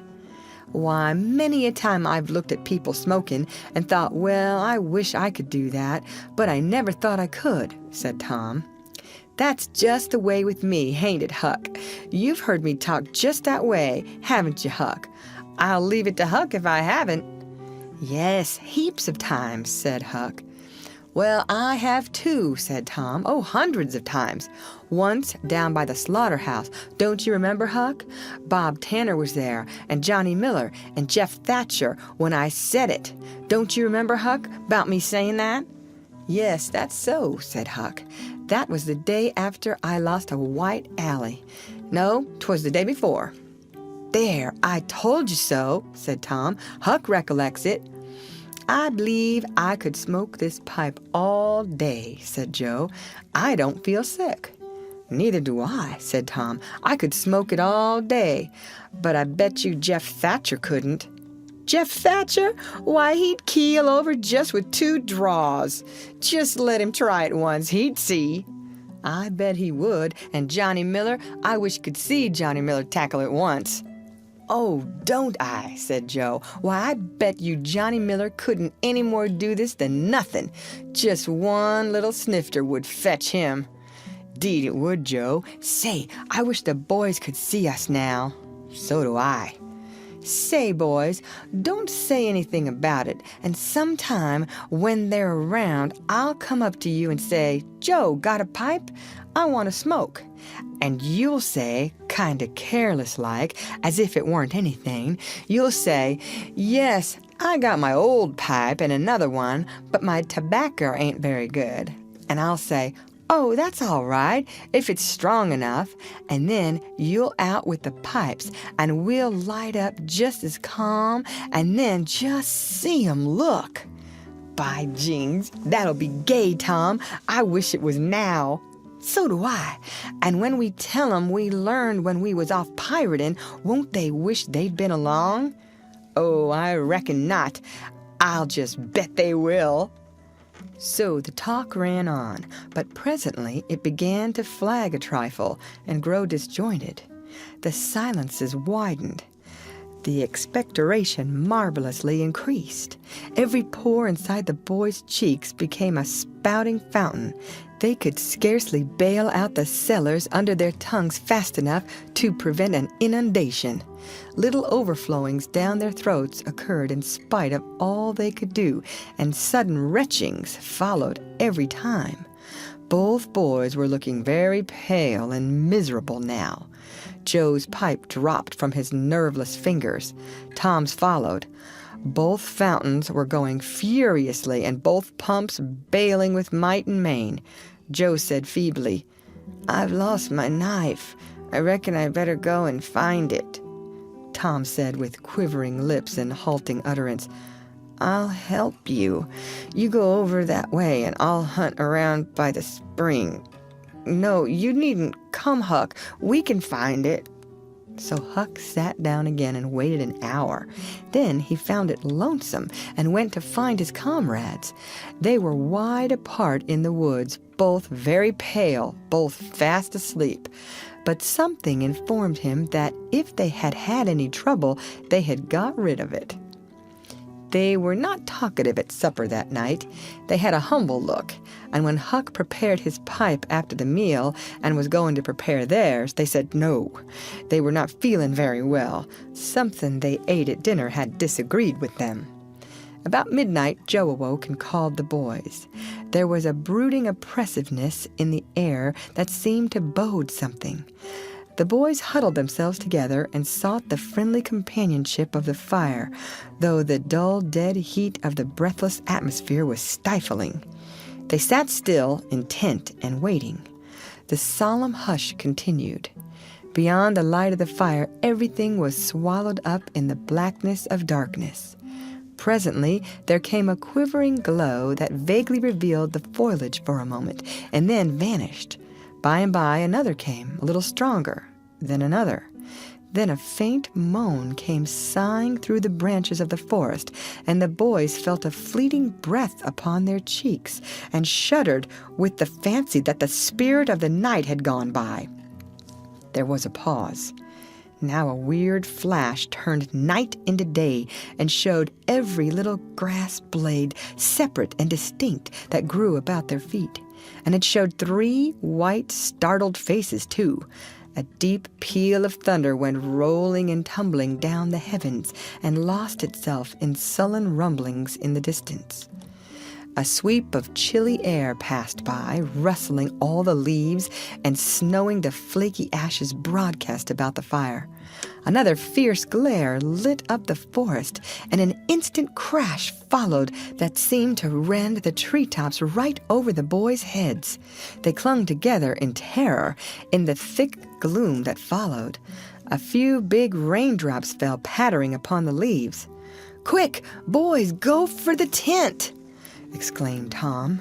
They sprang away, stumbling over roots and among vines in the dark, no two plunging in the same direction. A furious blast roared through the trees, making everything sing as it went. One blinding flash after another came, and peal on peal of deafening thunder. And now a drenching rain poured down, and the rising hurricane drove in its sheets along the ground. The boys cried out to each other, but the roaring wind and the booming thunder blasts drowned their voices utterly. However, one by one they straggled in at last, and took shelter under the tent, cold, scared, and streaming with water. But to have company in misery seemed something to be grateful for. They could not talk. The old sail flapped so furiously, even if the other noises would have allowed them. The tempest rose higher and higher, and presently the sail tore loose from its fastenings and went winging away on the blast. The boys seized each other's hands and fled, with many tumblings and bruises, to the shelter of a great oak that stood upon the riverbank. Now the battle was at its highest. Under the ceaseless conflagration of lightning that flamed in the skies, everything below stood out in clean-cut and shadowless distinctness. The bending trees, the billowy river, white with foam, the driving spray of spume flakes, the dim outlines of the high bluffs on the other side, glimpsed through the drifting cloud rack and the slanting veil of rain. Every little while, some giant tree yielded the fight and fell crashing through the younger growth, and the unflagging thunder peals came now in ear-splitting explosive bursts, keen and sharp and unspeakably appalling. The storm culminated in one matchless effort that seemed likely to tear the island to pieces, burn it up, drown it to the treetops, blow it away, and deafen every creature in it, all at one and the same moment. It was a wild night for homeless young heads to be out in. But at last the battle was done, and the forces retired with weaker and weaker threatenings and grumblings, and peace resumed her sway. The boys went back to camp, a good deal awed, but they found there was still something to be thankful for, because the great sycamore, the shelter of their beds, was a ruin now, blasted by the lightnings, and they were not under it when the catastrophe happened. Everything in camp was drenched. The campfire as well, for they were but heedless lads like their generation and had made no provision against rain. Here was matter for dismay, for they were soaked through and chilled. They were eloquent in their distress, but they presently discovered that the fire had eaten so far up under the great log it had been built against, where it curved upward and separated itself from the ground, that a handbreadth or so of it had escaped wetting, so they patiently wrought until, with shreds and bark gathered from the undersides of sheltered logs, they coaxed the fire to burn again. Then they piled on great dead boughs till they had a roaring furnace, and were glad-hearted once more. They dried their boiled ham and had a feast, and after that they sat by the fire and expanded and glorified their midnight adventure until morning, for there was not a dry spot to sleep on anywhere around. As the sun began to steal in upon the boys, drowsiness came over them, and they went out on the sandbar and lay down to sleep. They got scorched out by and by, and drearily set about getting breakfast.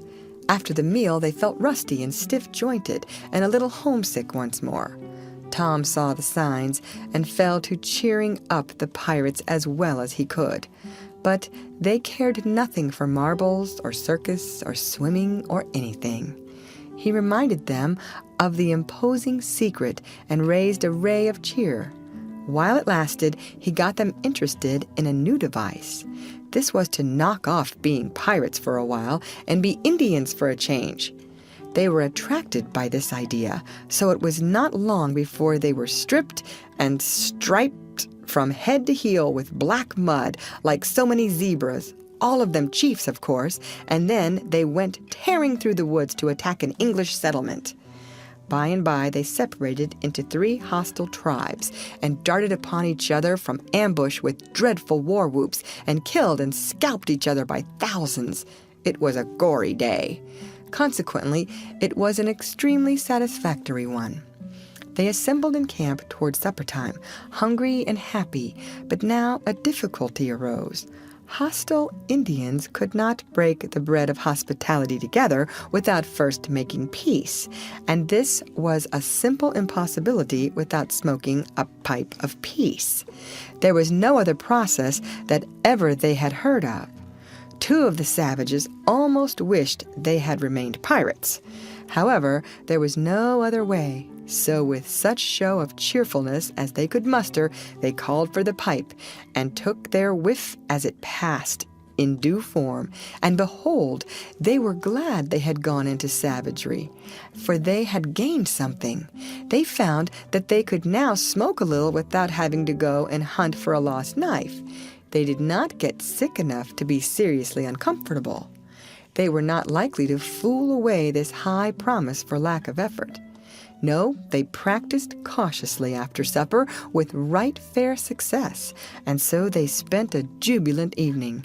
They were prouder and happier in their new acquirement than they would have been in the scalping and skinning of the 6 nations. We will leave them to smoke and chatter and brag, since we have no further use for them at present. End of chapter. The Adventures of Tom Sawyer by Mark Twain. Chapter 17. But there was no hilarity in the little town that same tranquil Saturday afternoon. The Harpers and Aunt Polly's family were being put into mourning, with great grief and many tears. An unusual quiet possessed the village, although it was ordinarily quiet enough in all conscience. The villagers conducted their concerns with an absent air and talked little, but they sighed often. The Saturday holiday seemed a burden to the children. They had no heart in their sports and gradually gave them up. In the afternoon, Becky Thatcher found herself moping about the deserted schoolhouse yard and feeling very melancholy. But she found nothing there to comfort her. She soliloquized, "Oh, if I only had a brass and iron knob again, but I haven't got anything now to remember him by," and she choked back a little sob. Presently she stopped and said to herself, "It was right here. Oh, if it was to do over again, I wouldn't say that. I wouldn't say it for the whole world. But he's gone now. I'll never, never, never see him any more." This thought broke her down, and she wandered away with tears rolling down her cheeks. Then quite a group of boys and girls, playmates of Tom's and Joe's, came by and stood looking over the paling fence and talking in reverent tones of how Tom did so-and-so the last time they saw him, and how Joe said this and that small trifle, pregnant with awful prophecy, as they could easily see now, and each speaker pointed out the exact spot where the lost lad stood at the time, and then added something like, "And I was a-standin' just so, just as I am now, and as if you was him, I was as close as that, and he smiled just this way, and then something seemed to go all over me like, awful, you know, and I never thought what it meant, of course, but I can see now." Then there was a dispute about who saw the dead boys last in life, and many claimed that dismal distinction and offered evidences more or less tampered with by the witness, and when it was ultimately decided who did see the departed last and exchanged the last words with them, the lucky parties took upon themselves a sort of sacred importance and were gaped at and envied by all the rest. One poor chap, who had no other grandeur to offer, said with tolerably manifest pride in the remembrance, "Well, Tom Sawyer, he licked me once." But that bid for glory was a failure. Most of the boys could say that, and so that cheapened the distinction too much. The group loitered away, still recalling memories of the lost heroes in awed voices. When the Sunday school hour was finished the next morning, the bell began to toll instead of ringing in the usual way. It was a very still Sabbath, and the mournful sound seemed in keeping with the musing hush that lay upon nature. The villagers began to gather, loitering a moment in the vestibule to converse in whispers about the sad event. But there was no whispering in the house, only the funereal rustling of dresses as the women gathered to their seats disturbed the silence there. None could remember when the little church had been so full before. There was finally a waiting pause, an expectant dumbness, and then Aunt Polly entered, followed by Sid and Mary, and they by the Harper family, all in deep black, and the whole congregation, the old minister as well, rose reverently and stood until the mourners were seated in the front pew. There was another communing silence, broken at intervals by muffled sobs, and then the minister spread his hands abroad and prayed. A moving hymn was sung, and the text followed, "I am the resurrection and the life." As the service proceeded, the clergyman drew such pictures of the graces, the winning ways, and the rare promise of the lost lads that every soul there, thinking he recognized these pictures, felt a pang in remembering that he had persistently blinded himself to them always before, and had as persistently seen only faults and flaws in the poor boys. The minister related many a touching incident in the lives of the departed too, which illustrated their sweet, generous natures, and the people could easily see now how noble and beautiful those episodes were, and remembered with grief that at the time they occurred they had seemed rank rascalities, well deserving of the cowhide. The congregation became more and more moved as the pathetic tale went on, till at last the whole company broke down and joined the weeping mourners in a chorus of anguished sobs, the preacher himself giving way to his feelings and crying in the pulpit. There was a rustle in the gallery, which nobody noticed.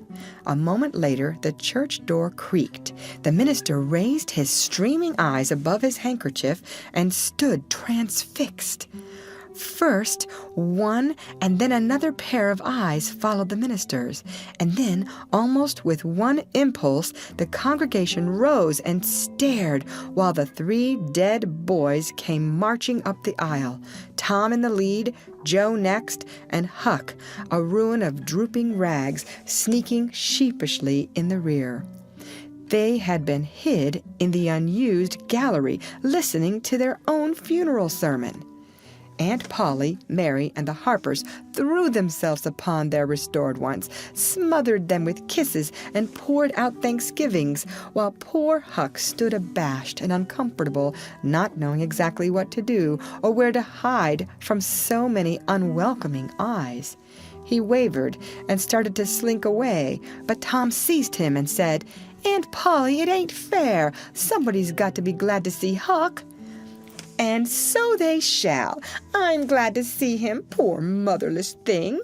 And the loving attentions Aunt Polly lavished upon him were the one thing capable of making him more uncomfortable than he was before. Suddenly the minister shouted at the top of his voice, "Praise God, from whom all blessings flow! Sing, and put your hearts in it!" And they did. Old Hundred swelled up with a triumphant burst, and while it shook the rafters, Tom Sawyer the pirate looked around upon the envying juveniles about him and confessed in his heart that this was the proudest moment of his life. As the souled congregation trooped out, they said they would almost be willing to be made ridiculous again to hear Old Hundred sung like that once more. Tom got more cuffs and kisses that day, according to Aunt Polly's varying moods, than he had earned before in a year, and he hardly knew which expressed the most gratefulness to God and affection for himself. End of chapter. The Adventures of Tom Sawyer by Mark Twain. Chapter 18.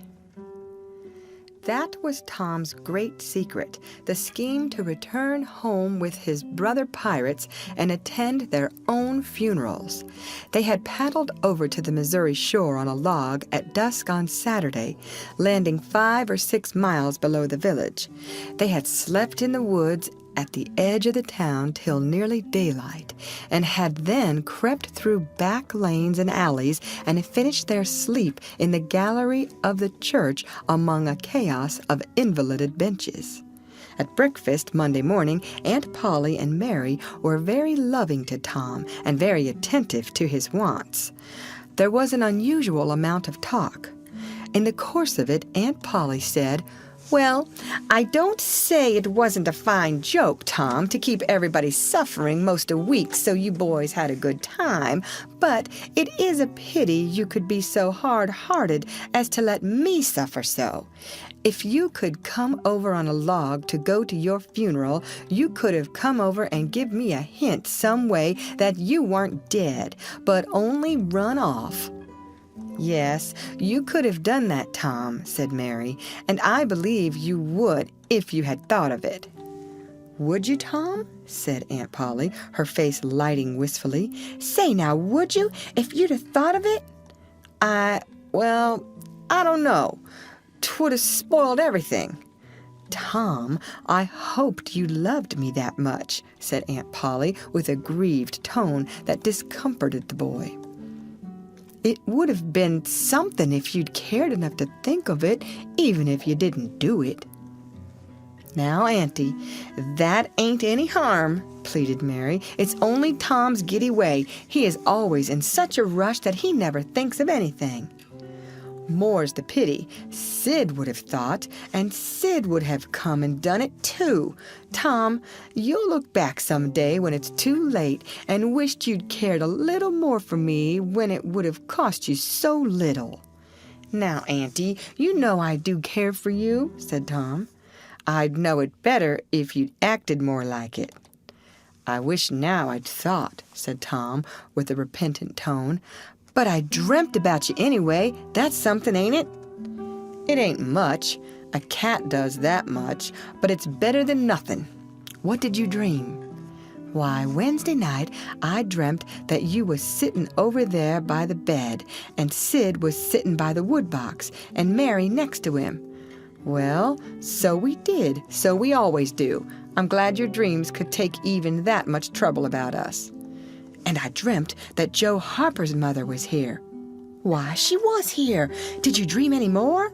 "Oh, lots, but it's so dim now." "Well, try to recollect, can't you?" "Somehow, it seems to me that the wind blowed the... Try harder, Tom. The wind did blow something. Come." Tom pressed his fingers on his forehead an anxious minute, and then said, I've got it now. It blowed the candle."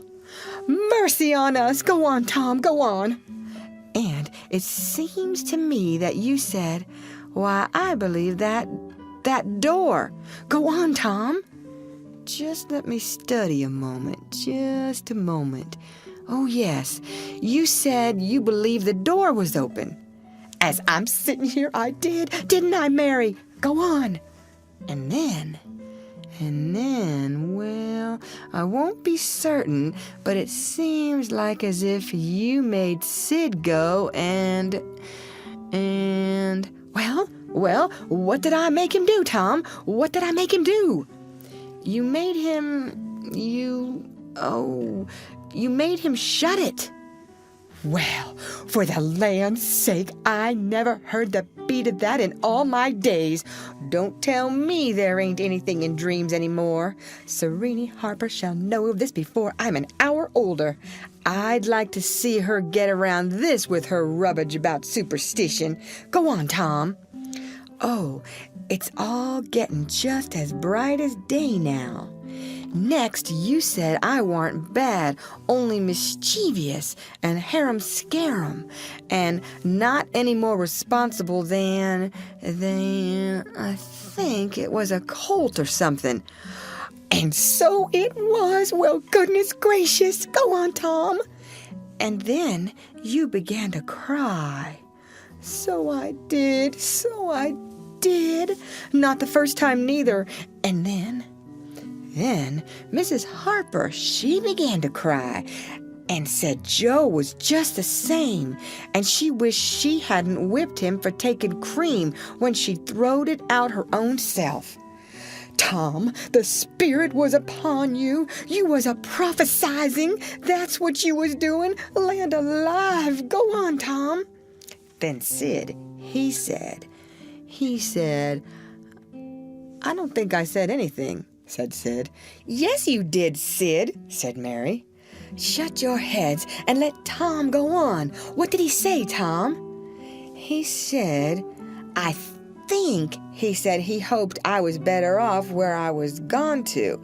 But if I'd been better sometimes. There, did you hear that? It was his very words. And you shut him up sharp. I lay I did. There must have been an angel there. There was an angel there somewheres. And Mrs. Harper told about Joe scaring her with a firecracker, and you told about Peter and the painkiller. Just as true as I live. And then there was a whole lot of talk about dragging the river for us and about having the funeral Sunday. And then you and old Miss Harper hugged and cried, and she went.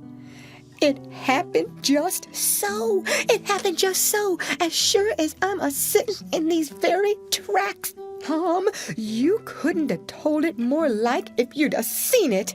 And then what? Go on, Tom. Then I thought you prayed for me, and I could see you and hear every word you said. And you went to bed, and I was so sorry that I took and wrote on a piece of sycamore bark, "We ain't dead. We are only off being pirates," and put it on the table by the candle. And then you looked so good laying there asleep that I thought I went and leaned over and kissed you on the lips. Did you, Tom? Did you? I just forgive you everything for that. And she seized the boy in a crushing embrace that made him feel like the guiltiest of villains. It was very kind, even though it was only a dream, Sid soliloquized just audibly. Shut up, Sid. A body does just the same in a dream as he'd do if he was awake. Here's a big Milam apple I've been saving for you, Tom, if you was ever found again. Now go along to school. I'm thankful to the good God and Father of us all I've got you back, that's long-suffering and merciful to them that believe on him and keep his word, though goodness knows I'm unworthy of it. But if only the worthy ones got his blessings and had his hand to help them over the rough places, there's few enough would smile here or ever enter into his rest when the long night comes. Go long, Sid, Mary, Tom. Take yourselves off. You've hindered me long enough. The children left for school, and the old lady to call on Mrs. Harper and vanquish her realism with Tom's marvelous dream.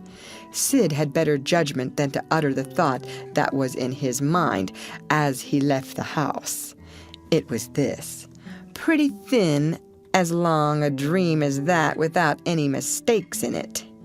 What a hero Tom was become now.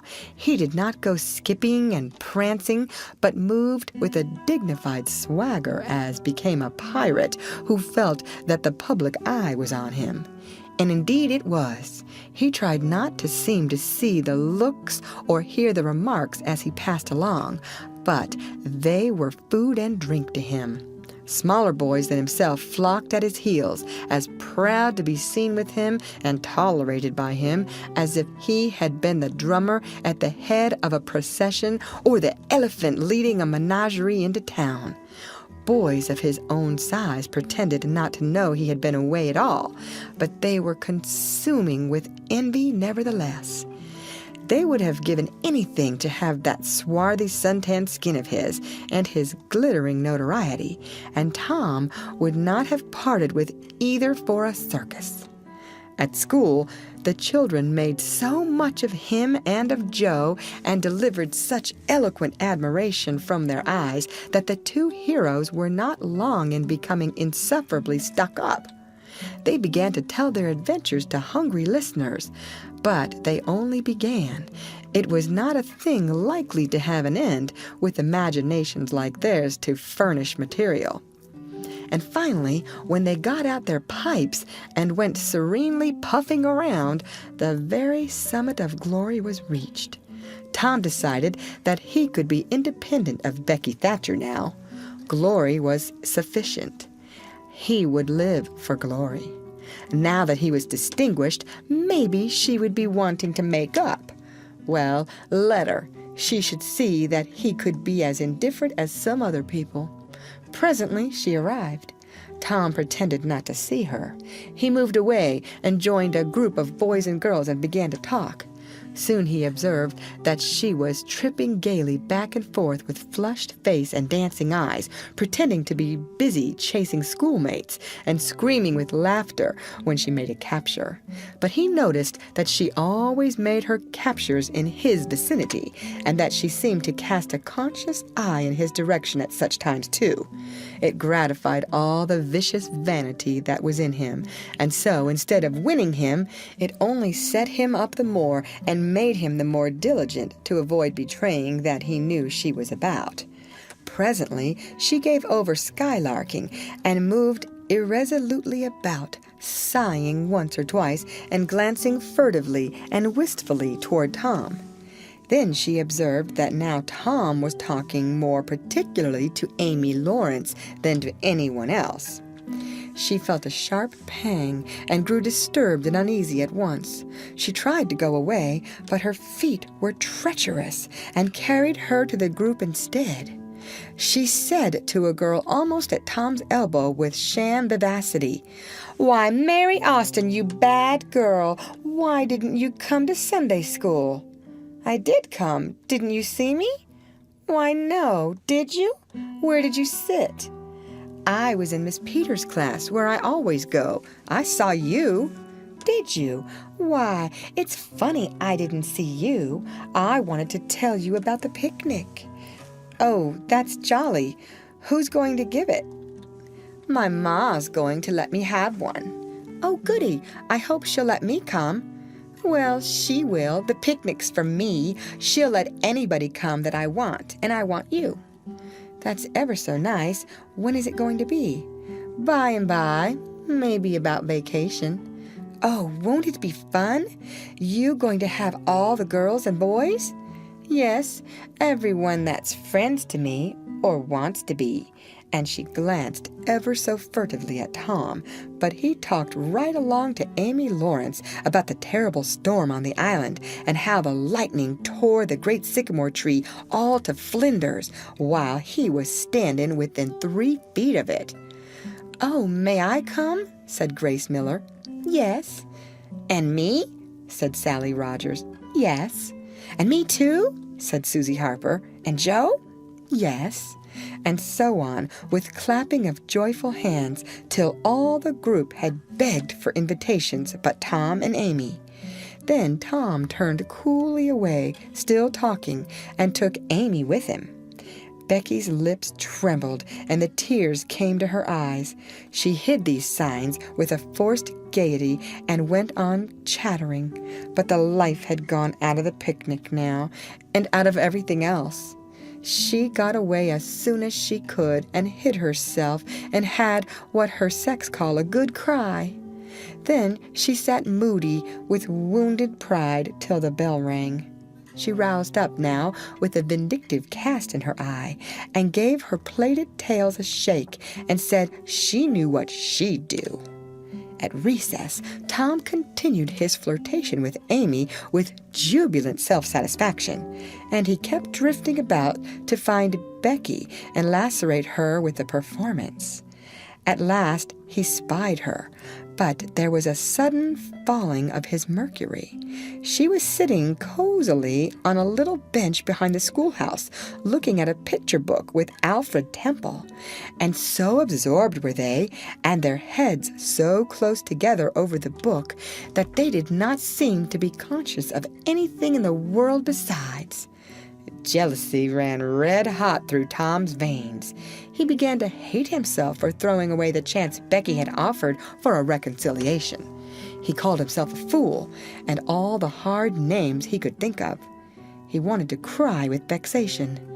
Amy chatted happily along as they walked, for her heart was singing, but Tom's tongue had lost its function.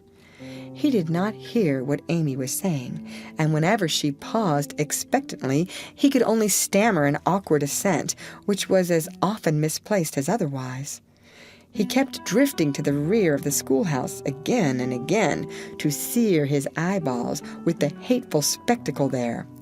He could not help it, and it maddened him to see, as he thought he saw, that Becky Thatcher never once suspected that he was even in the land of the living. But she did see, nevertheless, and she knew she was winning her fight, too, and was glad to see him suffer as she had suffered. Amy's happy prattle became intolerable. Tom hinted at things he had to attend to, things that must be done, and time was fleeting. But in vain the girl chirped on. Tom thought, "Oh, hang her! Ain't I ever going to get rid of her?" At last he must be attending to those things, and she said artlessly that she would be around when school let out, and he hastened away, hating her for it. Any other boy, Tom thought, grating his teeth, any boy in the whole town but that St. Louis smarty that thinks he dresses so fine and is aristocracy. Oh, all right. I licked you the first day you ever saw this town, mister, and I'll lick you again. You just wait till I catch you out. I'll just take and he went through the motions of thrashing an imaginary boy, pummeling the air and kicking and gouging. "Oh, you do you? You holler 'nuff, do you? Now then, let that learn you." And so the imaginary flogging was finished to his satisfaction. Tom fled home at noon. His conscience could not endure any more of Amy's grateful happiness, and his jealousy could bear no more of the other distress. Becky resumed her picture inspections with Alfred, but as the minutes dragged along and no Tom came to suffer, her triumph began to cloud, and she lost interest. Gravity and absent-mindedness followed, and then melancholy. 2 or 3 times she pricked up her ear at a footstep, but it was a false hope. No Tom came. At last she grew entirely miserable and wished she hadn't carried it so far. When poor Alfred, seeing that he was losing her, he did not know how, kept exclaiming, "Oh, here's a jolly one, look at this." She lost patience at last and said, "Oh, don't bother me, I don't care for them," and burst into tears, and got up and walked away. Alfred dropped alongside and was going to try to comfort her, but she said, "Go away and leave me alone, can't you? I hate you." So the boy halted, wondering what he could have done, for she had said she would look at pictures all through the nooning, and she walked on crying. Then Alfred went musing into the deserted schoolhouse. He was humiliated and angry. He easily guessed his way to the truth. The girl had simply made a convenience of him to vent her spite upon Tom Sawyer. He was far from hating Tom the less when this thought occurred to him. He wished there was some way to get that boy into trouble without much risk to himself. Tom's spelling book fell under his eye. Here was his opportunity. He gratefully opened to the lesson for the afternoon and poured ink upon the page. Becky, glancing in at a window behind him at the moment, saw the act and moved on without discovering herself. She started homeward now, intending to find Tom and tell him. Tom would be thankful, and their troubles would be healed. Before she was halfway home, however, she had changed her mind. The thought of Tom's treatment of her when she was talking about her picnic came scorching back and filled her with shame. She resolved to let him get whipped on the damaged spelling book's account and to hate him forever into the bargain. End of chapter. The Adventures of Tom Sawyer by Mark Twain. Chapter 19. Tom arrived at home in a dreary mood, and the first thing his aunt said to him showed him that he had brought his sorrows to an unpromising market. "Tom, I've a notion to skin you alive." "Auntie, what have I done?" "Well, you've done enough. Here I go over to Serene Harper like an old softy, expecting I'm going to make her believe all that rubbish about that dream, when lo and behold she'd found out from Joe that you was over here and heard all the talk we had that night. Tom, I don't know what is to become of a boy that will act like that. It makes me feel so bad to think you could let me go to Serene Harper and make such a fool of myself and never say a word." This was a new aspect of the thing. His smartness of the morning had seemed to Tom a good joke before, and very ingenious. It merely looked mean and shabby now. He hung his head and could not think of anything to say for a moment. Then he said, "Auntie, I wish I hadn't done it, but I didn't think." "Oh, child, you never think. You never think of anything but your own selfishness. You could think to come all the way over here from Jackson's Island in the night to laugh at our troubles, and you could think to fool me with a lie about a dream, but you couldn't ever think to pity us and save us from sorrow." "Auntie, I know it was mean, but I didn't mean to be mean. I didn't, honest. And besides, I didn't come over here to laugh at you that night." "What did you come for then?" "It was to tell you not to be uneasy about us, because we hadn't got drowned." Tom, I would be the thankfulest soul in this world if I could believe you ever had as good a thought as that. But you know you never did, and I know it, Tom." Indeed I did, Auntie. I wish I may never stir if I didn't." "Oh, Tom, don't lie. Don't do it. It only makes things 100 times worse." "It ain't a lie, Auntie. It's the truth. I wanted to keep you from grieving. That was all that made me come." "I'd give the whole world to believe that. It would cover up a power of sins, Tom. I'd most be glad you'd run off and acted so bad, but it ain't reasonable, because why didn't you tell me, child?"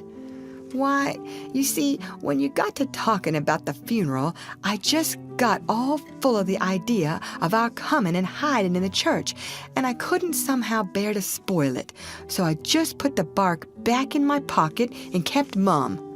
"What bark?" "The bark I had wrote on to tell you we'd gone pirating. I wish now you'd waked up when I kissed you. I do, honest."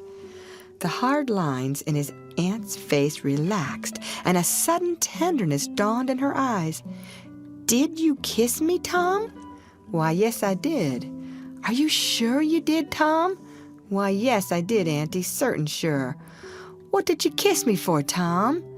"Because I loved you so, and you laid there moaning, and I was so sorry." The words sounded like truth. The old lady could not hide a tremor in her voice when she said, "Kiss me again, Tom, and be off with you to school now, and don't bother me any more." The moment he was gone, she ran to a closet and got out the ruin of a jacket which Tom had gone pirating in. Then she stopped with it in her hand and said to herself, "No, I don't dare. Poor boy, I reckon he's lied about it. But it's a blessed, blessed lie. There's such a comfort come from it. I hope I know the Lord will forgive him, because it was such good-heartedness in him to tell it. But I don't want to find out it's a lie. I won't look." She put the jacket away and stood by musing a minute. Twice she put out her hand to take the garment again, and twice she refrained.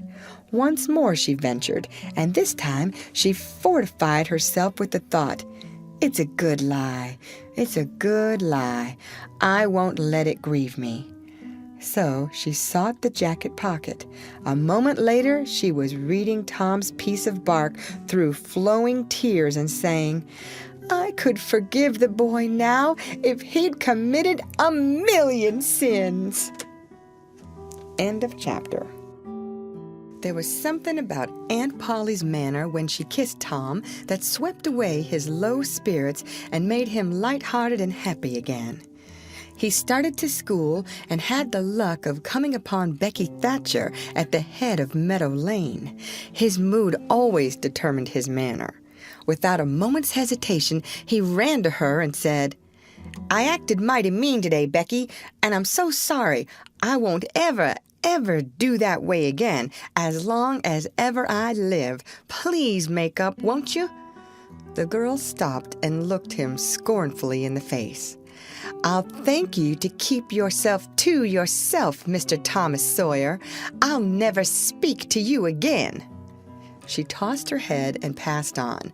Tom was so stunned that he had not even presence of mind enough to say, "Who cares, Miss Smarty?"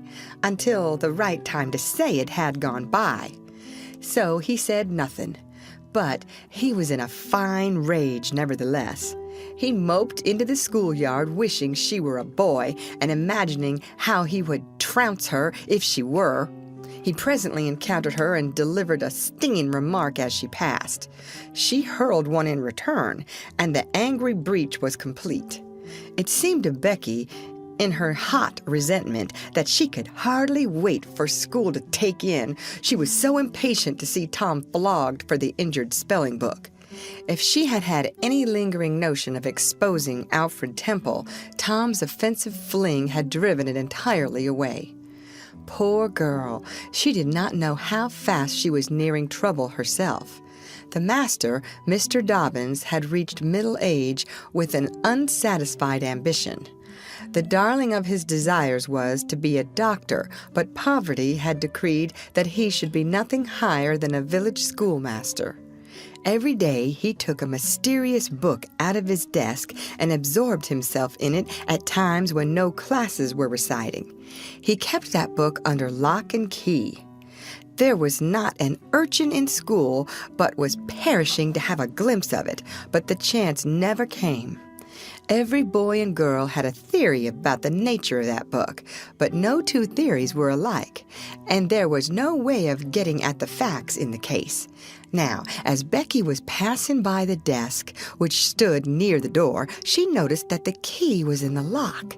It was a precious moment. She glanced around, found herself alone, and the next instant she had the book in her hands. The title page, Professor Somebody's Anatomy, carried no information to her mind, so she began to turn the leaves. She came at once upon a handsomely engraved and colored frontispiece, a human figure, stark naked.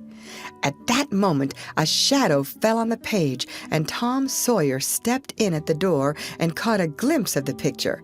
Becky snatched at the book to close it, and had the hard luck to tear the picture page half down the middle. She thrust the volume into the desk, turned the key, and burst out crying with shame and vexation. "Tom Sawyer, you are just as mean as you can be to sneak up on a person and look at what they're looking at." "How could I know you was looking at anything?" "You ought to be ashamed of yourself, Tom Sawyer. You know you're going to tell on me, and oh, what shall I do? What shall I do? I'll be whipped, and I never was whipped in school." Then she stamped her little foot and said, "Be so mean if you want to. I know something that's going to happen. You just wait and you'll see. Hateful, hateful, hateful." And she flung out of the house with a new explosion of crying. Tom stood still, Rather flustered by this onslaught, presently he said to himself, "What a curious kind of a fool a girl is. Never been licked in school. Shucks, what's a licking? That's just like a girl. They're so thin-skinned and chicken-hearted. Well, of course, I ain't going to tell old Dobbins on this little fool, because there's other ways of getting even on her that ain't so mean. But what of it? Old Dobbins will ask who it was tore his book. Nobody'll answer. Then he'll do just the way he always does. Ask first one and then the other. And when he comes to the right girl, he'll know it without any telling. Girls' faces always tell on them. They ain't got any backbone. She'll get licked. Well, it's a kind of a tight place for Becky Thatcher, because there ain't any way out of it." Tom conned the thing a moment longer, and then added, "All right, though. She'd like to see me in just such a fix. Let her sweat it out." Tom joined the mob of skylarking scholars outside. In a few moments, the master arrived and school took in. Tom did not feel a strong interest in his studies. Every time he stole a glance at the girls' side of the room, Becky's face troubled him.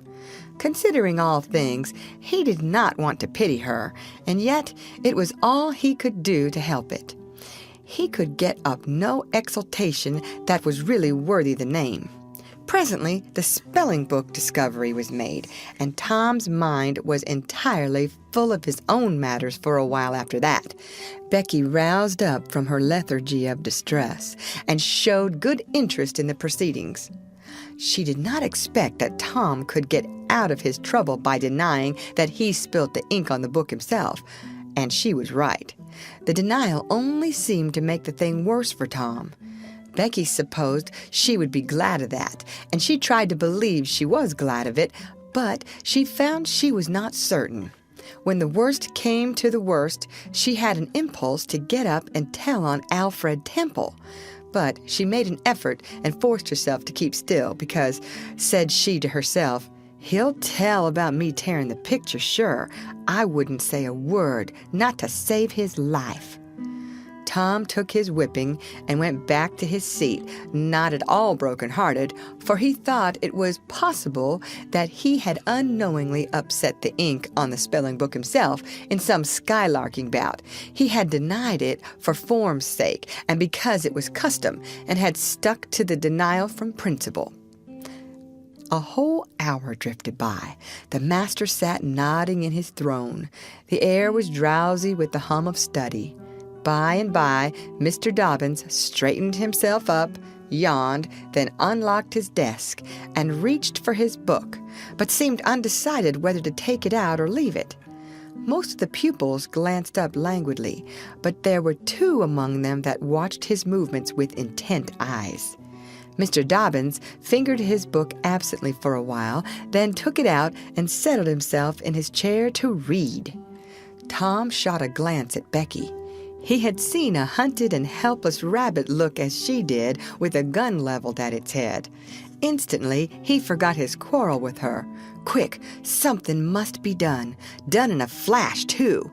But the very imminence of the emergency paralyzed his invention. Good! He had an inspiration. He would run and snatch the book, spring through the door and fly. But his resolution shook for one little instant, and the chance was lost. The master opened the volume. If Tom only had the wasted opportunity back again. Too late. There was no help for Becky now, he said. The next moment the master faced the school. Every eye sank under his gaze. There was that in it which smote even the innocent with fear. There was silence while one might count 10. The master was gathering his wrath. Then he spoke. "Who tore this book?" There was not a sound. One could have heard a pin drop. The stillness continued. The master searched face after face for signs of guilt. "Benjamin Rogers? Did you tear this book?" A denial. Another pause. "Joseph Harper, did you?" Another denial. Tom's uneasiness grew more and more intense under the slow torture of these proceedings. The master scanned the ranks of boys, considered a while, then turned to the girls. "Amy Lawrence?" A shake of the head. "Gracie Miller?" The same sign. "Susan Harper, did you do this?" Another negative. The next girl was Becky Thatcher. Tom was trembling from head to foot with excitement and a sense of the hopelessness of the situation. "Rebecca Thatcher!"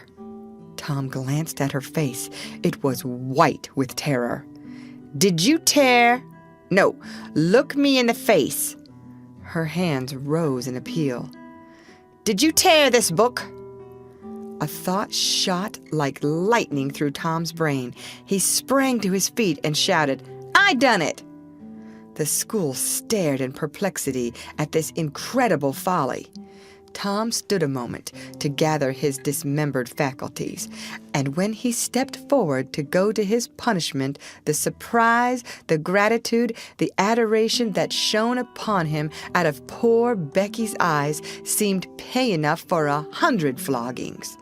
Inspired by the splendor of his own act, he took without an outcry the most merciless flaying that even Mr. Dobbins had ever administered, and also received with indifference the added cruelty of a command to remain 2 hours after school should be dismissed, for he knew who would wait for him outside till his captivity was done, and not count the tedious time as loss either.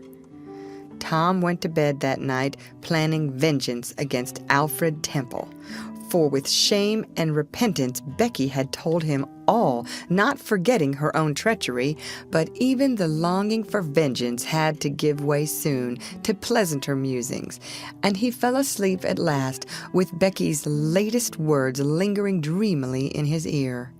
"Tom, how could you be so noble?" End of chapter. The Adventures of Tom Sawyer by Mark Twain. Chapter 21. Vacation was approaching. The schoolmaster, always severe, grew severer and more exacting than ever, for he wanted the school to make a good showing on examination day. His rod and his ferule were seldom idle now, at least among the smaller pupils. Only the biggest boys and young ladies of 18 and 20 escaped lashing. Mr. Dobbins' lashings were very vigorous ones, too, for although he carried under his wig a perfectly bald and shiny head, he had only reached middle age, and there was no sign of feebleness in his muscle.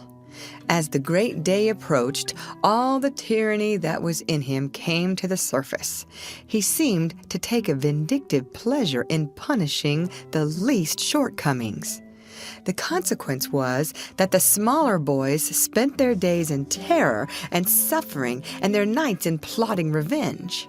They threw away no opportunity to do the master a mischief, but he kept ahead all the time.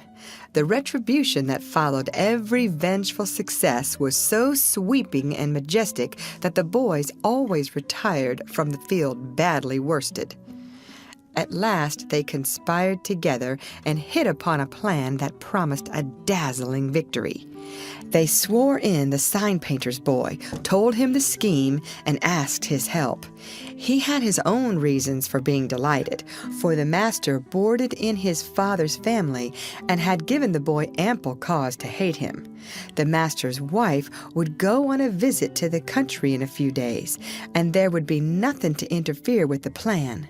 The master always prepared himself for great occasions by getting pretty well fuddled, and the sign painter's boy said that when the dominie had reached the proper condition on examination evening, he would manage the thing while he napped in his chair.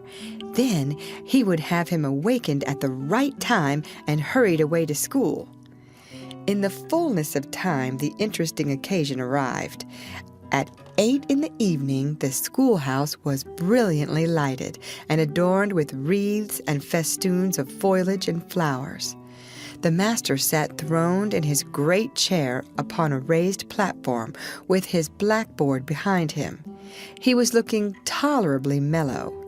3 rows of benches on each side and 6 rows in front of him were occupied by the dignitaries of the town and by the parents of the pupils. To his left, back of the row of citizens, was a spacious temporary platform upon which were seated the scholars who were to take part in the exercises of the evening. Rows of small boys, washed and dressed to an intolerable state of discomfort, rows of gawky big boys, snowbanks of girls and young ladies clad in lawn and muslin and conspicuously conscious of their bare arms, their grandmother's ancient trinkets, their bits of pink and blue ribbon and the flowers in their hair. All the rest of the house was filled with non-participating scholars. The exercises began. A very little boy stood up and sheepishly recited, "You'd scarce expect one of my age to speak in public on the stage," etc., accompanying himself with the painfully exact and spasmodic gestures which a machine might have used, supposing the machine to be a trifle out of order. But he got through safely, though cruelly scared, and got a fine round of applause when he made his manufactured bow and retired. A little shamefaced girl lisped, "Mary had a little lamb," etc., performed a compassion-inspiring curtsy, got her meed of applause, and sat down flushed and happy. Tom Sawyer stepped forward with conceited confidence and soared into the unquenchable and indestructible "Give me liberty or give me death" speech with fine fury and frantic gesticulation, and broke down in the middle of it. A ghastly stage fright seized him, his legs quaked under him, and he was like to choke. True, he had the manifest sympathy of the house, but he had the house's silence, too, which was even worse than its sympathy. The master frowned, and this completed the disaster. Tom struggled a while and then retired, utterly defeated. There was a weak attempt at applause, but it died early. The boys stood on the burning deck followed. Also, the Assyrian came down, and other declamatory gems. Then there were reading exercises and a spelling fight. The meager Latin class recited with honor. The prime feature of the evening was in order, now original compositions by the young ladies. Each in her turn stepped forward to the edge of the platform, cleared her throat, held up her manuscript, tied with dainty ribbon, and proceeded to read, with labored attention to expression and punctuation. The themes were the same that had been illuminated upon similar occasions by their mothers before them, their grandmothers, and doubtless all their ancestors in the female line clear back to the Crusades. Friendship was one, memories of other days, religion and history, dreamland, the advantages of culture, forms of political government compared and contrasted, melancholy, filial love, heart longings, etc., etc. A prevalent feature in these compositions was a nursed and petted melancholy. Another was a wasteful and opulent gush of fine language.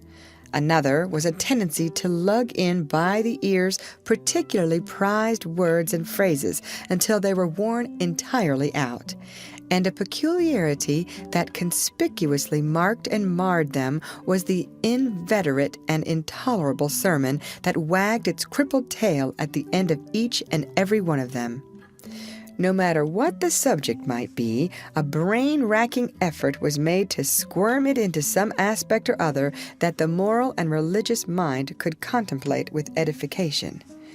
The glaring insincerity of these sermons was not sufficient to compass the banishment of the fashion from the schools, and it is not sufficient today. It never will be sufficient while the world stands, perhaps.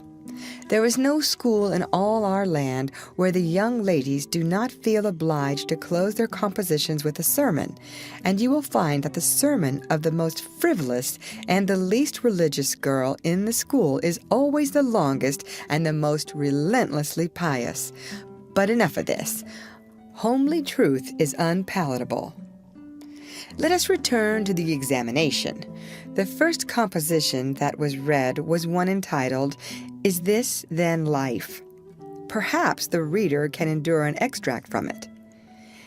In the common walks of life, with what delightful emotions does the youthful mind look forward to some anticipated scene of festivity! Imagination is busy sketching rose-tinted pictures of joy. In fancy, the voluptuous votary of fashion sees herself amid the festive throng, the observed of all observers. Her graceful form, arrayed in snowy robes, is whirling through the mazes of the joyous dance. Her eye is brightest. Her step is lightest in the gay assembly. In such delicious fancies time quickly glides by, and the welcome hour arrives for her entrance into the Elysian world of which she has had such bright dreams. How fairy-like does everything appear to her enchanted vision! Each new scene is more charming than the last, but after a while she finds that beneath this goodly exterior all is vanity. The flattery which once charmed her soul now grates harshly upon her ear. The ballroom has lost its charms, and with wasted health and embittered heart she turns away with the conviction that earthly pleasures cannot satisfy the longings of the soul. And so forth and so on. There was a buzz of gratification from time to time during the reading, accompanied by whispered ejaculations of "How sweet! How eloquent! So true!" etc. And after the thing had closed with a peculiarly afflicting sermon, the applause was enthusiastic. Then arose a slim, melancholy girl whose face had the interesting paleness that comes of pills and indigestion, and read a poem. 2 stanzas of it will do. A Missouri Maiden's Farewell to Alabama. Alabama, goodbye, I love thee well, but yet for a while do I leave thee now. Sad, yes, sad thoughts of thee my heart doth swell, and burning recollections throng my brow. For I have wandered through thy flowery woods, have roamed and read near Tallapoosa's stream, have listened to Talisay's warring floods, and wooed on Coosa's side Aurora's beam. Yet shame I not to bear an overfull heart, nor blush to turn behind my tearful eyes. 'Tis from no stranger land I now must part, 'tis to no stranger's left I yield these sighs. Welcome and home were mine within this state, whose vales I leave, whose spires fade fast from me, and cold must be mine eyes and heart and teat, when dear Alabama they turn cold on thee. There were very few there who knew what teat meant, but the poem was very satisfactory nevertheless. Next appeared a dark-complexioned, black-eyed, black-haired young lady, who paused an impressive moment, assumed a tragic expression, and began to read in a measured, solemn tone. A vision.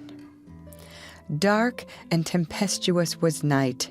Around the throne on high not a single star quivered, but the deep intonations of the heavy thunder constantly vibrated upon the ear, whilst the terrific lightning revelled in angry mood through the cloudy chambers of heaven, seeming to scorn the power exerted over its terror by the illustrious Franklin.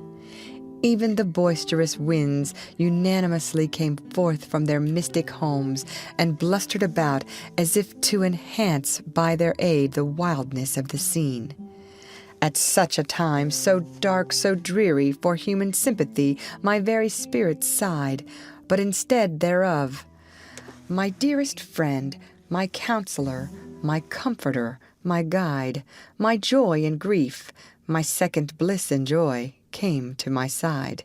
She moved like one of those bright beings pictured in the sunny walks of fancy's Eden by the romantic and young, a queen of beauty unadorned save by her own transcendent loveliness. So soft was her step, it failed to make even a sound, but for the magical thrill imparted by her genial touch, as other unobtrusive beauties, she would have glided away unperceived, unsought. A strange sadness rested upon her features, like icy tears upon the robe of December, as she pointed to the contending elements without, and bade me contemplate the two beings presented. This nightmare occupied some 10 pages of manuscript and wound up with a sermon so destructive of all hope to non-Presbyterians that it took the first prize. This composition was considered to be the very finest effort of the evening. The mayor of the village, in delivering the prize to the author of it, made a warm speech in which he said that it was by far the most eloquent thing he had ever listened to, and that Daniel Webster himself might well be proud of it. It may be remarked in passing that the number of compositions in which the word beauteous was overfondled and human experience referred to as life's page was up to the usual average. Now the master, mellow almost to the verge of geniality, put his chair aside, turned his back to the audience, and began to draw a map of America on the blackboard to exercise the geography class upon. But he made a sad business of it with his unsteady hand, and a smothered titter rippled over the house. He knew what the matter was, and set himself to write it. He sponged out lines and remade them, but he only distorted them more than ever, and the tittering was more pronounced. He threw his entire attention upon his work now, as if determined not to be put down by the mirth. He felt that all eyes were fastened upon him. He imagined he was succeeding, and yet the tittering continued. It even manifestly increased, and well it might. There was a garret above, pierced with a scuttle over his head, and down through this scuttle came a cat, suspended around the haunches by a string. She had a rag tied about her head and jaws to keep her from mewing. As she slowly descended, she curved upward and clawed at the string. She swung downward and clawed at the intangible air. The tittering rose higher and higher. The cat was within 6 inches of the absorbed teacher's head, down, down, a little lower, and she grabbed his wig with her desperate claws, clung to it, and was snatched up into the garret in an instant with her trophy still in her possession. And how the light did blaze abroad from the master's bald pate, for the sign painter's boy had gilded it. That broke up the meeting. The boys were avenged. Vacation had come. Author's note: the pretended compositions quoted in this chapter are taken without alteration from a volume entitled Prose and Poetry by a Western lady, but they are exactly and precisely after the schoolgirl pattern, and hence are much happier than any mere imitations could be. End of chapter. The Adventures of Tom Sawyer by Mark Twain. Chapter 22. Tom joined the new order of cadets of temperance, being attracted by the showy character of their regalia. He promised to abstain from smoking, chewing, and profanity as long as he remained a member. Now he found out a new thing, namely, that to promise not to do a thing is the surest way in the world to make a body want to go and do that very thing. Tom soon found himself tormented with a desire to drink and swear. The desire grew to be so intense that nothing but the hope of a chance to display himself in his red sash kept him from withdrawing from the order. 4th of July was coming, but he soon gave that up. gave it up before he had worn his shackles over 48 hours and fixed his hopes upon old Judge Frazier, Justice of the Peace, who was apparently on his deathbed and would have a big public funeral since he was so high an official. During 3 days, Tom was deeply concerned about the judge's condition and hungry for news of it. Sometimes his hopes ran high, so high that he would venture to get out his regalia and practice before the looking-glass. But the judge had a most discouraging way of fluctuating. At last he was pronounced upon the mend, and then convalescent. Tom was disgusted and felt a sense of injury, too. He handed in his resignation at once, and that night the judge suffered a relapse and died. Tom resolved that he would never trust a man like that again. The funeral was a fine thing. The cadets paraded in a style calculated to kill the late member with envy. Tom was a free boy again. However, there was something in that. He could drink and swear now, but found to his surprise that he did not want to. The simple fact that he could took the desire away and the charm of it. Tom presently wandered to find that his coveted vacation was beginning to hang a little heavily on his hands. He attempted a diary, but nothing happened during 3 days, and so he abandoned it. The first of all the Negro minstrel shows came to town and made a sensation. Tom and Joe Harper got up a band of performers and were happy for 2 days. Even the glorious 4th was in some sense a failure, for it rained hard. There was no procession in consequence, and the greatest man in the world, as Tom supposed, Mr. Benton, an actual United States Senator, proved an overwhelming disappointment, for he was not 25 feet high, nor even anywhere in the neighborhood of it. A circus came. The boys played circus for 3 days afterward in tents made of rag carpeting, admission, 3 pins for boys, 2 for girls, and then circusing was abandoned. A phrenologist and a mesmerizer came and went again and left the village duller and drearier than ever. There were some boys and girls' parties, but they were so few and so delightful that they only made the aching voids between ache the harder. Becky Thatcher was gone to her Constantinople home to stay with her parents during vacation, so there was no bright side to life anywhere. The dreadful secret of the murder was a chronic misery. It was a very cancer for permanency and pain. Then came the measles. During 2 long weeks, Tom lay a prisoner, dead to the world and its happenings. He was very ill. He was interested in nothing. When he got upon his feet at last and moved feebly downtown, a melancholy change had come over everything and every creature. There had been a revival, and everybody had got religion, not only the adults, but even the boys and girls. Tom went about hoping against hope for the sight of one blessed sinful face, but disappointment crossed him everywhere. He found Joe Harper studying a Testament and turned sadly away from the depressing spectacle. He sought Ben Rogers and found him visiting the poor with a basket of tracts. He hunted up Jim Hollis, who called his attention to the precious blessing of his late measles as a warning. Every boy he encountered added another ton to his depression, and when, in desperation, he flew for refuge at last to the bosom of Huckleberry Finn and was received with a scriptural quotation, his heart broke, and he crept home and to bed realizing that he alone of all the town was lost forever and forever. And that night there came a terrific storm with driving rain, awful claps of thunder, and blinding sheets of lightning. He covered his head with the bedclothes and waited in a horror of suspense for his doom, for he had not the shadow of a doubt that all this hubbub was about him. He believed he had taxed the forbearance of the powers above to the extremity of endurance, and that this was the result.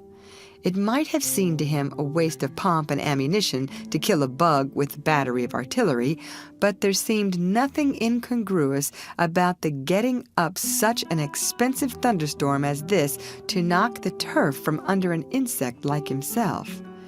By and by, the tempest spent itself and died without accomplishing its object. The boy's first impulse was to be grateful and reform. His second was to wait, for there might not be any more storms. The next day the doctors were back. Tom had relapsed. The 3 weeks he spent on his back this time seemed an entire age. When he got abroad at last, he was hardly grateful that he had been spared, remembering how lonely was his estate, how companionless and forlorn he was. He drifted listlessly down the street and found Jim Hollis acting as a judge in a juvenile court that was trying a cat for murder, in the presence of her victim, a bird. He found Joe Harper and Huck Finn up an alley eating a stolen melon. Poor lads! They, like Tom, had suffered a relapse. End of chapter. The Adventures of Tom Sawyer by Mark Twain. Chapter 23. At last the sleepy atmosphere was stirred, and vigorously. The murder trial came on in the court. It became the absorbing topic of village talk immediately. Tom could not get away from it. Every reference to the murder sent a shudder to his heart, for his troubled conscience and fears almost persuaded him that these remarks were put forth in his hearing as feelers. He did not see how he could be suspected of knowing anything about the murder, but still he could not be comfortable in the midst of this gossip. It kept him in a cold shiver all the time. He took Huck to a lonely place to have a talk with him. It would be some relief to unseal his tongue for a little while, to divide his burden of distress with another sufferer. Moreover, he wanted to assure himself that Huck had remained discreet. "Huck, have you ever told anybody about that?" "About what?" "You know what." "Of course I haven't." "Never a word?" "Never a solitary word, so help me." "What makes you ask?" "Well, I was afeard." "Why, Tom Sawyer, we wouldn't be alive 2 days if that got found out. You know that." Tom felt more comfortable. After a pause, "Huck, they couldn't anybody get you to tell, could they?" "Get me to tell? Why, if I wanted that half-breed devil to drown me, they could get me to tell. They ain't no different way." "Well, that's all right then. I reckon we're safe as long as we keep mum. But let's swear again anyway. It's more surer." "I'm agreed." So they swore again, with dread solemnities. "What is the talk around, Huck? I've heard a power of it." "Talk? Well, it's just Muff Potter, Muff Potter, Muff Potter all the time. It keeps me in a sweat constant, so's I's want to hide som'eres." "That's just the same way they go on round me. I reckon he's a goner.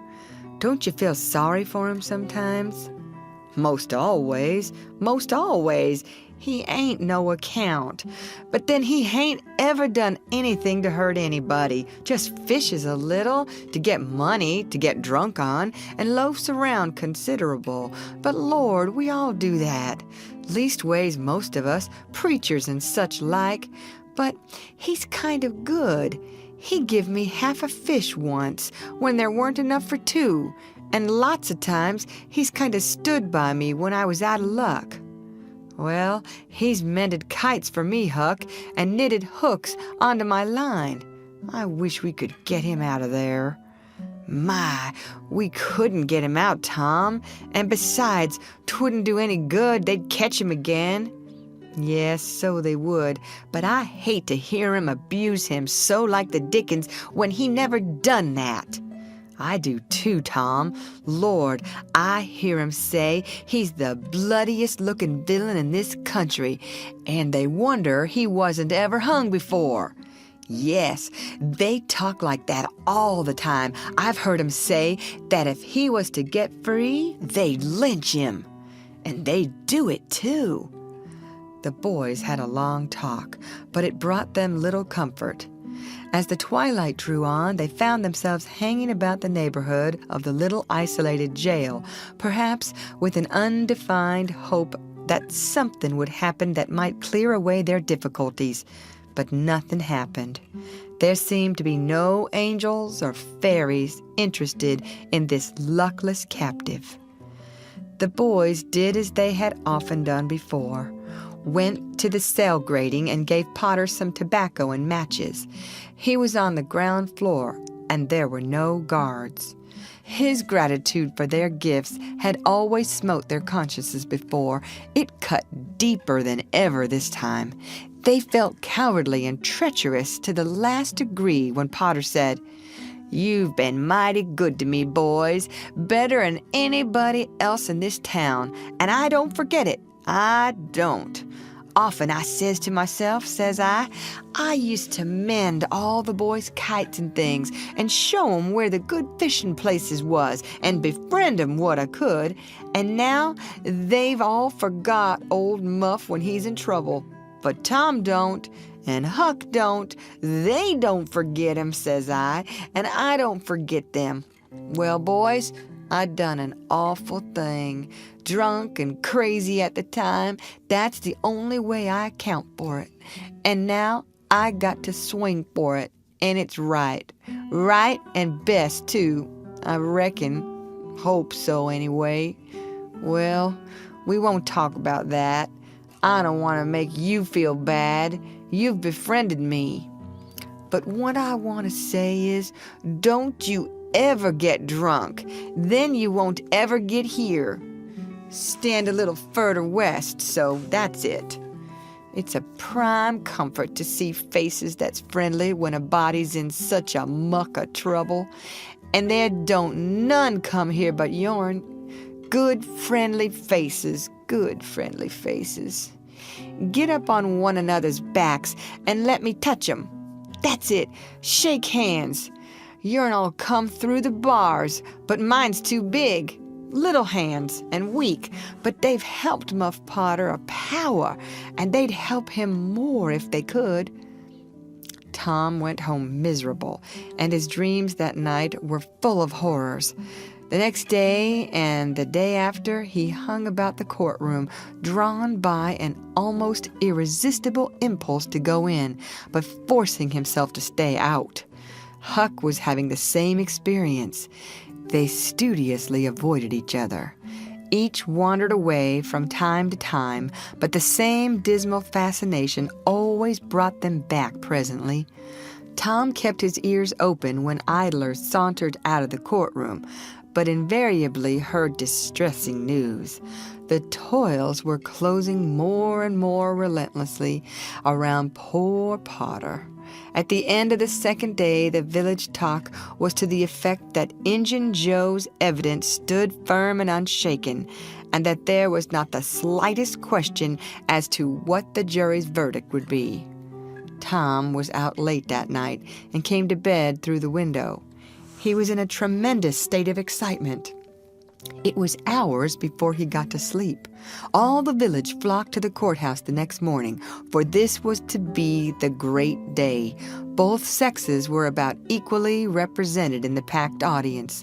After a long wait, the jury filed in and took their places. Shortly afterward, Potter, pale and haggard, timid and hopeless, was brought in, with chains upon him, and seated where all the curious eyes could stare at him.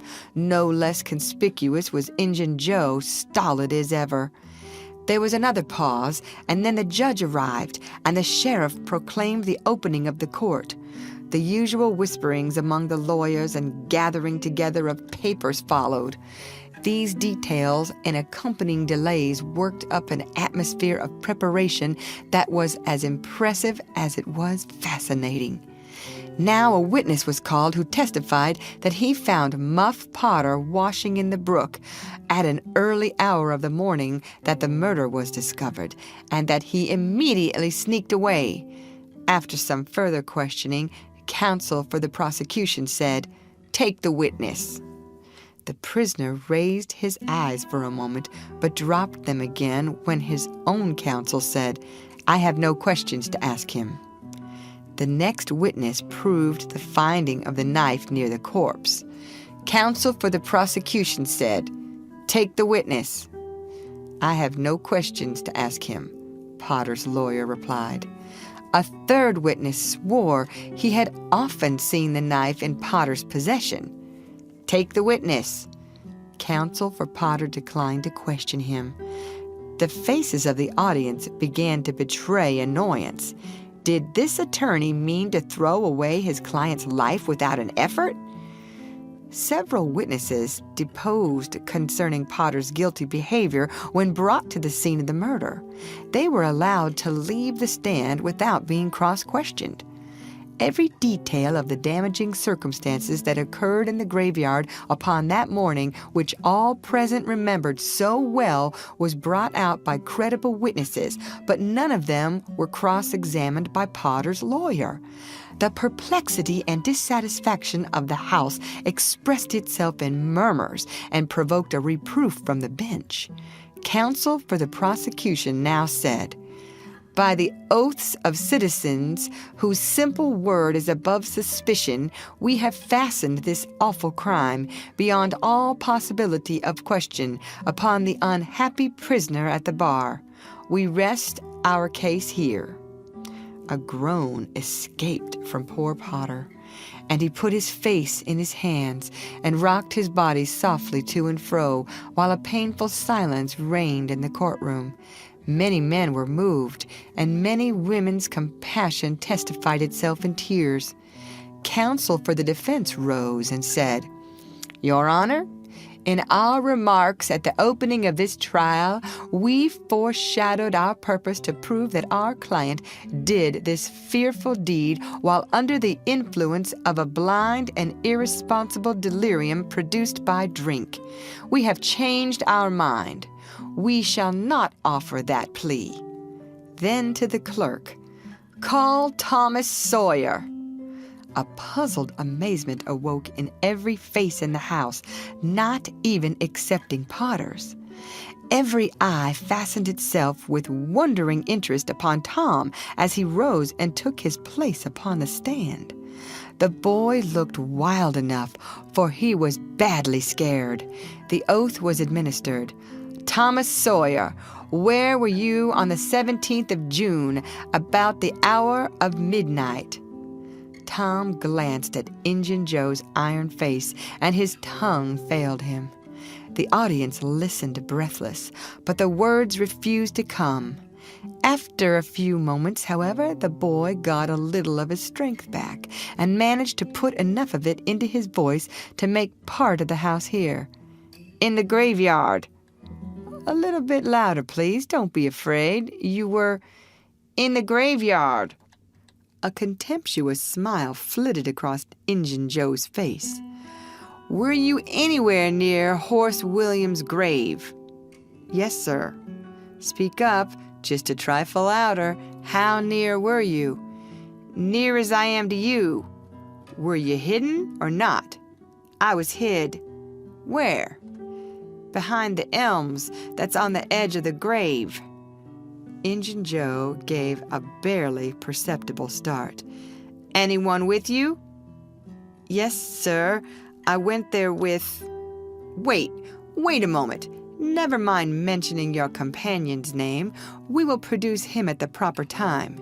Did you carry anything there with you?" Tom hesitated and looked confused. "Speak out, my boy. Don't be diffident. The truth is always respectable. What did you take there?" "Only a dead cat." There was a ripple of mirth, which the court checked. "We will produce the skeleton of that cat. Now, my boy, tell us everything that occurred. Tell it in your own way. Don't skip anything, and don't be afraid." Tom began hesitatingly at first, but as he warmed to his subject, his words flowed more and more easily. In a little while, every sound ceased but his own voice. Every eye fixed itself upon him. With parted lips and bated breath, the audience hung upon his words, taking no note of time, wrapped in the ghastly fascinations of the tale.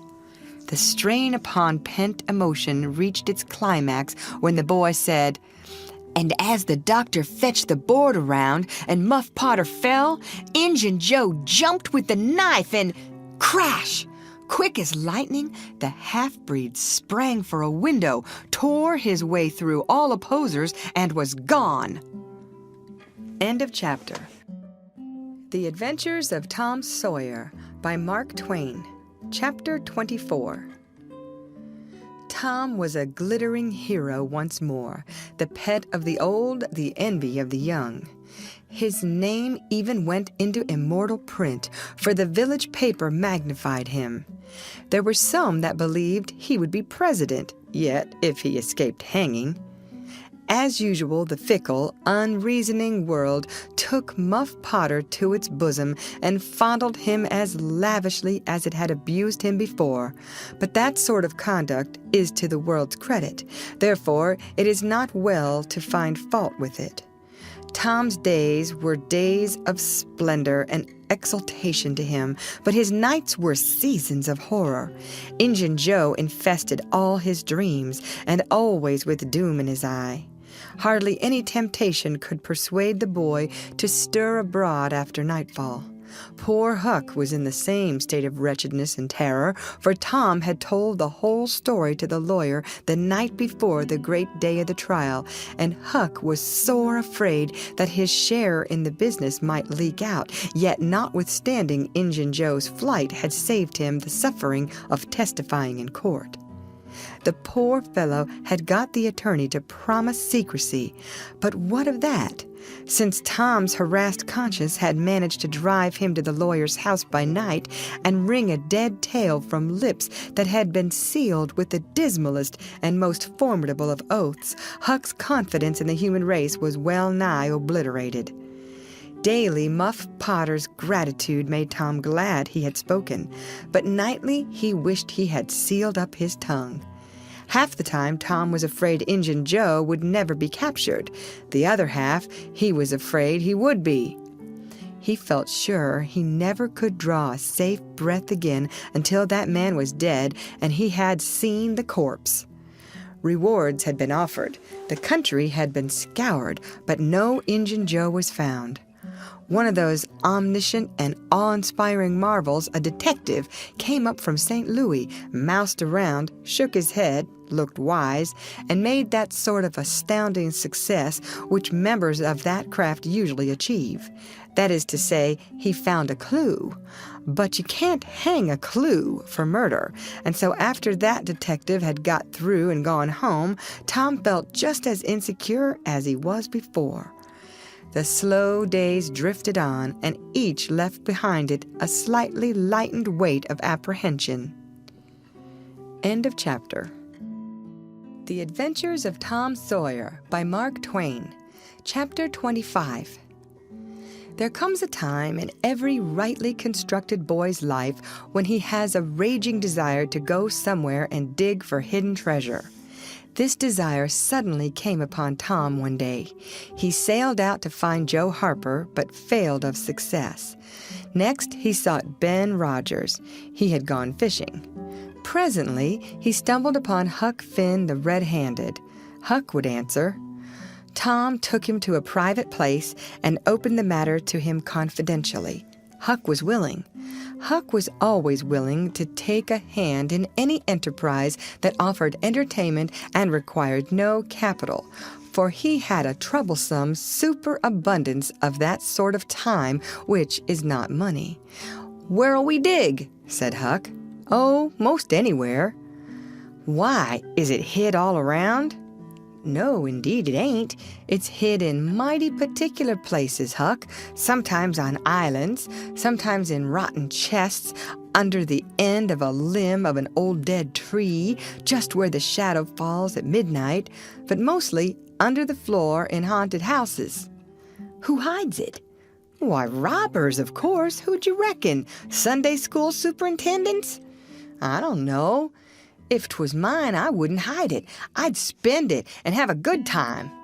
So would I, but robbers don't do that way. They always hide it and leave it there. Don't they come after it anymore? No, they think they will, but they generally forget the marks, or else they die. Anyway, it lays there a long time and gets rusty, and by somebody finds an old yellow paper that tells how to find the marks. A paper that's got to be ciphered over about a week because it's mostly signs and hieroglyphics. Which? Hieroglyphics, pictures and things, that don't seem to mean anything. Have you got one of them papers, Tom? No. Well then, how are you going to find the marks? I don't want any marks. They always bury it under a haunted house, or on an island, or under a dead tree that's got one limb sticking out.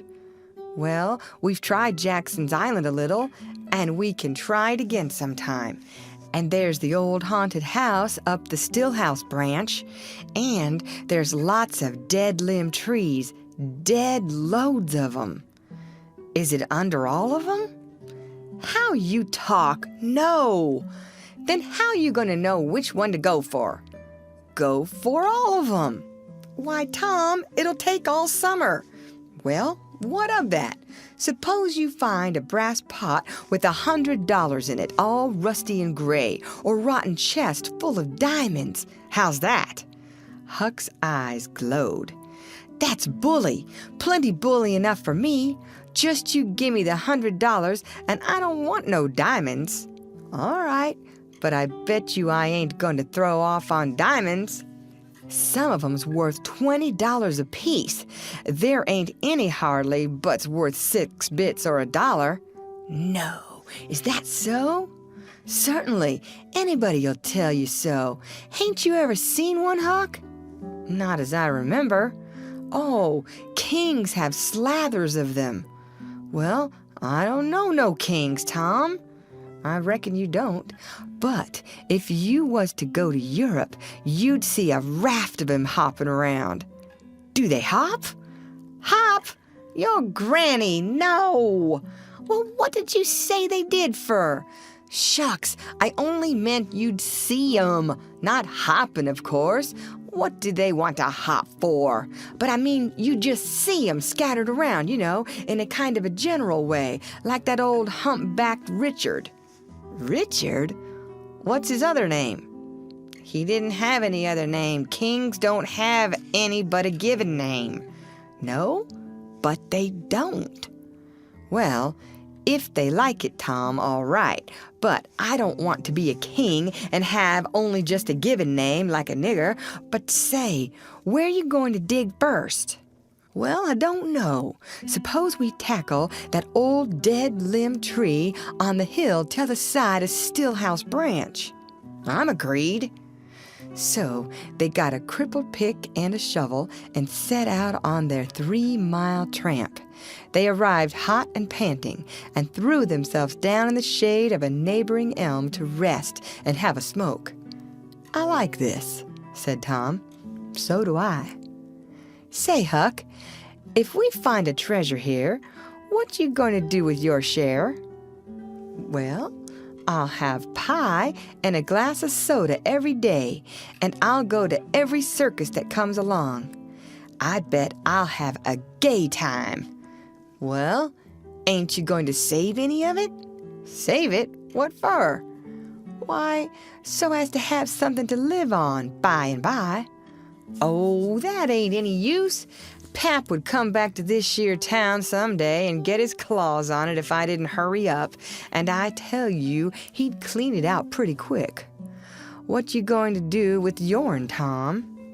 I'm going to buy a new drum, and a sure enough sword, and a red necktie, and a bullpup, and get married. Married? That's it. Tom, you ain't in your right mind. Wait, you'll see. Well, that's the foolishest thing you could do. Look at Pap and my mother. Fight? Why, they used to fight all the time. I remember mighty well. That ain't anything. The girl I'm going to marry won't fight. Tom, I reckon they're all alike. They'll all comb a body.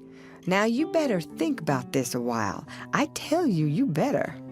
What's the name of the gal? It ain't a gal at all. It's a girl. It's all the same, I reckon. Some says gal, some says girl. Both's right, like enough. Anyway, what's her name, Tom? I'll tell you sometime, not now. All right, that'll do.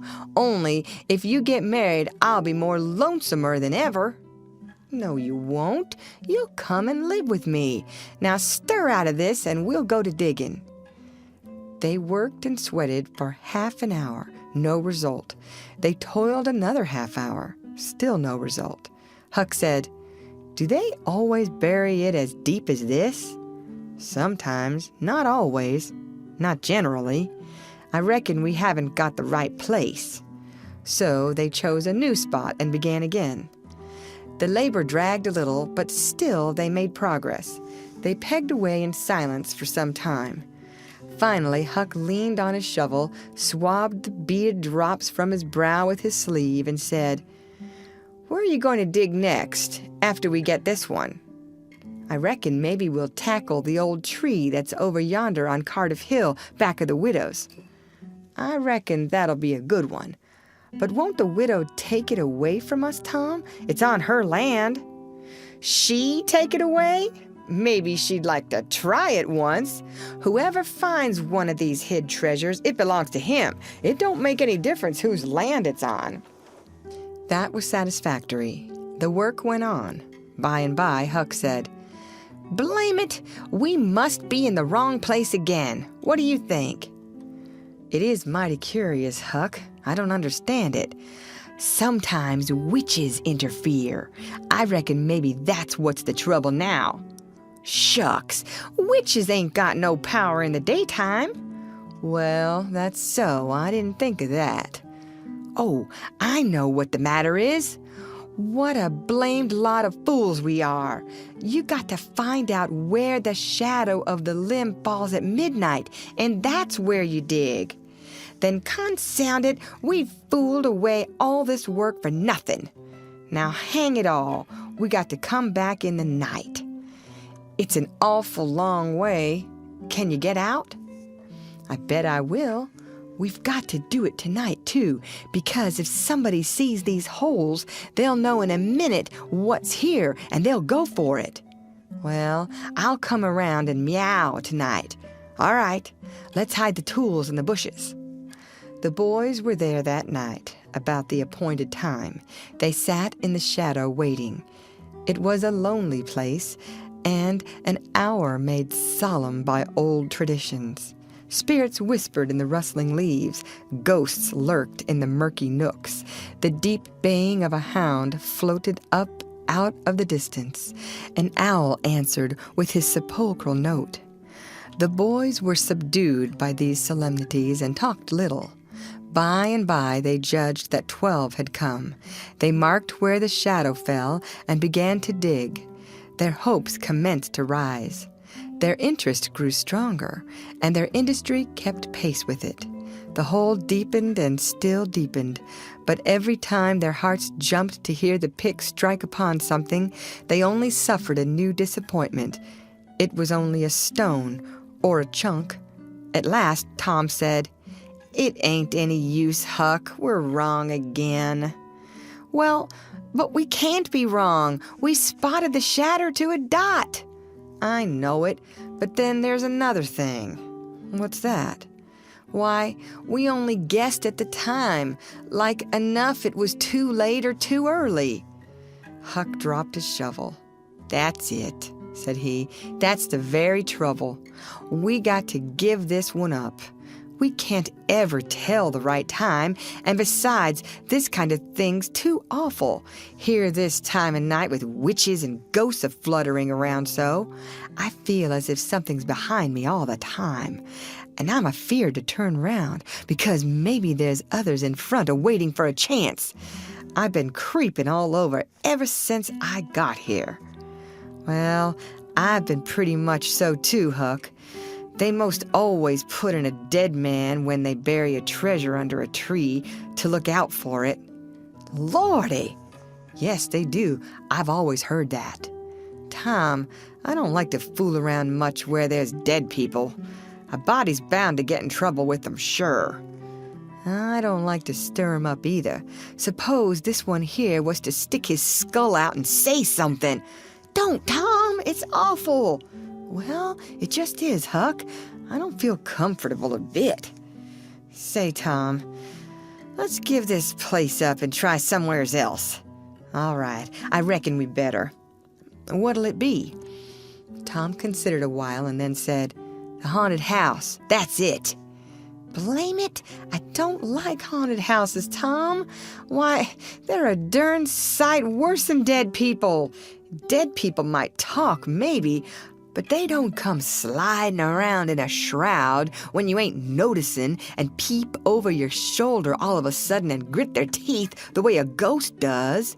I couldn't stand such a thing as that, Tom. Nobody could. Yes, but Huck, ghosts don't travel around, only at night. They won't hinder us from digging there in the daytime. Well, that's so, but you know mighty well people don't go about that haunted house in the day nor the night. Well, that's mostly because they don't like to go where a man's been murdered. Anyway, but nothing's ever been seen around that house except in the night. Just some blue lights slipping by the windows. No regular ghosts. Well, where you see one of them blue lights flickering around, Tom, you can bet there's a ghost mighty close behind it. It stands to reason, because you know that they don't anybody but ghosts use 'em. Yes, that's so. But anyway, they don't come around in the daytime, so what's the use of our being afeard? Well, all right.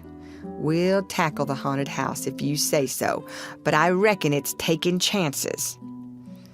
They had started down the hill by this time.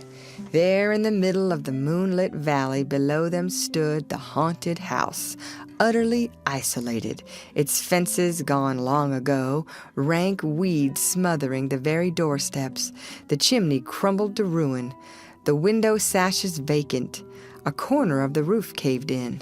The boys gazed a while, half expecting to see a blue light flit past a window.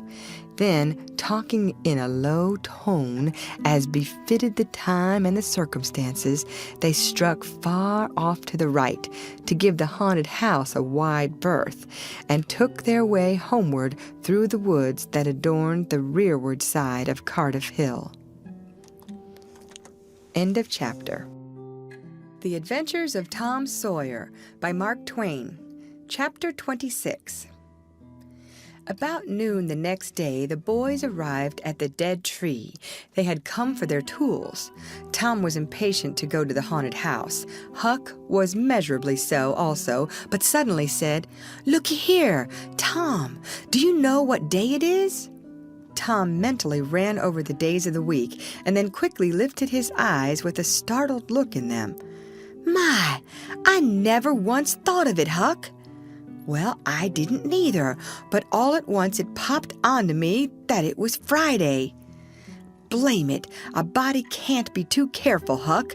We might 'a' got into an awful scrape tackling such a thing on a Friday." "Might? Better say we would. There's some lucky days, maybe, but Friday ain't. Any fool knows that. I don't reckon you was the first that found it out, Huck." "Well, I never said I was, did I? And Friday ain't all, neither. I had a rotten bad dream last night. Dreamt about rats." "No, sure sign of trouble. Did they fight?" "No." "Well, that's good, Huck. When they don't fight, it's only a sign that there's trouble around, you know. All we got to do is to look mighty sharp and keep out of it." We'll drop this thing for today and play. Do you know Robin Hood, Huck? No, who's Robin Hood? Why, he was one of the greatest men that was ever in England, and the best. He was a robber. Cracky, I wished I was. Who did he rob? Only sheriffs and bishops and rich people and kings and such like. But he never bothered the poor. He loved them. He always divided up with them perfectly square. Well, he must have been a brick. I bet you he was, Huck. Oh, he was the noblest man that ever was. They ain't any such men now, I can tell you. He could lick any man in England with one hand tied behind him. And he could take his yew-bow and plug a 10-cent piece every time, 1.5 miles. What's a yew-bow? I don't know. It's some kind of a bow, of course, and if he hit that dime only on the edge, he would sit down and cry and curse. But we'll play Robin Hood. It's nobby fun. I'll learn you. I'm agreed. So they played Robin Hood all the afternoon, now and then casting a yearning eye down upon the haunted house and passing a remark about the morrow's prospects and possibilities there. As the sun began to sink into the west, they took their way homeward athwart the long shadows of the trees and soon were buried from sight in the forests of Cardiff Hill. On Saturday, shortly after noon, the boys were at the dead tree again. They had a smoke and a chat in the shade, and then dug a little in their last hole. Not with great hope, but merely because Tom said there were so many cases where people had given up a treasure after getting down within 6 inches of it, and then somebody else had come along and turned it up with a single thrust of a shovel. The thing failed this time, however, so the boys shouldered their tools and went away feeling that they had not trifled with fortune, but had fulfilled all the requirements that belonged to the business of treasure hunting. When they reached the haunted house, there was something so weird and grisly about the dead silence that reigned there under the baking sun, and something so depressing about the loneliness and desolation of the place, that they were afraid for a moment to venture in. Then they crept to the door and took a trembling peep. They saw a weed-grown, floorless room, unplastered, an ancient fireplace, vacant windows, a ruinous staircase, and here, there, and everywhere hung ragged and abandoned cobwebs. They presently entered, softly with quickened pulses, talking in whispers, ears alert to catch the slightest sound, and muscles tense and ready for instant retreat. In a little while, familiarity modified their fears, and they gave the place a critical and interested examination, rather admiring their own boldness and wondering at it too. Next, they wanted to look upstairs. This was something like cutting off retreat, but they got to daring each other, and of course, there could be but one result. They threw their tools into a corner and made the ascent.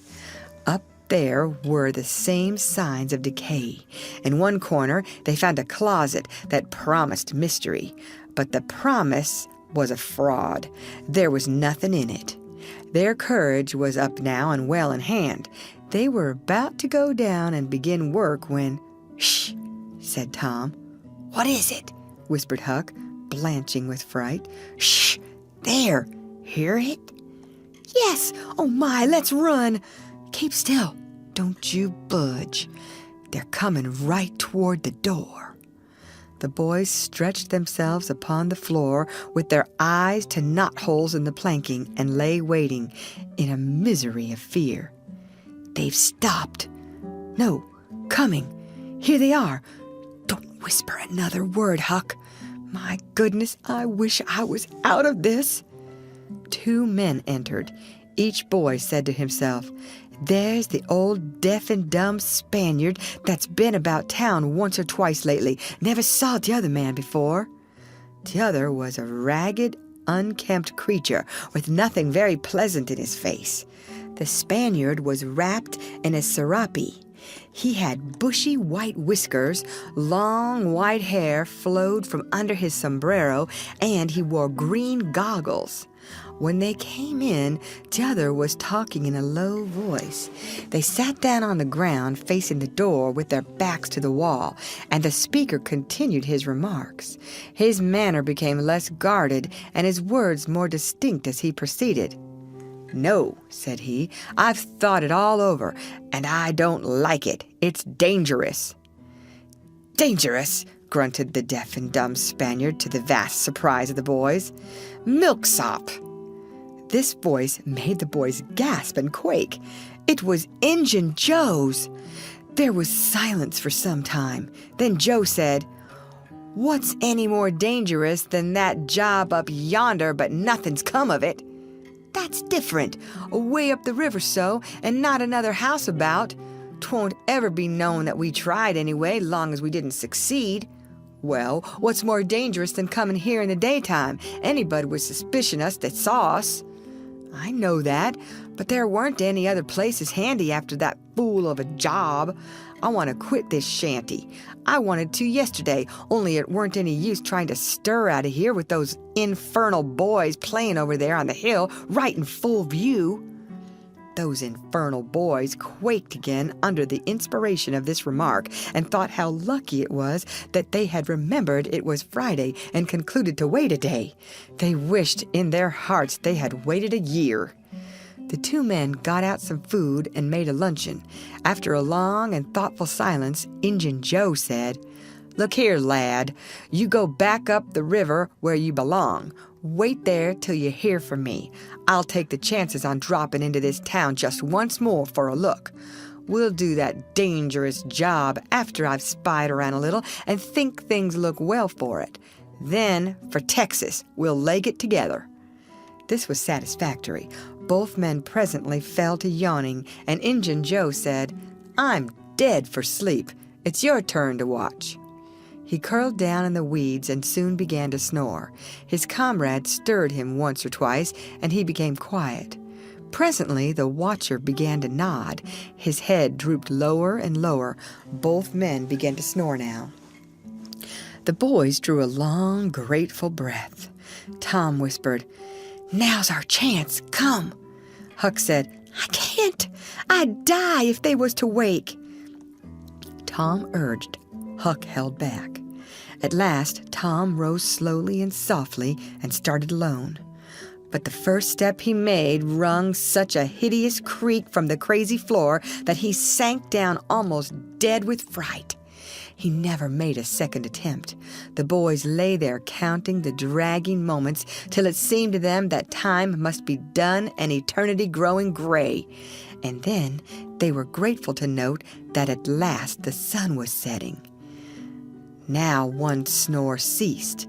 Injun Joe sat up, stared around, smiled grimly upon his comrade, whose head was drooping upon his knees, stirred him up with his foot, and said, "Here, you're a watchman, ain't you? All right, though nothing's happened." "My, have I been asleep?" "Oh, partly. Nearly time for us to be moving, pard.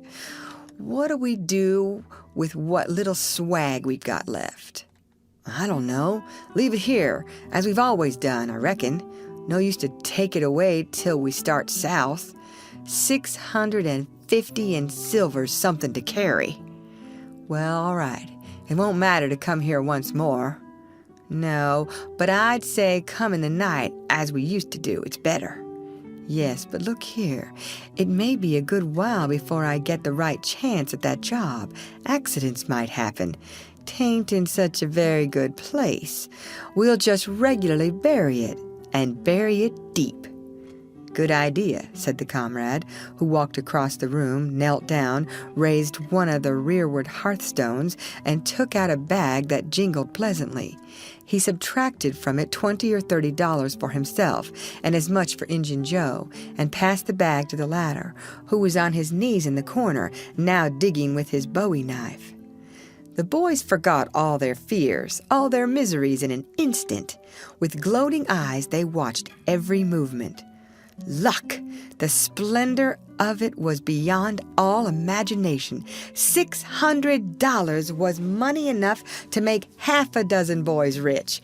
Here was treasure hunting under the happiest auspices. There would not be any bothersome uncertainty as to where to dig. They nudged each other every moment, eloquent nudges and easily understood, for they simply meant, "Oh, but ain't you glad now we're here?" Joe's knife struck upon something. "Hello," said he. "What is it?" said his comrade. "Half-rotten plank. No, it's a box, I believe. Here, bear a hand and we'll see what it's here for. Never mind, I've broke a hole." He reached his hand in and drew it out. "Man, it's money!" The two men examined the handful of coins. They were gold. The boys above were as excited as themselves and as delighted. Joe's comrade said, "We'll make quick work of this. There's an old rusty pick over amongst the weeds in the corner, the other side of the fireplace. I saw it a minute ago." He ran and brought the boys' pick and shovel. Injun Joe took the pick, looked it over critically, shook his head, muttered something to himself, and then began to use it. The box was soon unearthed. It was not very large. It was iron-bound, and had been very strong before the slow years had injured it. The men contemplated the treasure a while in blissful silence. "Pard, there's thousands of dollars here," said Injun Joe. "'Twas always said that Merle's gang used to be around here one summer," the stranger observed. "I know it," said Injun Joe, "and this looks like it, I should say." "Now you won't need to do that job."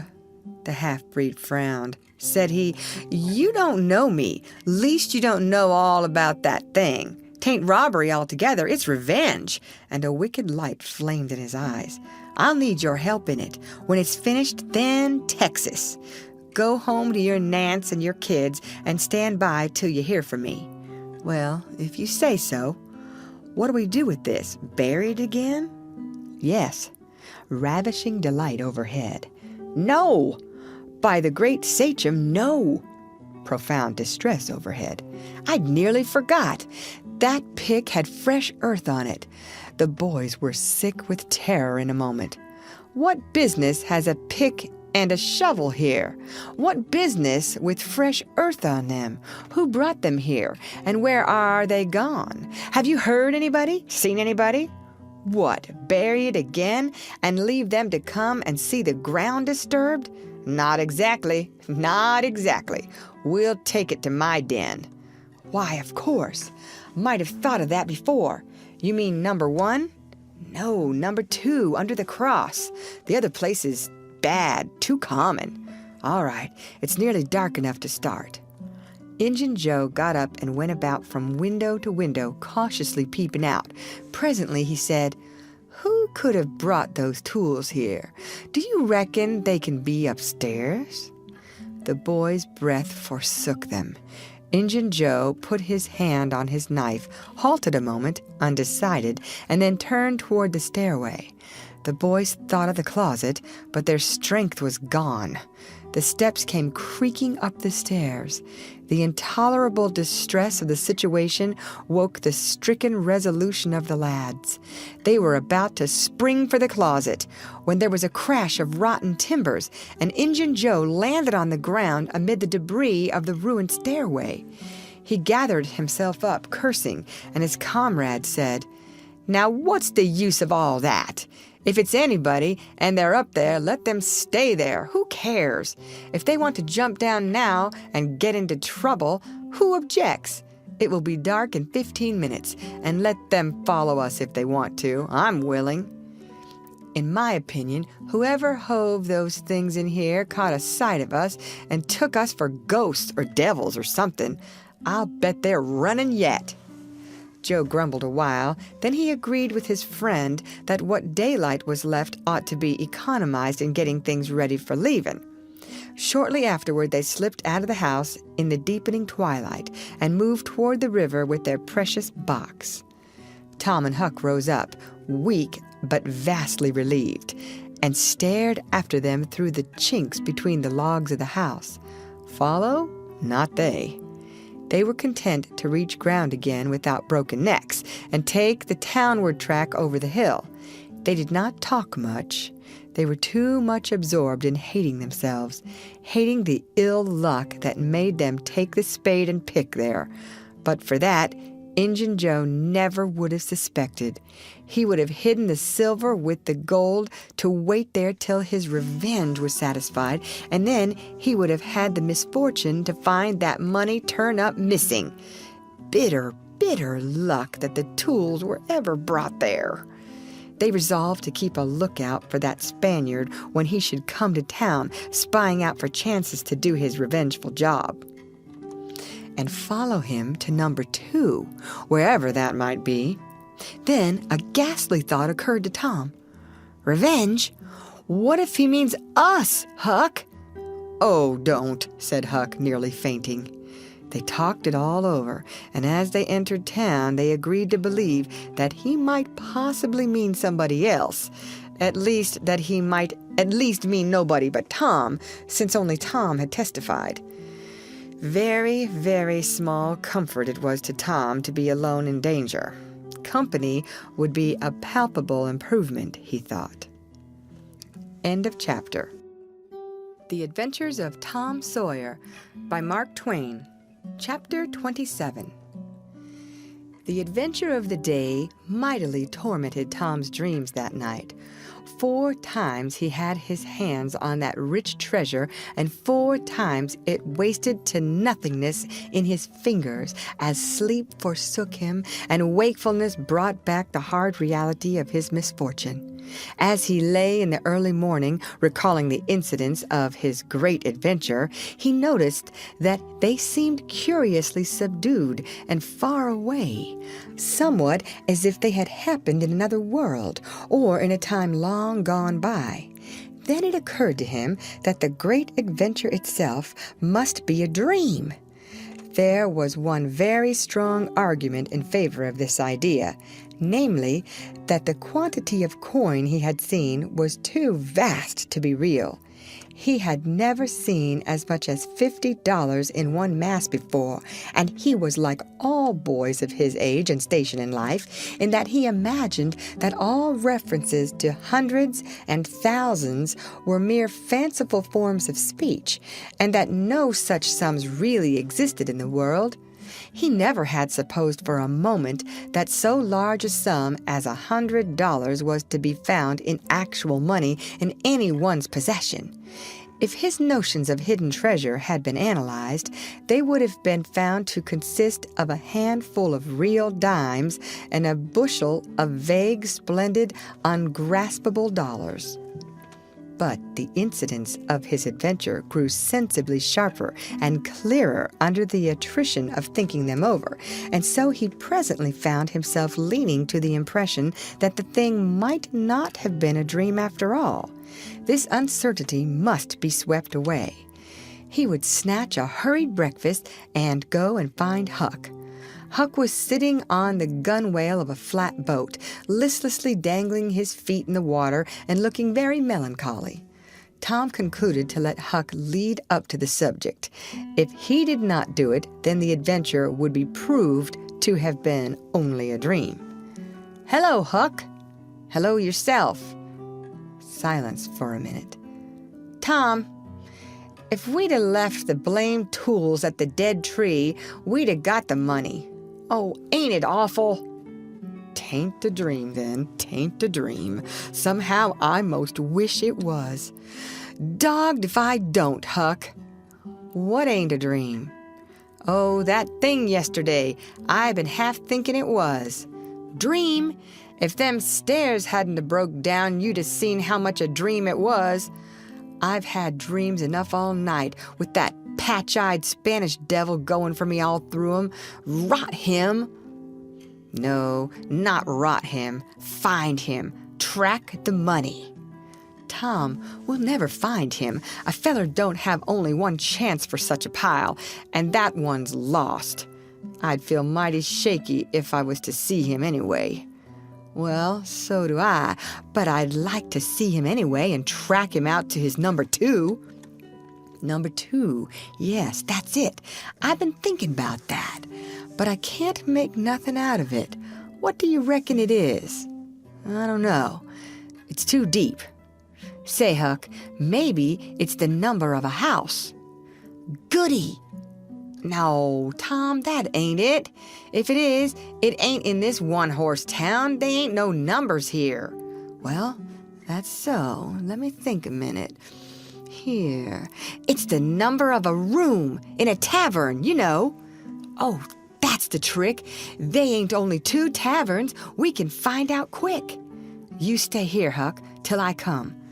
Tom was off at once. He did not care to have Huck's company in public places. He was gone half an hour.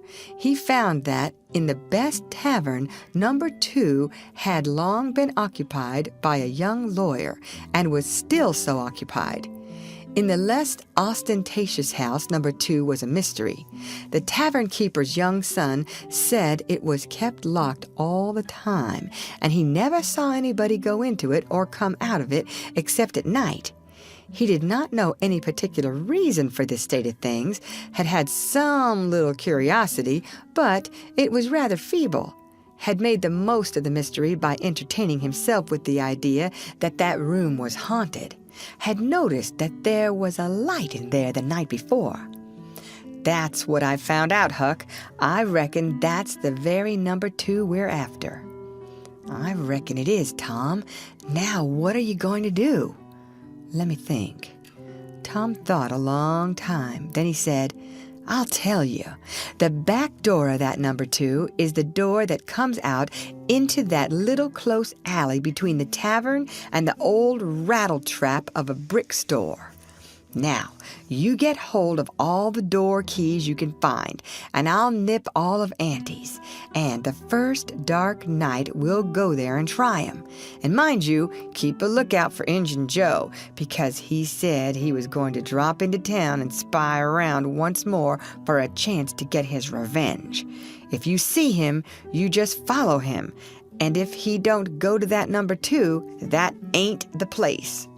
Lordy, I don't want to follow him by myself.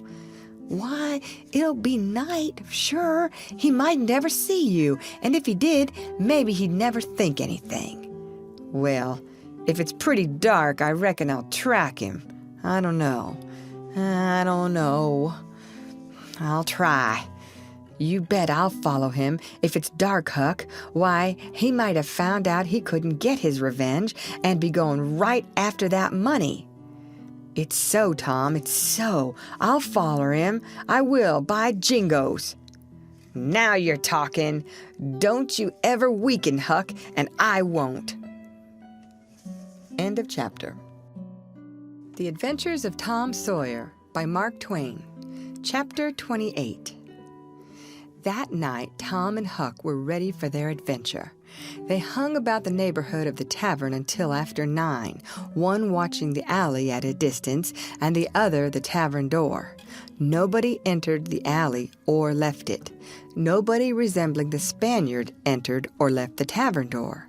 The night promised to be a fair one, so Tom went home with the understanding that if a considerable degree of darkness came on, Huck was to come and meow, whereupon he would slip out and try the keys. But the night remained clear, and Huck closed his watch and retired to bed in an empty sugar hogshead about 12. Tuesday, the boys had the same ill luck, also Wednesday. But Thursday night promised better. Tom slipped out in good season with his aunt's old tin lantern and a large towel to blindfold it with. He hid the lantern in Huck's sugar hogshead, and the watch began. An hour before midnight, the tavern closed up, and its lights, the only ones thereabouts, were put out. No Spaniard had been seen. Nobody had entered or left the alley. Everything was auspicious. The blackness of darkness reigned. The perfect stillness was interrupted only by occasional mutterings of distant thunder. Tom got his lantern, lit it with the hogshead, wrapped it closely in the towel, and the two adventurers crept in the gloom toward the tavern. Huck stood sentry, and Tom felt his way into the alley. Then there was a season of waiting anxiety that weighed upon Huck's spirits like a mountain. He began to wish he could see a flash from the lantern. It would frighten him, but it would at least tell him that Tom was alive yet. It seemed hours since Tom had disappeared. Surely he must have fainted. Maybe he was dead. Maybe his heart had burst under terror and excitement. In his uneasiness, Huck found himself drawing closer and closer to the alley, fearing all sorts of dreadful things, and momentarily expecting some catastrophe to happen that would take away his breath.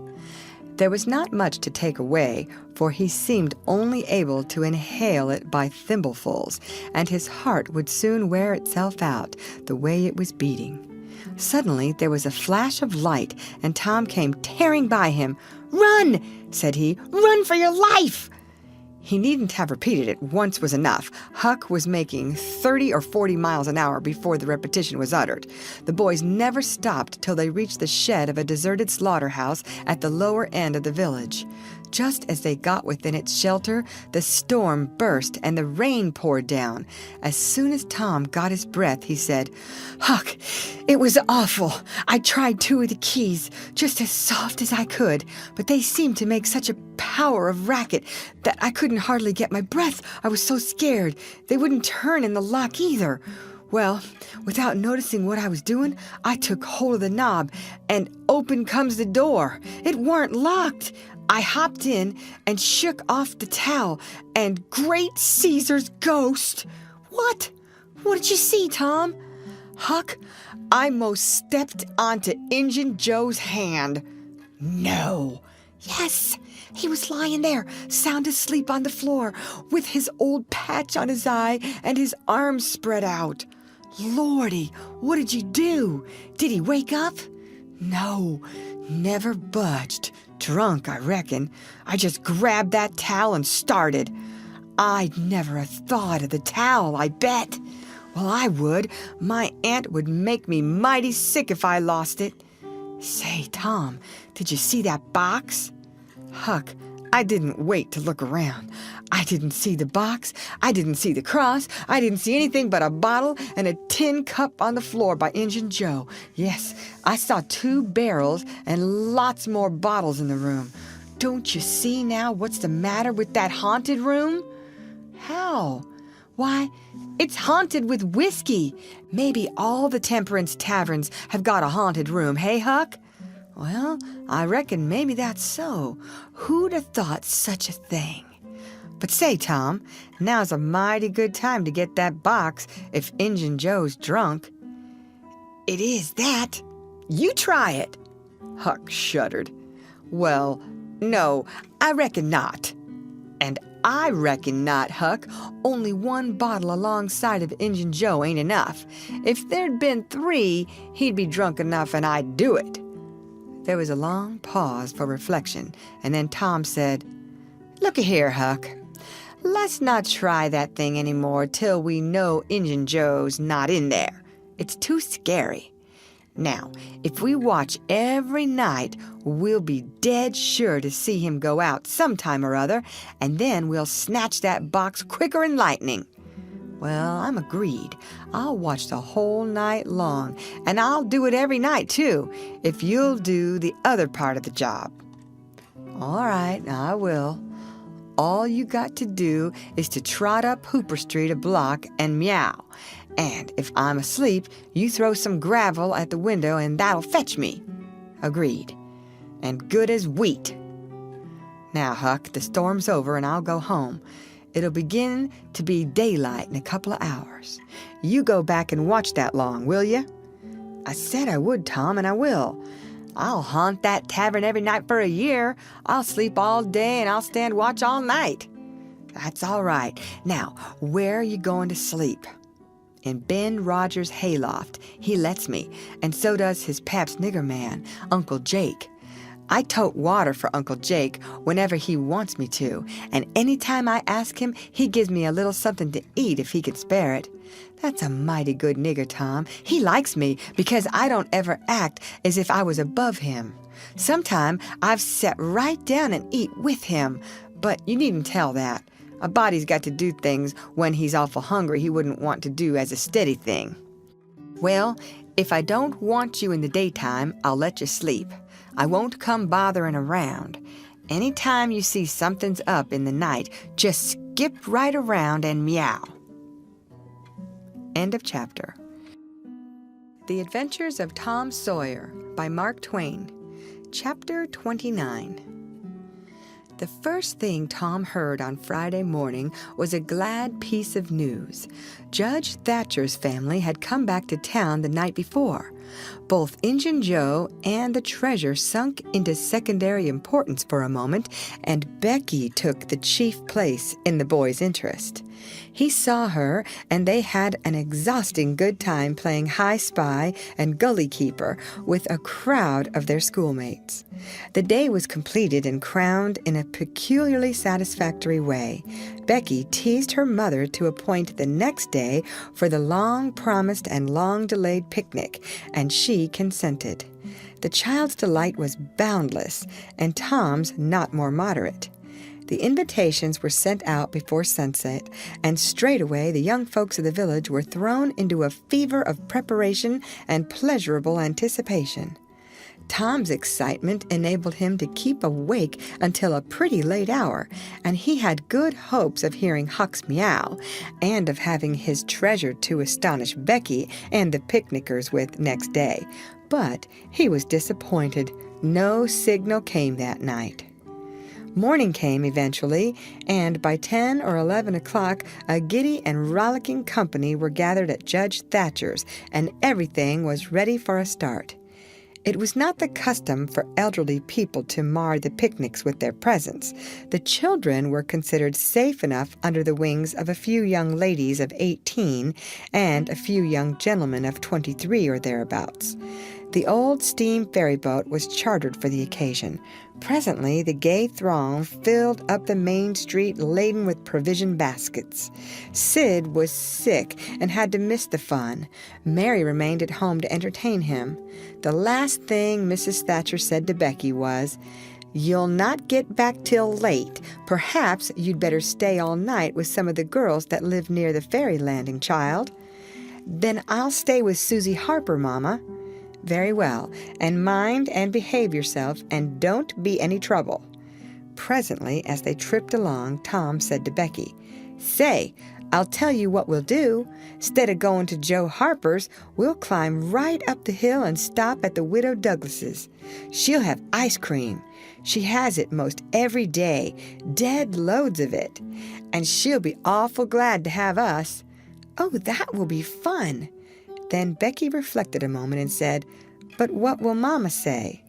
"How'll she ever know?" The girl turned the idea over in her mind and said reluctantly, "I reckon it's wrong, but—" "But shucks, your mother won't know, and so what's the harm? All she wants is that you'll be safe, and I'd bet you she'd have said go there if she'd have thought of it. I know she would." The Widow Douglas's splendid hospitality was a tempting bait. It and Tom's persuasions presently carried the day, so it was decided to say nothing to anybody about the night's program. Presently it occurred to Tom that maybe Huck might come this very night and give the signal. The thought took a deal of the spirit out of his anticipations. Still, he could not bear to give up the fun at Widow Douglas's. And why should he give it up? He reasoned. The signal did not come the night before, so why should it be any more likely to come tonight?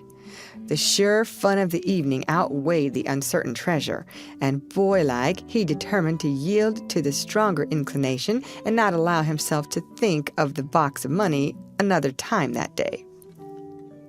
3 miles below town, the ferry boat stopped at the mouth of a woody hollow and tied up. The crowd swarmed ashore, and soon the forest distances and craggy heights echoed far and near with shoutings and laughter. All the different ways of getting hot and tired were gone through with, and by the rovers straggled back to camp, fortified with responsible appetites, and then the destruction of the good things began. After the feast, there was a refreshing season of rest and chat in the shade of spreading oaks. By and by, somebody shouted, "Who's ready for the cave?" Everybody was. Bundles of candles were procured, and straightway there was a general scamper up the hill. The mouth of the cave was up the hillside, an opening shaped like a letter A. Its massive oaken door stood unbarred. Within was a small chamber, chilly as an ice house, and walled by nature with solid limestone that was dewy with a cold sweat. It was romantic and mysterious to stand here in the deep gloom and look out upon the green valley shining in the sun. But the impressiveness of the situation quickly wore off, and the romping began again. The moment a candle was lighted, there was a general rush upon the owner of it. A struggle and a gallant defense followed, but the candle was soon knocked down or blown out, and then there was a glad clamor of laughter and a new chase. But all things have an end. By and by, the procession went filing down the steep descent of the main avenue, and flickering rank of lights dimly revealing the lofty walls of rock almost to their point of junction 60 feet overhead.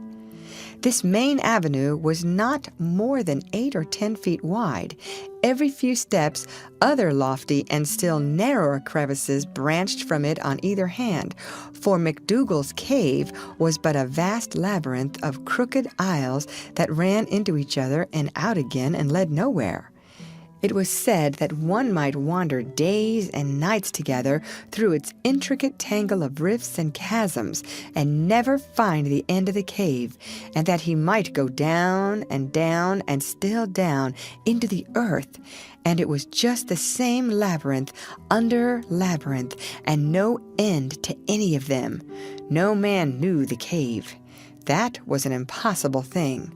Most of the young men knew a portion of it, and it was not customary to venture much beyond this known portion. Tom Sawyer knew as much of the cave as anyone.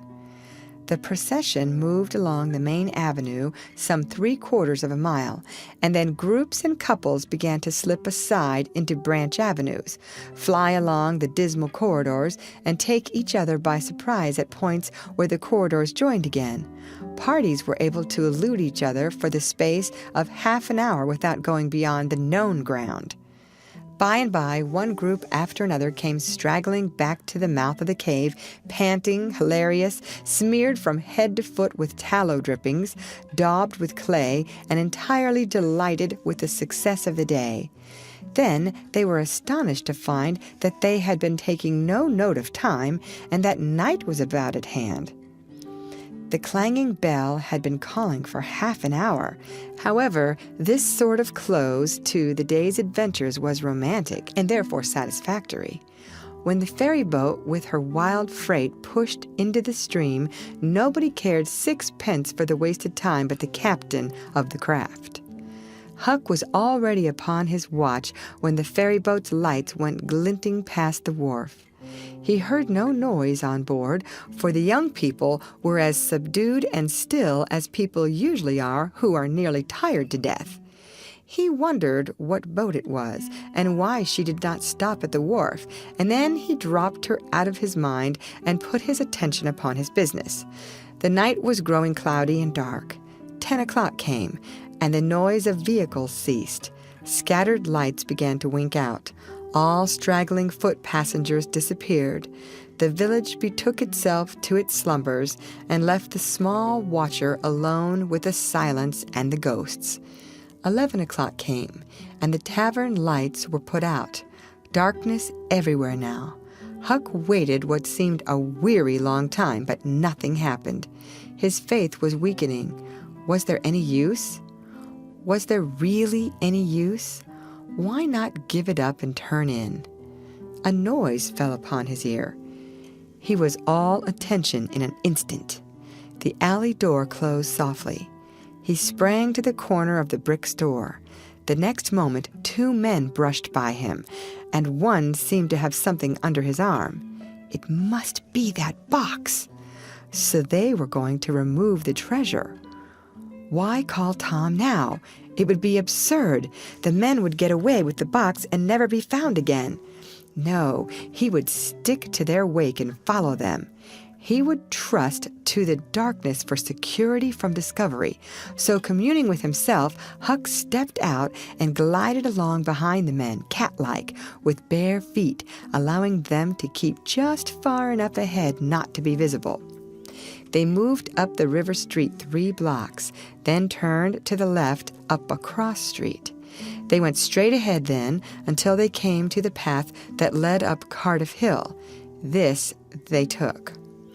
They passed by the old Welshman's house, halfway up the hill, without hesitating, and still climbing upward. Good, thought Huck, they will bury it in the old quarry. But they never stopped at the quarry. They passed on, up the summit. They plunged into the narrow path between the tall sumac bushes, and were at once hidden in the gloom. Huck closed up and shortened his distance now, for they would never be able to see him. He trotted along a while, then slackened his pace, fearing he was gaining too fast. Moved on a piece, then stopped altogether. Listened. No sound. None, save that he seemed to hear the beating of his own heart. The hooting of an owl came over the hill, ominous sound. But no footsteps. Heavens, was everything lost? He was about to spring with winged feet when a man cleared his throat not 4 feet from him. Huck's heart shot into his throat, but he swallowed it again, and then he stood there shaking as if a dozen agues had taken charge of him at once, and so weak that he thought he must surely fall to the ground. He knew where he was. He knew he was within 5 steps of the stile leading into Widow Douglas's grounds. Very well, he thought. Let them bury it there. It won't be hard to find. Now there was a voice, a very low voice, Injun Joe's. Damn her! Maybe she's got company. There's lights, late as it is. I can't see any. This was that stranger's voice, the stranger of the haunted house. A deadly chill went to Huck's heart. This, then, was the revenge job. His thought was to fly. Then he remembered that the Widow Douglas had been kind to him more than once, and maybe these men were going to murder her. He wished he dared venture to warn her, but he knew he didn't dare. They might come and catch him. He thought all this and more in the moment that elapsed between the stranger's remark and Injun Joe's next, which was, "Because the bush is in your way. Now this way. Now you see, don't you?" "Yes. Well, there is company there, I reckon. Better give it up." "Give it up? And I just leaving this country forever? Give it up and maybe never have another chance? I tell you again, as I've told you before, I don't care for her swag. You may have it. But her husband was rough on me. Many times he was rough on me, and mainly he was the justice of the peace that jugged me for a vagrant. And that ain't all. It ain't a millionth part of it. He had me horsewhipped in front of the jail like a nigger, with all the town looking on. Horsewhipped, do you understand?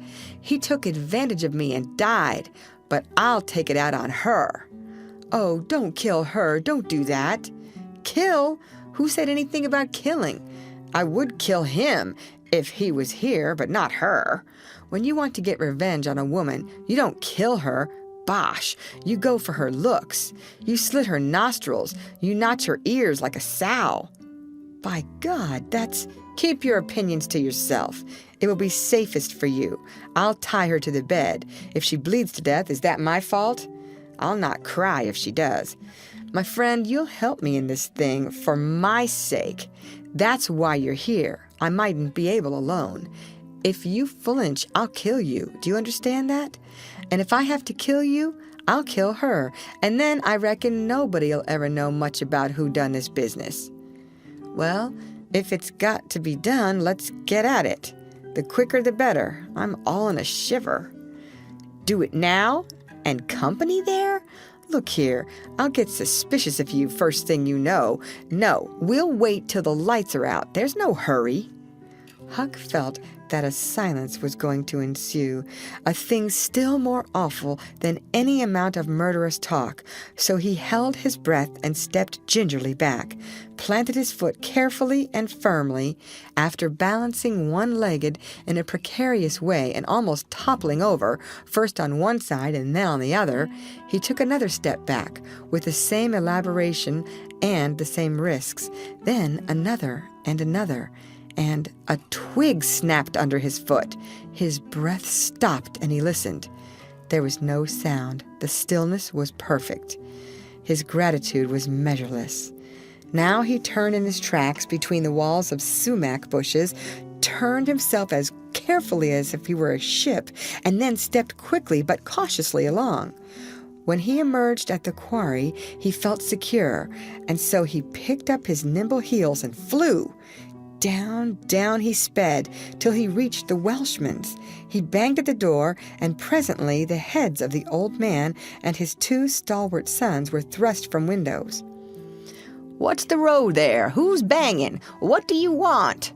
"Let me in, quick, I'll tell everything." "Why, who are you?" "Huckleberry Finn, quick, let me in." "Huckleberry Finn, indeed. It ain't a name to open many doors, I judge. But let him in, lads, and let's see what's the trouble." "Please, don't ever tell I told you," were Huck's first words when he got in. "Please don't. I'd be killed, sure, but the widow's been good friends to me sometimes, and I want to tell. I will tell if you'll promise you won't ever say it was me."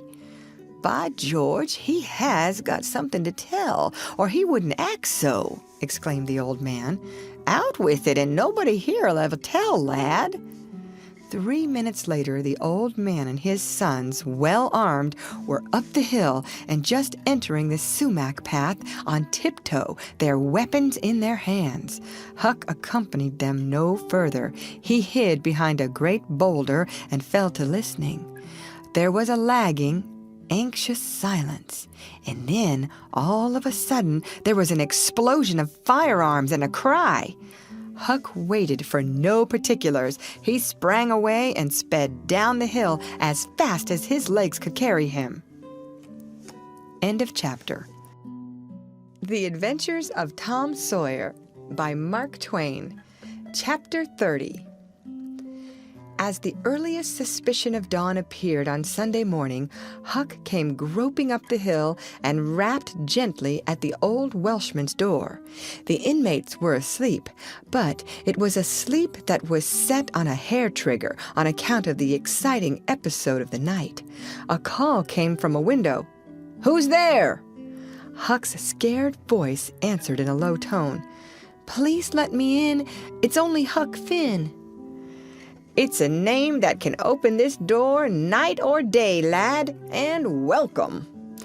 These were strange words to the vagabond boy's ears, and the pleasantest he had ever heard. He could not recollect that the closing word had ever been applied in this case before. The door was quickly unlocked, and he entered. Huck was given a seat, and the old man and his brace of tall sons speedily dressed themselves. "Now, my boy, I hope you're good and hungry, because breakfast will be ready as soon as the sun's up, and we'll have a piping hot one, too. Make yourself easy about that. I and the boys hoped you'd turn up and stop here last night." "I was awful scared," said Huck, "and I run. I took out when the pistols went off, and I didn't stop for 3 miles.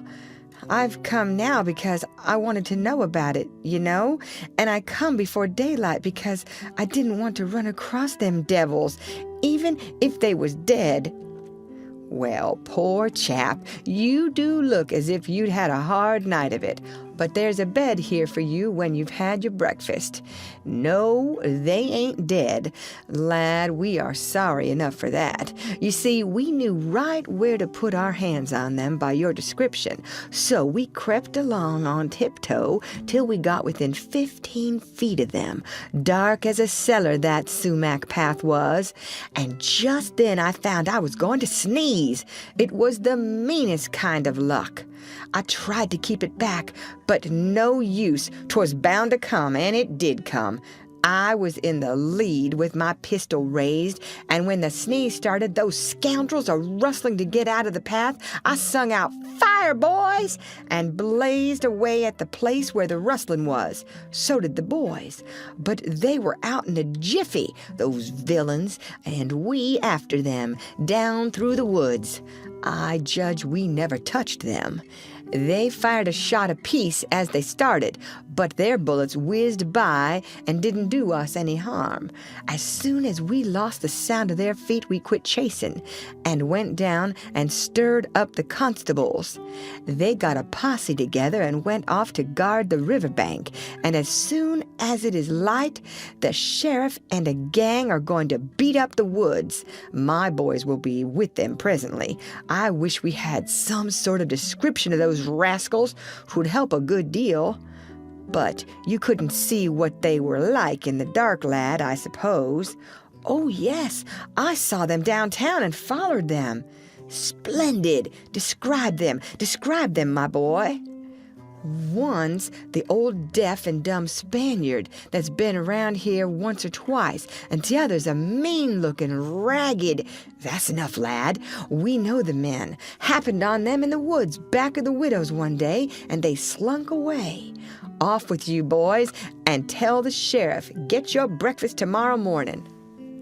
The Welshman's sons departed at once. As they were leaving the room, Huck sprang up and exclaimed, "Oh, please don't tell anybody it was me that blowed on them. Oh, please."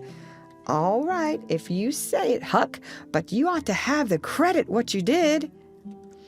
"Oh, no, please don't tell." When the young men were gone, the old Welshman said, "They won't tell, and I won't. But why don't you want it known?" Huck would not explain further than to say that he already knew too much about one of those men and would not have the man know that he knew anything against him for the whole world. He would be killed for knowing it, sure. The old man promised secrecy once more and said, "How did you come to follow these fellows, lad? Were they looking suspicious?" Huck was silent while he framed a duly cautious reply.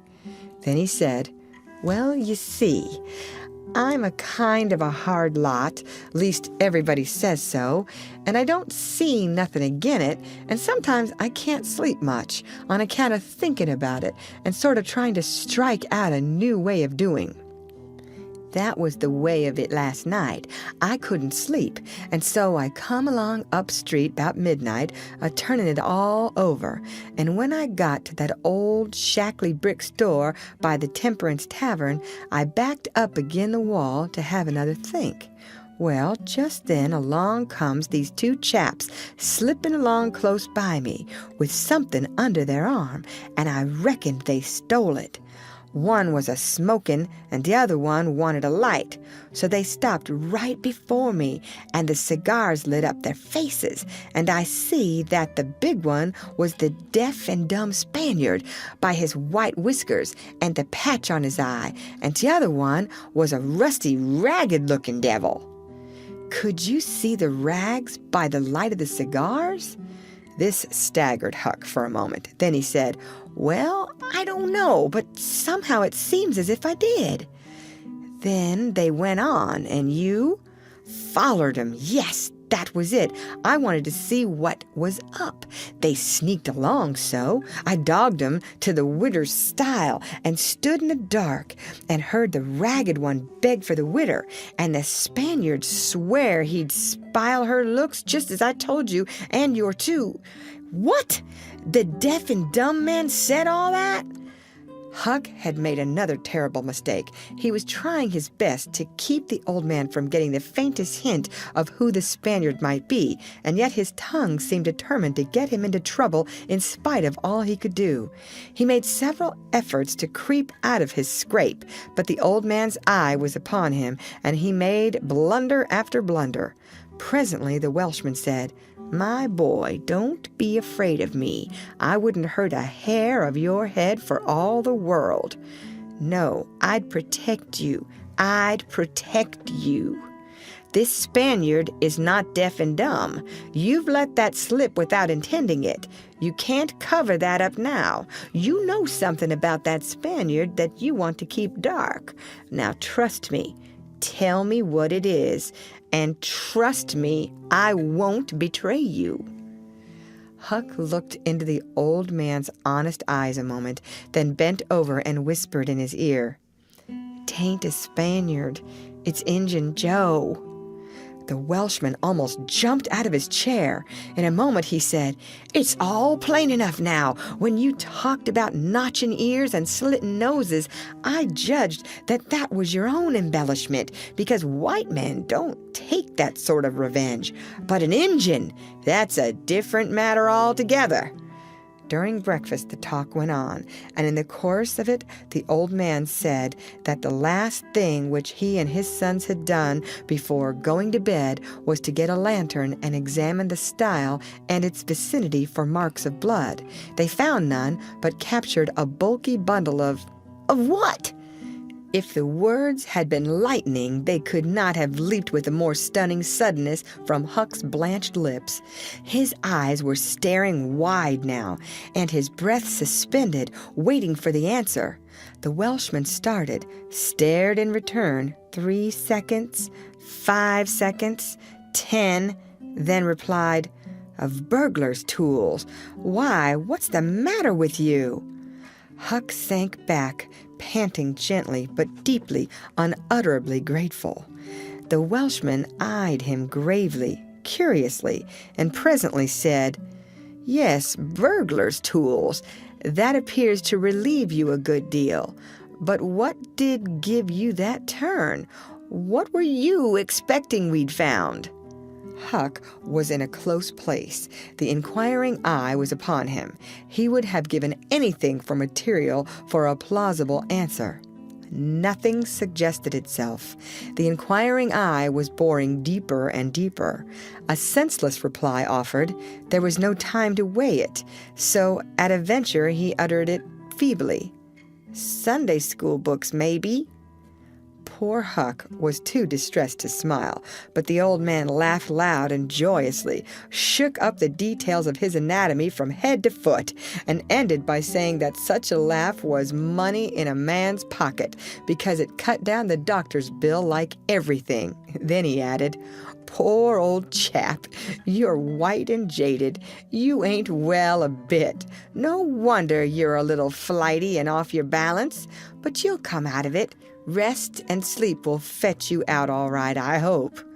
Huck was irritated to think he had been such a goose and betrayed such a suspicious excitement, for he had dropped the idea that the parcel brought from the tavern was the treasure as soon as he had heard the talk at the widow's stile. He had only thought it was not the treasure, however. He had not known that it wasn't, and so the suggestion of a captured bundle was too much for his self-possession. But on the whole, he felt glad that the little episode had happened, for now he knew beyond all question that that bundle was not the bundle, and so his mind was at rest and exceedingly comfortable. In fact, everything seemed to be drifting just in the right direction now. The treasure must be still in number 2. The men would be captured and jailed that day, and he and Tom could seize the gold that night without any trouble or any fear of interruption. Just as breakfast was completed, there was a knock at the door. Huck jumped for a hiding place, for he had no mind to be connected even remotely with the late event. The Welshman admitted several ladies and gentlemen, among them the widow Douglas, and noticed that groups of citizens were climbing up the hill to stare at the stile. So the news had spread. The Welshman had to tell the story of the night to the visitors. The widow's gratitude for her preservation was outspoken. "Don't say a word about it, madam. There's another that you're more beholden to than you are to me and my boys, maybe, but he don't allow me to tell his name. We wouldn't have been there but for him." Of course, this excited a curiosity so vast that it almost belittled the main matter, but the Welshman allowed it to eat into the vitals of his visitors, and through them be transmitted to the whole town, for he refused to part with his secret. When all else had been learned, the widow said, "I went to sleep reading in bed and slept straight through all that noise. Why didn't you come and wake me?" "We judged it weren't worthwhile. Those fellows weren't likely to come again. They hadn't any tools left to work with. And what was the use of waking you up and scaring you to death? My 3 Negro men stood guard at your house all the rest of the night. They've just come back." More visitors came, and the story had to be told and retold for a couple of hours more. There was no Sabbath school during day school vacation, but everybody was early at church. The stirring event was well canvassed. News came that not a sign of the 2 villains had been yet discovered. When the sermon was finished, Judge Thatcher's wife dropped alongside of Mrs. Harper as she moved down the aisle with the crowd and said, "Is my Becky going to sleep all day? I just expected she would be tired to death." "Your Becky?" "Yes," with a startled look. "Didn't she stay with you last night?" "Why, no." Mrs. Thatcher turned pale and sank into a pew, just as Aunt Polly, talking briskly with a friend, passed by. Aunt Polly said, "Good morning, Mrs. Thatcher.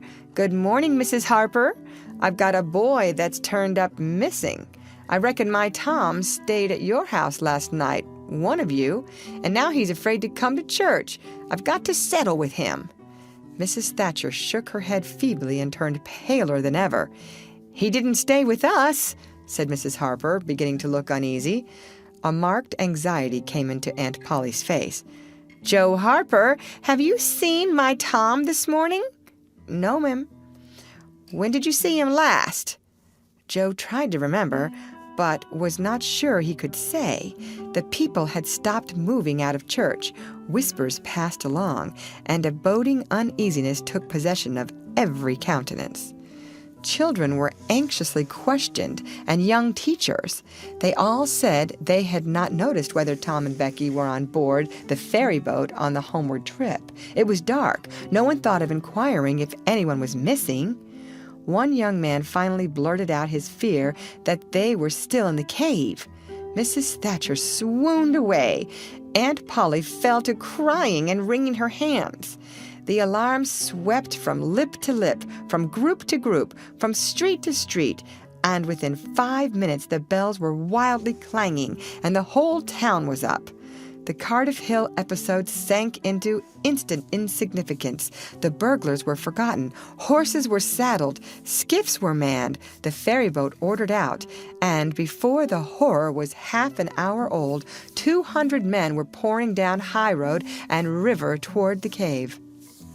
All the long afternoon, the village seemed empty and dead. Many women visited Aunt Polly and Mrs. Thatcher and tried to comfort them. They cried with them, too, and that was still better than words.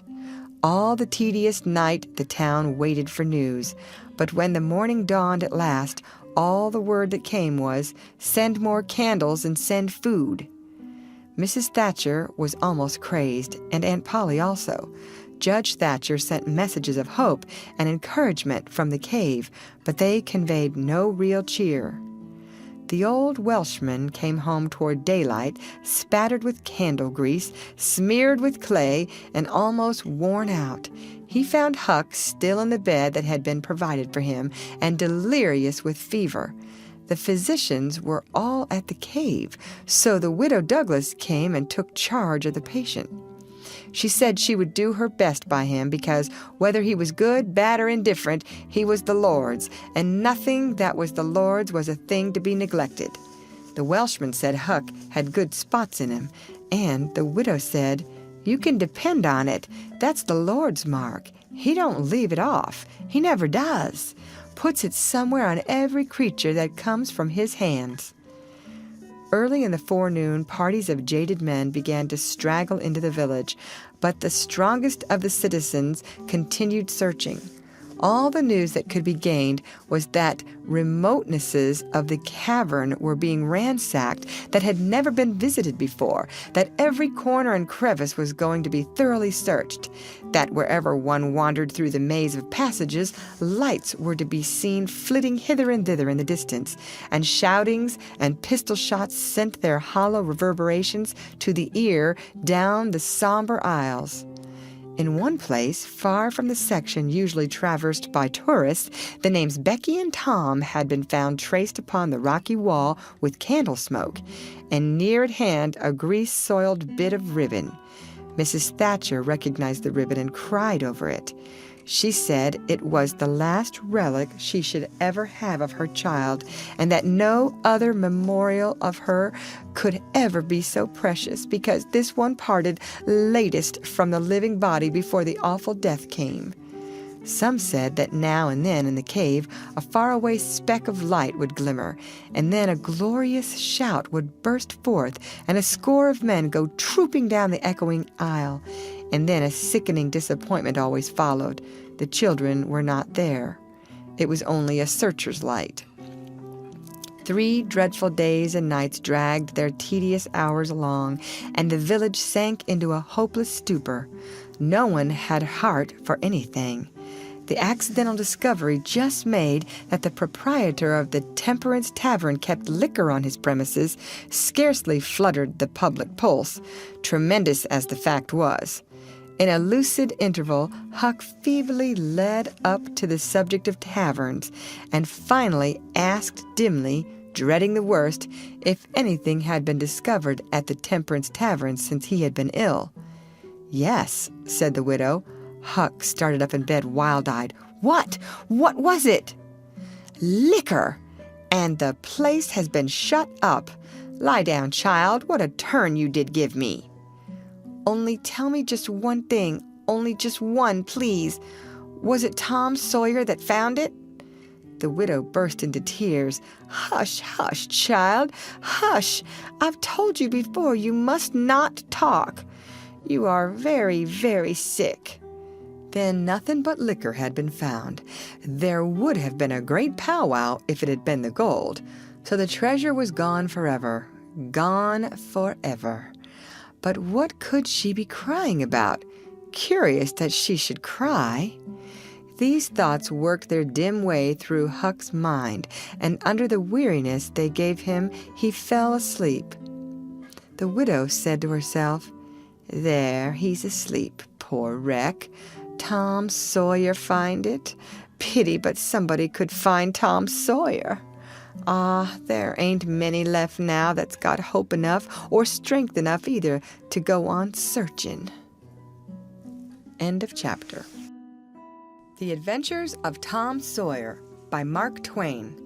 Chapter 31.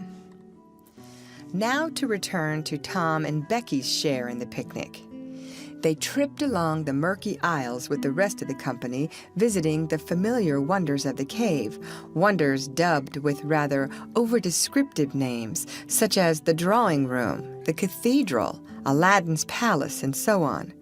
Presently, the hide-and-seek frolicking began, and Tom and Becky engaged in it with zeal until the exertion began to grow a trifle wearisome. Then they wandered down a sinuous avenue, holding their candles aloft and reading the tangled web-work of names, dates, post office addresses, and mottos with which the rocky walls had been frescoed in candle smoke. Still drifting along and talking, they scarcely noticed that they were now in a part of the cave whose walls were not frescoed. They smoked their own names under an overhanging shelf and moved on. Presently, they came to a place where a little stream of water, trickling over a ledge and carrying a limestone sediment with it, had, in the slow-dragging ages, formed a laced and ruffled Niagara in gleaming and imperishable stone. Tom squeezed his small body behind it in order to illuminate it for Becky's gratification. He found that it curtained a sort of steep natural stairway which was enclosed between narrow walls, and at once the ambition to be a discoverer seized him. Becky responded to his call, and they made a smoke mark for future guidance and started upon their quest. They wound this way and that, far down into the secret depths of the cave, made another mark, and branched off in search of novelties to tell the upper world about. In one place they found a spacious cavern from whose ceiling depended a multitude of shining stalactites of the length and circumference of a man's leg. They walked all about it, wondering and admiring, and presently left it by one of the numerous passages that opened into it. This shortly brought them to a bewitching spring, whose basin was encrusted with a frostwork of glittering crystals. It was in the midst of a cavern whose walls were supported by many fantastic pillars, which had been formed by the joining of great stalactites and stalagmites together, the result of the ceaseless water drip of centuries. Under the roof, vast knots of bats had packed themselves together, thousands in a bunch. The lights disturbed the creatures, and they came flocking down by hundreds, squeaking and darting furiously at the candles. Tom knew their ways and the danger of this sort of conduct. He seized Becky's hand and hurried her into the first corridor that offered, and none too soon, for a bat struck Becky's light out with its wing while she was passing out of the cavern. The bats chased the children a good distance, but the fugitives plunged into every new passage that offered, and at last got rid of the perilous things. Tom found a subterranean lake shortly, which stretched its dim length away until its shape was lost in the shadows. He wanted to explore its borders, but concluded that it would be best to sit down and rest a while first. Now, for the first time, the deep stillness of the place laid a clammy hand upon the spirits of the children. Becky said, "Why, I didn't notice, but it seems ever so long since I heard any of the others." "Come to think, Becky, we are away down below them, and I don't know how far away, north or south or east or whichever it is. We couldn't hear them here." Becky grew apprehensive. "I wonder how long we've been down here, Tom. We better start back." "Yes, I reckon we better. Perhaps we better."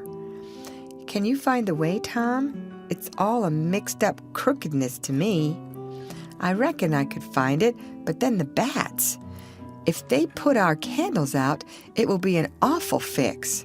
Let's try some other way, so as not to go through there." "Well, but I hope we won't get lost. It would be so awful," and the girl shuddered at the thought of the dreadful possibilities. They started through a corridor and traversed it in silence a long way, glancing at each new opening to see if there was anything familiar about the look of it, but they were all strange. Every time Tom made an examination, Becky would watch his face for an encouraging sign, and he would say cheerily, "Oh, it's all right. This ain't the one, but we'll come to it right away." But he felt less and less hopeful with each failure, and presently began to turn off into diverging avenues at sheer random in desperate hope of finding the one that was wanted. He still said it was all right, but there was such a leaden dread at his heart that the words had lost their ring and sounded just as if he had said, "All is lost." Becky clung to his side in an anguish of fear and tried hard to keep back the tears, but they would come. At last she said, "Oh, Tom, never mind the bats. Let's go back that way. We seem to get worse and worse off all the time." "Listen," said he. Profound silence, silence so deep that even their breathings were conspicuous in the hush. Tom shouted. The call went echoing down the empty aisles and died out in the distance in a faint sound that resembled a ripple of mocking laughter.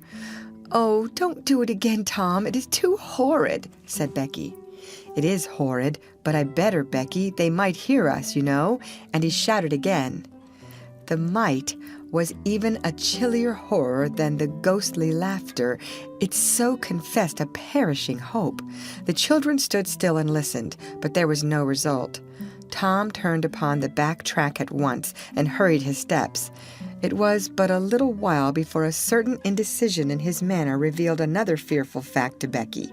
He could not find his way back. "Oh, Tom, you didn't make any marks." "Becky, I was such a fool, such a fool. I never thought we might want to come back. No, I can't find the way. It's all mixed up." Tom, we're lost. We're lost. We never can get out of this awful place. Oh, why did we ever leave the others?" She sank to the ground and burst into such a frenzy of crying that Tom was appalled with the idea that she might die or lose her reason. He sat down by her and put his arms around her. She buried her face in his bosom. She clung to him. She poured out her terrors, her unavailing regrets, and the far echoes turned them all to jeering laughter. Tom begged her to pluck up hope again, and she said she could not. He fell to blaming and abusing himself for getting her into this miserable situation. This had a better effect. She said she would try to hope again. She would get up and follow wherever he might lead if only he would not talk like that anymore. For he was no more to blame than she said. So they moved on again aimlessly, simply at random. All they could do was to move, keep moving. For a little while, hope made a show of reviving, not with any reason to back it, but only because it is its nature to revive when the spring has not been taken out of it by age and familiarity with failure. By and by, Tom took Becky's candle and blew it out. This economy meant so much. Words were not needed. Becky understood, and her hope died again. She knew that Tom had a whole candle and 3 or 4 pieces in his pockets, yet he must economize. By and by, fatigue began to assert its claims. The children tried to pay attention, for it was dreadful to think of sitting down when time was grown to be so precious. Moving in some direction, in any direction, was at least progress and might bear fruit, but to sit down was to invite death and shorten its pursuit. At last, Becky's frail limbs refused to carry her farther. She sat down. Tom rested with her, and they talked of home, and the friends there, and the comfortable beds, and, above all, the light. Becky cried, and Tom tried to think of some way of comforting her, but all his encouragements were grown threadbare with use, and sounded like sarcasms. Fatigue bore so heavily upon Becky that she drowsed off to sleep. Tom was grateful. He sat looking into her drawn face and saw it grow smooth and natural under the influence of pleasant dreams, and by a smile dawned and rested there. The peaceful face reflected somewhat of peace and healing into his own spirit, and his thoughts wandered away to bygone times and dreamy memories. While he was deep in his musings, Becky woke up with a breezy little laugh, but it was stricken dead upon her lips, and a groan followed it. "Oh, how could I sleep? I wish I never had waked. No, I don't, Tom. Don't look so. I won't say it again." "I'm glad you've slept, Becky. You'll feel rested now, and we'll find a way out." "We can try, Tom. But I've seen such a beautiful country in my dream. I reckon we are going there." Maybe not. Cheer up, Becky, and let's go on trying." They rose up and wandered along, hand in hand and hopeless. They tried to estimate how long they had been in the cave, but all they knew was that it seemed days and weeks, and yet it was plain that this could not be, for their candles were not gone yet. A long time after this, they could not tell how long, Tom said they must go softly and listen for dripping water. They must find a spring. They found one presently, and Tom said it was time to rest again. Both were cruelly tired, yet Becky said she thought she could go a little farther. She was surprised to hear Tom dissent. She could not understand it. They sat down, and Tom fastened his candle to the wall in front of them with some clay. Thought was soon busy. Nothing was said for some time. Then Becky broke the silence. "Tom, I am so hungry." Tom took something out of his pocket. "Do you remember this?" said he. Becky almost smiled. "It's our wedding cake, Tom." "Yes, I wish it was as big as a barrel, for it's all we've got." "I saved it from the picnic for us to dream on, Tom, the way grown-up people do with wedding cake. But it will be our—" She dropped the sentence where it was. Tom divided the cake, and Becky ate with good appetite, while Tom nibbled at his moiety. There was abundance of cold water to finish the feast with. By and by, Becky suggested that they move on again. Tom was silent a moment. Then he said, "Becky, can you bear it if I tell you something?" Becky's face paled, but she thought she could. "Well then, Becky, we must stay here, where there's water to drink. That little piece is our last candle." Becky gave loose to tears and wailings. Tom did what he could to comfort her, but with little effect. At length, Becky said, "Tom!" "Well, Becky, they'll miss us and hunt for us." "Yes, they will. Certainly they will." "Maybe they're hunting for us now, Tom." "Why, I reckon maybe they are. I hope they are." "When would they miss us, Tom?" "When they get back to the boat, I reckon." "Tom, it might be dark then. Would they notice we hadn't come?" "I don't know, but anyway, your mother would miss you as soon as they got home." A frightened look in Becky's face brought Tom to his senses, and he saw that he had made a blunder. Becky was not to have gone home that night. The children became silent and thoughtful. In a moment, a new burst of grief from Becky showed Tom that the thing in his mind had struck hers also, that the Sabbath morning might be half spent before Mrs. Thatcher discovered that Becky was not at Mrs. Harper's. The children fastened their eyes upon their bit of candle and watched it melt slowly and piteously away. Saw the half-inch of wick stand alone at last, saw the feeble flame rise and fall, climb the thin column of smoke, linger at its top a moment, and then the horror of utter darkness reigned. How long afterward it was that Becky came to a slow consciousness that she was crying in Tom's arms, neither could tell. All that they knew was that after what seemed a mighty stretch of time, both awoke out of a dead stupor of sleep and resumed their miseries once more. Tom said it might be Sunday now, maybe Monday. He tried to get Becky to talk, but her sorrows were too oppressive. All her hopes were gone. Tom said that they must have been missed long ago, and no doubt the search was going on. He would shout and maybe someone would come. He tried it, but in the darkness the distant echoes sounded so hideously that he tried it no more. The hours wasted away, and hunger came to torment the captives again. A portion of Tom's half of the cake was left. They divided and ate it. But they seemed hungrier than before. The poor morsel of food only whetted desire. By and by, Tom said, "Shh! Did you hear that?" Both held their breath and listened. There was a sound like the faintest, far-off shout. Instantly, Tom answered it, and leading Becky by the hand, started groping down the corridor in its direction. Presently, he listened again. Again the sound was heard, and apparently a little nearer. "It's them," said Tom. "They're coming. Come along, Becky. We're all right now." The joy of the prisoners was almost overwhelming. Their speed was slow, however, because pitfalls were somewhat common and had to be guarded against. They shortly came to one and had to stop. It might be 3 feet deep. It might be 100. There was no passing it at any rate.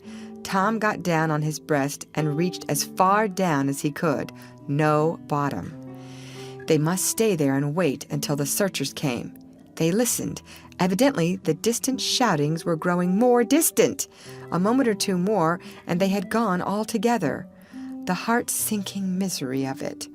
Tom whooped until he was hoarse, but it was of no use. He talked hopefully to Becky, But an age of anxious waiting passed, and no sounds came. The children groped their way back to the spring. The weary time dragged on. They slept again, and awoke famished and woe-stricken. Tom believed it must be Tuesday by this time. Now an idea struck him. There were some side passages near at hand. It would be better to explore some of these than bear the weight of the heavy time in idleness. He took a kite line from his pocket, tied it to a projection, and he and Becky started, Tom in the lead, unwinding the line as he groped along. At the end of 20 steps, the corridor ended in a jumping-off place. Tom got down on his knees and felt below, and then as far around the corner as he could reach with his hands conveniently, he made an effort to stretch yet a little farther to the right, and at that moment, not 20 yards away, a human hand holding a candle appeared from behind a rock. Tom lifted up a glorious shout, and instantly that hand was followed by the body it belonged to, Injun Joe's. Tom was paralyzed. He could not move. He was vastly gratified the next moment to see the Spaniard take to his heels and get himself out of sight. Tom wondered that Joe had not recognized his voice and come over and killed him for testifying in court. But the echoes must have disguised the voice. Without doubt, that was it, he reasoned.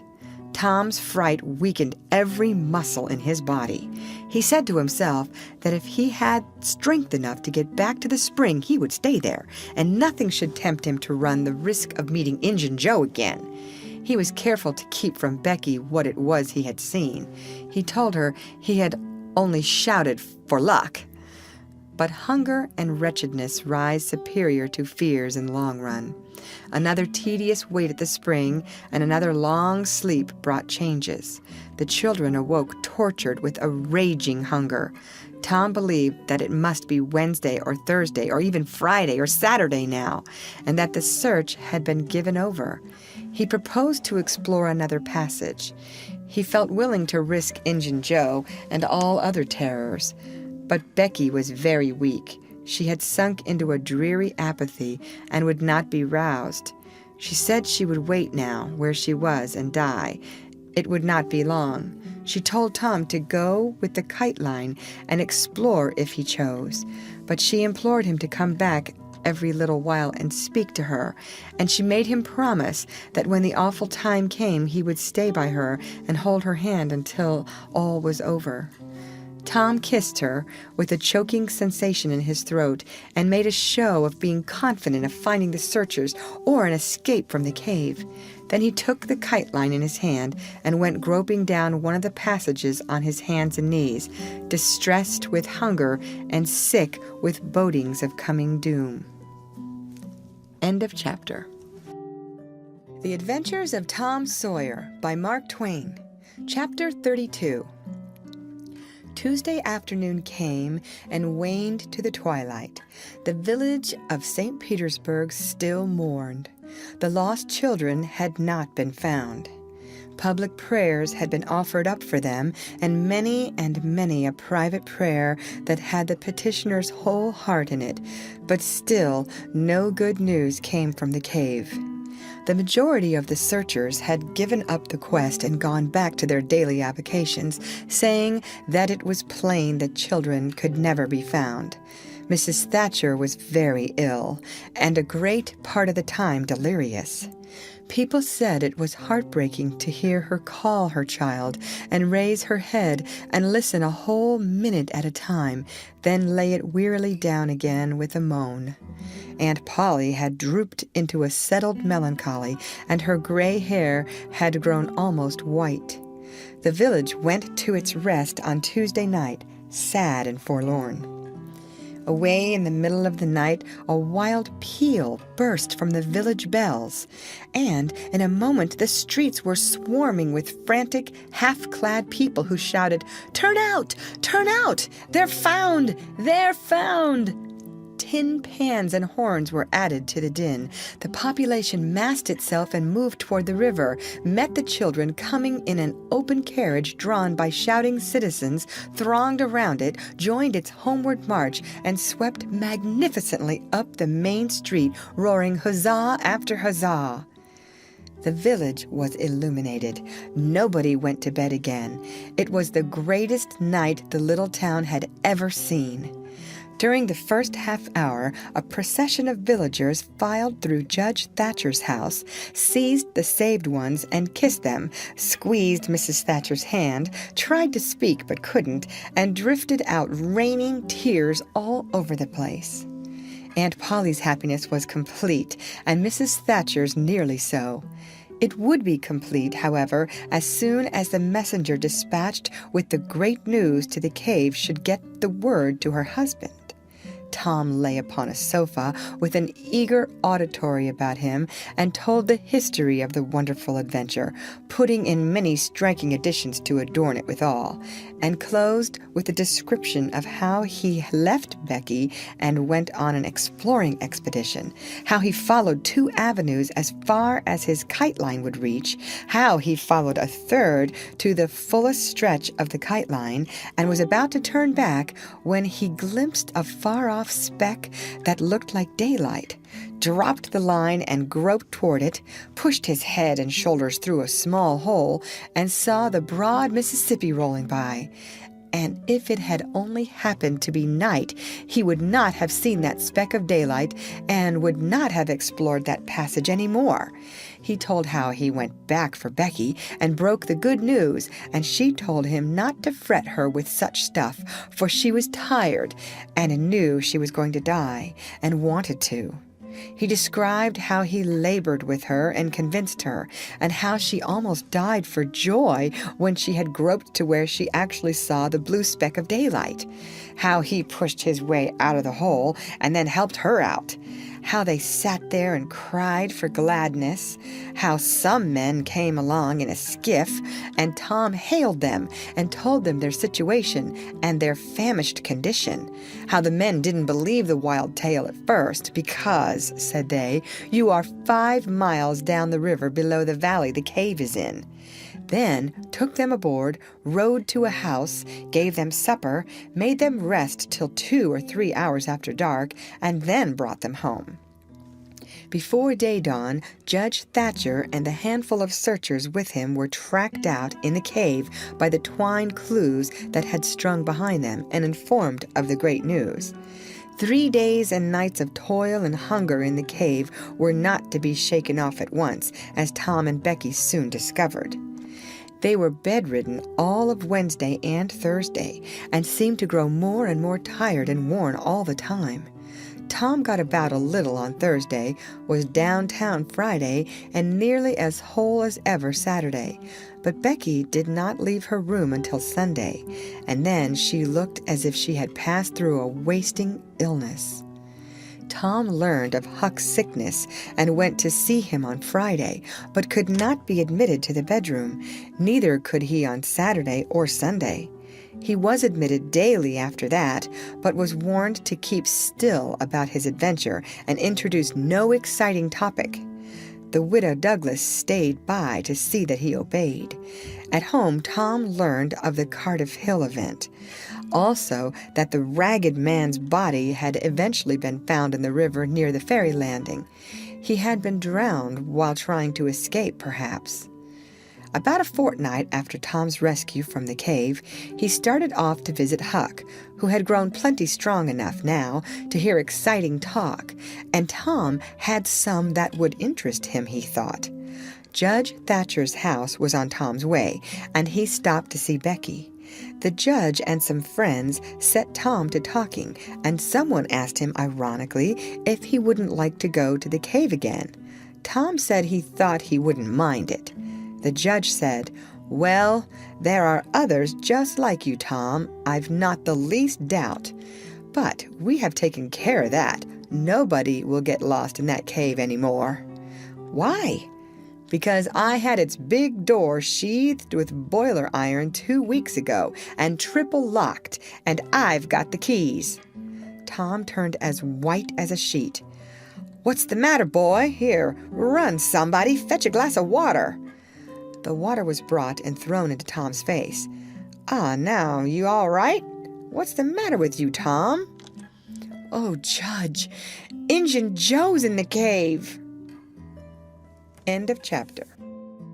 The Adventures of Tom Sawyer by Mark Twain. Chapter 33. Within a few minutes the news had spread, and a dozen skiff-loads of men were on their way to McDougal's cave, and the ferryboat, well filled with passengers, soon followed. Tom Sawyer was in the skiff that bore Judge Thatcher. When the cave door was unlocked, a sorrowful sight presented itself in the dim twilight of the place. Injun Joe lay stretched upon the ground, dead, with his face close to the crack of the door, as if his longing eyes had been fixed to the latest moment upon the light and the cheer of the free world outside. Tom was touched, for he knew by his own experience how this wretch had suffered. His pity was moved, but nevertheless he felt an abounding sense of relief and security now, which revealed to him in a degree which he had not fully appreciated before how vast a weight of dread had been lying upon him since the day he lifted his voice against this bloody-minded outcast. Injun Joe's bowie knife lay close by, its blade broken in two. The great foundation beam of the door had been chipped and hacked through with tedious labor, useless labor too. It was, for the native rock formed a sill outside it, and upon that stubborn material the knife had wrought no effect. The only damage done was to the knife itself. But if there had been no stony obstruction there, the labor would have been useless still, for if the beam had been wholly cut away, Injun Joe could not have squeezed his body under the door, and he knew it. So he had only hacked that place in order to be doing something, in order to pass the weary time, in order to employ his tortured faculties. Ordinarily, one could find half a dozen bits of candle stuck around in the crevices of this vestibule, left there by tourists, but there were none now. The prisoner had searched them out and eaten them. He had also contrived to catch a few bats, and these also he had eaten, leaving only their claws. The poor unfortunate had starved to death. In one place near at hand, a stalagmite had been slowly growing up from the ground for ages, builded by the water drip from the stalactite overhead. The captive had broken off the stalagmite, and upon the stump had placed a stone, wherein he had scooped a shallow hollow to catch the precious drop that fell once in every 3 minutes with the dreary regularity of a clock tick. A dessert spoonful once in 24 hours. That drop was falling when the pyramids were new, when Troy fell, when the foundations of Rome were laid, when Christ was crucified, when the conqueror created the British Empire, when Columbus sailed, when the massacre at Lexington was news. It is falling now. It will still be falling when all these things shall have sunk down the afternoon of history and the twilight of tradition and been swallowed up in the thick night of oblivion. Has everything a purpose and a mission? Did this drop fall patiently during 5,000 years to be ready for this flitting human insect's need? And has it another important object to accomplish 10,000 years to come? No matter. It is many and many a year since the hapless half-breed scooped out the stone to catch the priceless drops. But to this day the tourist stares longest at that pathetic stone and that slow-dropping water when he comes to see the wonders of McDougal's cave. Injun Joe's cup stands first in the list of the cavern's marvels. Even Aladdin's palace cannot rival it. Injun Joe was buried near the mouth of the cave, and people flocked there in boats and wagons from the towns and from all the farms and hamlets for 7 miles round. They brought their children and all sorts of provisions and confessed that they had had almost as satisfactory a time at the funeral as they could have had at the hanging. This funeral stopped the further growth of one thing, the petition to the governor for Injun Joe's pardon. The petition had been largely signed. Many tearful and eloquent meetings had been held, and a committee of sappy women been appointed to go in deep mourning and wail around the governor and implore him to be a merciful ass and trample his duty underfoot. Injun Joe was believed to have killed 5 citizens of the village, but what of that? If he had been Satan himself, there would have been plenty of weaklings ready to scribble their names to a pardon petition and drip a tear on it from their permanently impaired and leaky waterworks. The morning after the funeral, Tom took Huck to a private place to have an important talk. Huck had learned all about Tom's adventure from the Welshman and the Widow Douglas by this time, but Tom said he reckoned there was one thing they had not told him. That thing was what he wanted to talk about now. Huck's face saddened. He said, "I know what it is. You got into number 2 and never found anything but whiskey. Nobody told me it was you, but I just knowed it must have been you. Soon as I heard about that whiskey business, and I knowed you hadn't got the money because you'd have got at me some way or other and told me even if you was mum to everybody else. Tom, something's always told me we'd never get hold of that swag." "Why, Huck, I never told on that tavern keeper. You know his tavern was all right the Saturday I went to the picnic. Don't you remember you was to watch there that night?" "Oh, yes. Why, it seems about a year ago. It was that very night that I follered Injun Joe to the Widder's." "You followed him?" "Yes, but you keep mum. I reckon Injun Joe's left friends behind him, and I don't want 'em souring on me and doing me mean tricks. If it hadn't been for me, he'd be down in Texas now all right." Then Huck told his entire adventure in confidence to Tom, who had only heard of the Welshman's part of it before. "Well," said Huck, presently coming back to the main question, "whoever nipped the whiskey in number 2 nipped the money too, I reckon. Anyways, it's a goner for us, Tom." "Huck, that money wasn't ever in number 2. "What?" Huck searched his comrade's face keenly. "Tom, have you got on the track of that money again?" "Huck, it's in the cave." Huck's eyes blazed. "Say it again, Tom." "The money's in the cave." "Tom, honest Injun now, is it fun or earnest?" "Earnest, Huck, just as earnest as ever I was in my life. Will you go in there with me and help me get it out?" "I bet I will. I will, if it's where we can blaze our way to it and not get lost." "Huck, we can do that without the least little bit of trouble in the world." "Good as wheat. What makes you think the money's—" "Huck, you just wait till we get in there. If we don't find it, I'll agree to give you my drum and everything I've got in the world. I will, by jings." "All right, it's a whiz. When do you say?" "Right now, if you say it. Are you strong enough?" "Is it far in the cave? I've been on my pins a little, 3 or 4 days now, but I can't walk more'n a mile. Tom, least I don't think I could." "It's about 5 mile into there, the way anybody but me would go, Huck, but there's a mighty shortcut that they don't anybody but me know about. Huck, I'll take you right to it in a skiff. I'll float the skiff down there, and I'll pull it back again all by myself. You needn't ever turn your hand over." "Let's start right off, Tom." "All right. We want some bread and meat and our pipes and a little bag or 2 and 2 or 3 kite strings and some of these new-fangled things they call lucifer matches. I tell you, many's the time I wished I had some when I was in there before." A trifle after noon, the boys borrowed a small skiff from a citizen who was absent and got under way at once. When they were several miles below Cave Hollow, Tom said, "Now, you see this bluff here looks all alike all the way down from the Cave Hollow. No houses, no wood yards, bushes all alike. But do you see that white place up yonder where there's been a landslide? Well, that's one of my marks.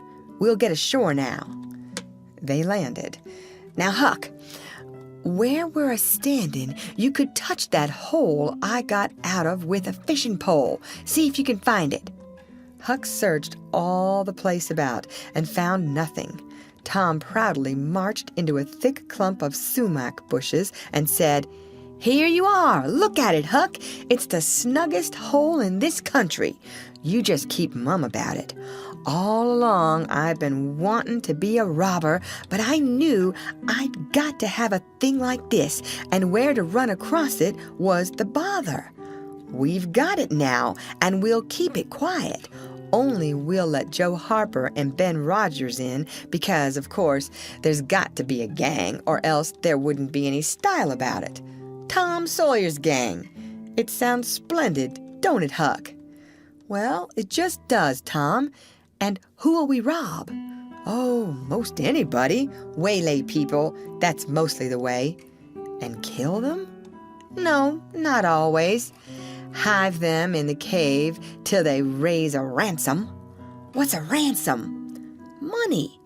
You make them raise all they can off'n their friends, and after you've kept them a year, if it ain't raised then, you kill them. That's the general way, only you don't kill the women.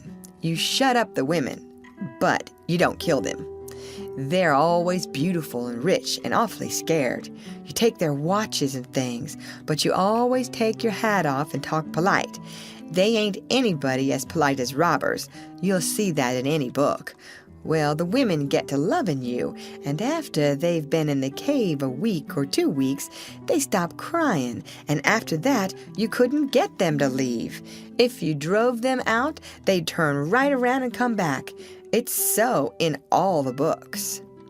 "Why, it's real bully, Tom. I believe it's better'n to be a pirate."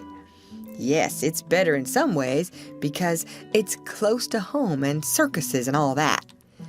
By this time, everything was ready, and the boys entered the hole, Tom in the lead.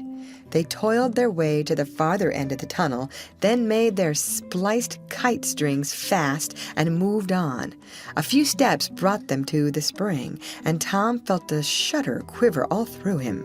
He showed Huck the fragment of candle wick perched on a lump of clay against the wall, and described how he and Becky had watched the flames struggle and expire. The boys began to quiet down to whispers now, for the stillness and gloom of the place oppressed their spirits. They went on, and presently entered and followed Tom's other corridor until they reached the jumping-off place. The candles revealed the fact that it was not really a precipice, but only a steep clay hill 20 or 30 feet high. Tom whispered, "Now I'll show you something, Huck." He held his candle aloft and said, "Look as far around the corner as you can. Do you see that? There, on the big rock over yonder, done with candle smoke." "Tom, it's a cross." "Now, where's your number 2? Under the cross, hey? Right yonder's where I saw Injun Joe poke up his candle, Huck." Huck stared at the mystic sign a while, and then said with a shaky voice, "Tom, let's get out of here." "Wait, and leave the treasure?" "Yes, leave it. Injun Joe's ghost is round about there, certain." "No, it ain't, Huck. No, it ain't. It would haunt the place where he died, away out at the mouth of the cave, 5 miles from here." "No, Tom, it wouldn't. It would hang around the money. I know the ways of ghosts, and so do you." Tom began to fear that Huck was right. Misgivings gathered in his mind, but presently an idea occurred to him. "Looky here, Huck, what fools we're making of ourselves. Injun Joe's ghost ain't a-going to come around where there's a cross." The point was well taken. It had its effect. "Tom, I didn't think of that, but that's so. It's luck for us, that cross is. I reckon we'll climb down there and have a hunt for that box." Tom went first, cutting rude steps in the clay hill as he descended. Huck followed. 4 avenues opened out of the small cavern which the great rock stood in. The boys examined 3 of them with no result. They found a small recess in the one nearest the base of the rock, with a pallet of blankets spread down in it. Also, an old suspender, some bacon rind, and the well-gnawed bones of 2 or 3 fowls. But there was no money box. The lads searched and researched this place, but in vain. Tom said, "He said under the cross. Well, this comes nearest to being under the cross. It can't be under the rock itself, because that's set solid on the ground." They searched everywhere once more, and then sat down discouraged. Huck could suggest nothing. By and by, Tom said, "Looky here, Huck. There's footprints and some candle grease on the clay about one side of this rock, but not on the other sides. Now, what's that for? I bet you the money is under the rock. I'm going to dig in the clay." "That ain't no bad notion, Tom," said Huck with animation. Tom's real Barlow was out at once, and he had not dug 4 inches before he struck wood. "Hey, Huck, you hear that?" Huck began to dig and scratch now. Some boards were soon uncovered and removed. They had concealed a natural chasm which led under the rock. Tom got into this and held his candle as far under the rock as he could, but said he could not see to the end of the rift.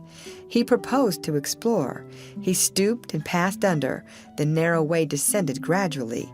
He followed its winding course, first to the right, then to the left, Huck at his heels. Tom turned a short curve by and by and exclaimed, "My goodness, Huck, looky here!" It was the treasure box, sure enough, occupying a snug little cavern, along with an empty powder keg, a couple of guns in leather cases, 2 or 3 pairs of old moccasins, a leather belt, and some other rubbish well soaked with the water drip. "Got it at last," said Huck, plowing among the tarnished coins with his hand. "My, but we're rich, Tom!" "Huck, I always reckoned we'd get it. It's just too good to believe, but we have got it, sure. Say, let's not fool around here. Let's snake it out. Let me see if I can lift the box." It weighed about 50 pounds. Tom could lift it after an awkward fashion, but could not carry it conveniently. "I thought so," he said. "They carried it like it was heavy that day at the haunted house. I noticed that. I reckon I was right to think of fetching the little bags along." The money was soon in the bags, and the boys took it up to the cross rock. "Now, let's fetch the guns and things," said Huck. "No, Huck, leave them there. They're just the tricks to have when we go to robbing. We'll keep them there all the time, and we'll hold our orgies there, too.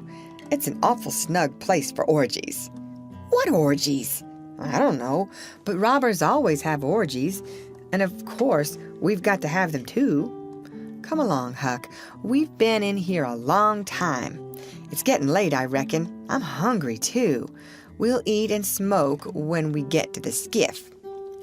They presently emerged into the clump of sumac bushes, looked warily out, found the coast clear, and were soon lunching and smoking in the skiff. As the sun dipped toward the horizon, they pushed out and got under way. Tom skimmed up the shore through the long twilight, chatting cheerily with Huck, and landed shortly after dark. "Now, Huck," said Tom, "we'll hide the money in the loft of the widow's woodshed, and I'll come up in the morning, and we'll count it and divide it, and then we'll hunt up a place out in the woods for it where it will be safe. Just you lay quiet here and watch the stuff till I run and hook Benny Taylor's little wagon. I won't be gone a minute." He disappeared and presently returned with the wagon, put the 2 small sacks into it, threw some old rags on top of them, and started off, dragging his cargo behind him. When the boys reached the Welshman's house, they stopped to rest. Just as they were about to move on, the Welshman stepped out and said, "Hello, who's that?" "Huck and Tom Sawyer." Good. Come along with me, boys. You are keeping everybody waiting. Here, hurry up, trot ahead. I'll haul the wagon for you. Why, it's not as light as it might be. Got bricks in it? Or old metal? Old metal, said Tom. I judged so. The boys in this town will take more trouble and fool away more time hunting up 6 bits worth of old iron to sell to the foundry than they would to make twice the money at regular work. But that's human nature. Hurry along, hurry along. The boys wanted to know what the hurry was about. Never mind, you'll see when we get to the Widow Douglas's. Huck said with some apprehension, for he was long used to being falsely accused, Mr. Jones, we haven't been doing nothing. The Welshman laughed. Well, I don't know, Huck, my boy. I don't know about that. Ain't you and the widow good friends? Yes, well, she's been good friends to me anyway. All right, then. What do you want to be afraid for? This question was not entirely answered in Huck's slow mind before he found himself pushed along with Tom into Mrs. Douglas's drawing room. Mr. Jones left the wagon near the door and followed. The place was grandly lighted, and everybody that was of any consequence in the village was there. The Thatchers were there, the Harpers, the Rogerses, Aunt Polly, Sid, Mary, the minister, the editor, and a great many more, and all dressed in their best. The widow received the boys as heartily as anyone could well receive 2 such-looking beings. They were covered with clay and candle grease. Aunt Polly blushed crimson with humiliation, and frowned and shook her head at Tom. Nobody suffered half as much as the 2 boys did, however. Mr. Jones said, Tom wasn't at home yet, so I gave him up. But I stumbled on him and Huck right at my door, and so I just brought them along in a hurry.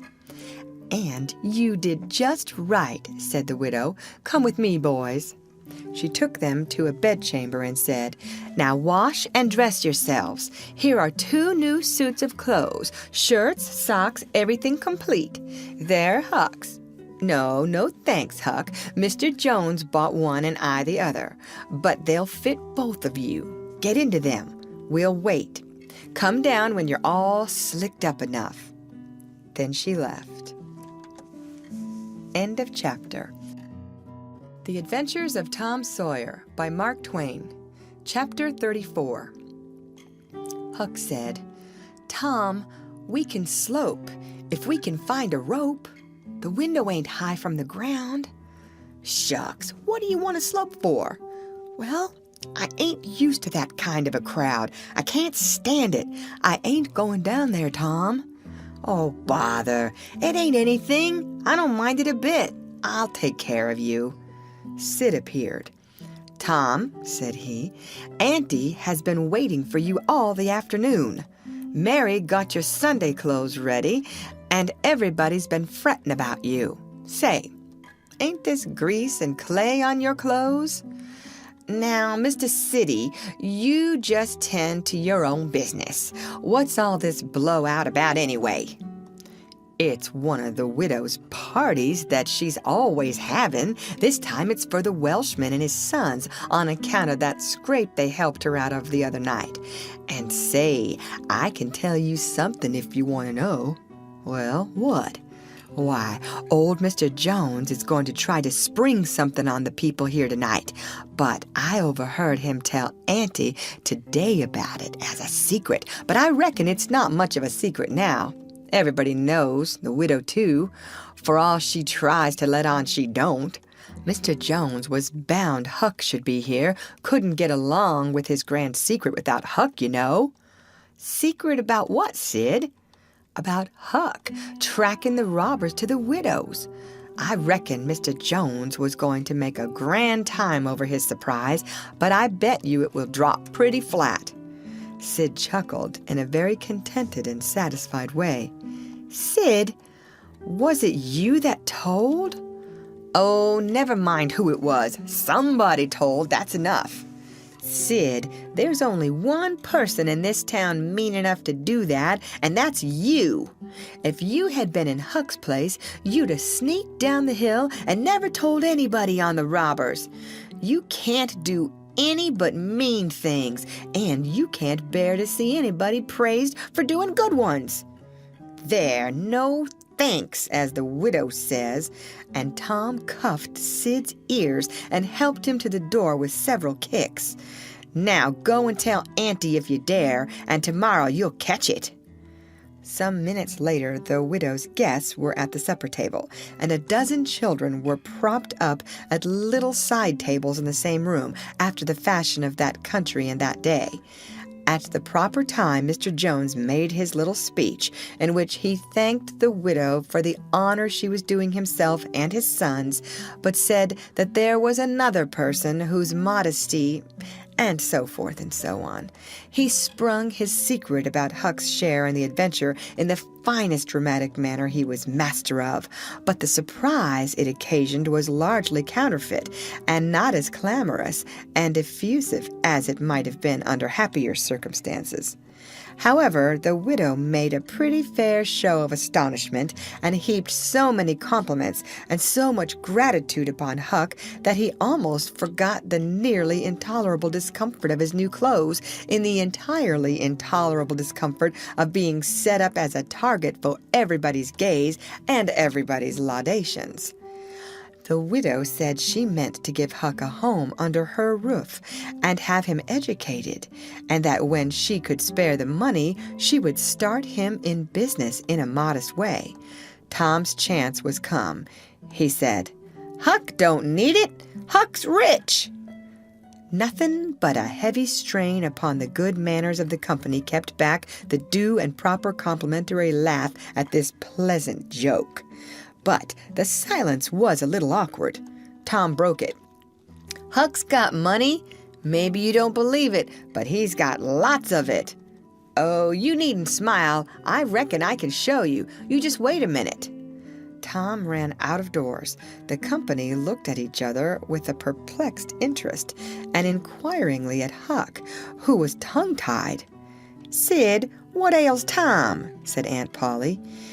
Well, there ain't ever any making of that boy out. I never." Tom entered, struggling with the weight of his sacks, and Aunt Polly did not finish her sentence. Tom poured the mass of yellow coin upon the table and said, "There, what did I tell you? Half of it's Huck's and half of it's mine." The spectacle took the general breath away. All gazed. Nobody spoke for a moment.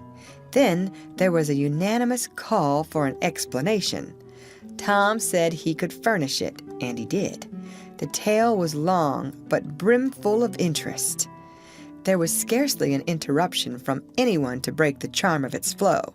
When he had finished, Mr. Jones said, "I thought I had fixed up a little surprise for this occasion, but it don't amount to anything now. This one makes it sing mighty small, I'm willing to allow." The money was counted. The sum amounted to a little over $12,000. It was more than anyone present had ever seen at one time before, though several persons were there who were worth considerably more than that in property. End of chapter. The Adventures of Tom Sawyer by Mark Twain. Chapter 35. The reader may rest satisfied that Tom's and Huck's windfall made a mighty stir in the poor little village of St. Petersburg. So vast a sum, all in actual cash, seemed next to incredible. It was talked about, gloated over, glorified, until the reason of many of the citizens tottered under the strain of the unhealthy excitement. Every haunted house in St. Petersburg and the neighboring villages was dissected plank by plank, and its foundations dug up and ransacked for hidden treasure. And not by boys, but men. Pretty grave, unromantic men, too, some of them. Wherever Tom and Huck appeared, they were courted, admired, stared at. The boys were not able to remember that their remarks had possessed weight before, but now their sayings were treasured and repeated. Everything they did seemed somehow to be regarded as remarkable. They had evidently lost the power of doing and saying commonplace things. Moreover, their past history was raked up and discovered to bear marks of conspicuous originality. The village paper published biographical sketches of the boys. The widow Douglas put Huck's money out at 6%, and Judge Thatcher did the same with Tom's at Aunt Polly's request. Each lad had an income now that was simply prodigious, $1 for every weekday in the year and half of the Sundays. It was just what the minister got. No, it was what he was promised. He generally couldn't collect it. $1.25 a week would board, lodge, and school a boy in those old simple days, and clothe him and wash him too, for that matter. Judge Thatcher had conceived a great opinion of Tom. He said that no commonplace boy would ever have got his daughter out of the cave. When Becky told her father, in strict confidence, how Tom had taken her whipping at school, the judge was visibly moved, and when she pleaded grace for the mighty lie which Tom had told in order to shift that whipping from her shoulders to his own, the judge said with a fine outburst that it was a noble, a generous, a magnanimous lie, a lie that was worthy to hold up its head and march down through history breast to breast with George Washington's lauded truth about the hatchet. Becky thought her father had never looked so tall and so superb as when he walked the floor and stamped his foot and said that. She went straight off and told Tom about it. Judge Thatcher hoped to see Tom a great lawyer or a great soldier someday. He said he meant to look to it that Tom should be admitted to the National Military Academy and afterward trained in the best law school in the country in order that he might be ready for either career, or both. Huck Finn's wealth and the fact that he was now under the widow Douglas's protection introduced him into society. No, dragged him into it, hurled him into it, and his sufferings were almost more than he could bear. The widow's servants kept him clean and neat, combed and brushed, and they bedded him nightly in unsympathetic sheets that had not one little spot or stain which he could press to his heart and know for a friend. He had to eat with a knife and fork. He had to use napkin, cup, and plate. He had to learn his book. He had to go to church. He had to talk so properly that speech was become insipid in his mouth. Whithersoever he turned, the bars and shackles of civilization shut him in and bound him hand and foot. He bravely bore his miseries 3 weeks, and then one day turned up missing. For 48 hours the widow hunted for him everywhere in great distress. The public were profoundly concerned. They searched high and low. They dragged the river for his body. Early the 3rd morning, Tom Sawyer wisely went poking among some old empty hogsheads down behind the abandoned slaughterhouse, and in one of them he found the refugee. Huck had slept there. He had just breakfasted upon some stolen odds and ends of food and was lying off now in comfort with his pipe. He was unkempt, uncombed, and clad in the same old ruin of rags that had made him picturesque in the days when he was free and happy. Tom routed him out, told him the trouble he had been causing, and urged him to go home. Huck's face lost its tranquil content and took a melancholy cast. He said, "Don't talk about it, Tom. I've tried it, and it don't work. It don't work, Tom. It ain't for me. I ain't used to it. The widder's good to me and friendly, but I can't stand them ways. She makes me get up just at the same time every morning. She makes me wash. They comb me all to thunder. She won't let me sleep in the woodshed. I got to wear them blamed clothes that just smothers me, Tom. They don't seem to any air get through 'em somehow. And they're so rotten nice that I can't set down, nor lay down, nor roll around anywheres. I hain't slid on a cellar door for, well, it appears to be years. I got to go to church and sweat and sweat. I hate them ornery sermons. I can't catch a fly in there. I can't chaw. I got to wear shoes all Sunday. The widder eats by a bell. She goes to bed by a bell. She gets up by a bell. Everything's so awful regular a body can't stand it. Well, everybody does that way, Huck. Tom, it don't make no difference. I ain't everybody, and I can't stand it. It's awful to be tied up so, and grub comes too easy. I don't take no interest in victuals that way.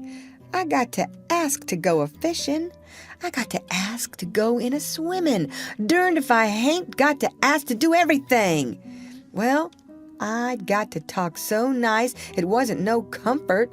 I'd got to go up in the attic and rip out a while every day to get a taste in my mouth, or I'd have died, Tom. The widder wouldn't let me smoke. She wouldn't let me yell. She wouldn't let me gape, nor stretch, nor scratch before folks. Then, with a spasm of special irritation and injury, and Dad fetch it, she prayed all the time. I never see such a woman. I had to shove, Tom. I just had to. And besides, that school's going to open, and I'd have had to go to it. Well, I wouldn't stand that, Tom. Look here, Tom, being rich ain't what it's cracked up to be. It's just worry and sweat, and a wishing you was dead all the time. Now these clothes suit me, and this barrel suits me, and I ain't ever going to shake 'em anymore. Tom, I wouldn't ever got into all this trouble if it hadn't have been for that money. Now, you just take my share of it along with yourn and give me a 10-center sometimes. Not many times, because I don't give a dern for a thing that it's tolerable hard to get. And you go and beg off for me with the widder. Oh, Huck, you know I can't do that. 'Tain't fair. And besides, if you'll try this thing just a while longer, you'll come to like it. Like it? Yes, the way I'd like a hot stove if I was to set on it long enough. No, Tom, I won't be rich, and I won't live in them cussed smothery houses. I like the woods, and the river, and hogsheads, and I'll stick to 'em too. Blame it all. Just as we'd got guns and a cave, and all just fixed to rob, here this darn foolishness has got to come up and spoil it all. Tom saw his opportunity. Looky here, Huck. Being rich ain't going to keep me back from turning robber. No, oh good licks. Are you in real deadwood earnest, Tom? Just as dead earnest as I'm sitting here. But Huck, we can't let you into the gang if you ain't respectable, you know. Huck's joy was quenched. Can't let me in, Tom? Didn't you let me go for a pirate? Yes, but that's different. A robber is more high tone than what a pirate is, as a general thing. In most countries, they're awful high up in the nobility, dukes and such. Now, Tom, hain't you always been friendly to me? You wouldn't shut me out, would you, Tom? You wouldn't do that now, would you, Tom? Huck, I wouldn't want to, and I don't want to, but what would people say? Why, they'd say, Tom Sawyer's gang, pretty low characters in it. They'd mean you, Huck. You wouldn't like that, and I wouldn't. Huck was silent for some time, engaged in a mental struggle. Finally, he said, Well, I'll go back to the widder for a month and tackle it and see if I can come to stand it, if you'll let me belong to the gang, Tom. All right, Huck, it's a whiz. Come along, old chap, and I'll ask the widow to let up on you a little, Huck. Will you, Tom? Now, will you? That's good. If she'll let up on some of the roughest things, I'll smoke private and cuss private and crowd through or bust. When you going to start the gang and turn robbers? Oh, right off. We'll get the boys together and have the initiation tonight, maybe. Have the which? Have the initiation. What's that? It's to swear to stand by one another and never tell the gang's secrets, even if you're chopped all to flinders, and kill anybody and all his family that hurts one of the gang. That's gay. That's mighty gay, Tom, I tell you. Well, I bet it is. And all that swearing's got to be done at midnight in the lonesomest, awfulest place you can find. A haunted house is the best, but they're all ripped up now. Well, midnight's good anyway, Tom. Yes, so it is. And you've got to swear on a coffin and sign it with blood. Now, that's something like. Why, it's 1,000,000 times bullier than pirating. I'll stick to the widder till I rot, Tom. And if I get to be a regular ripper of a robber and everybody talking about it, I reckon she'll be proud she snaked me in out of the wet. End of chapter. The Adventures of Tom Sawyer by Mark Twain. Conclusion. So endeth this chronicle, it being strictly a history of a boy. It must stop here. The story could not go much further without becoming the history of a man.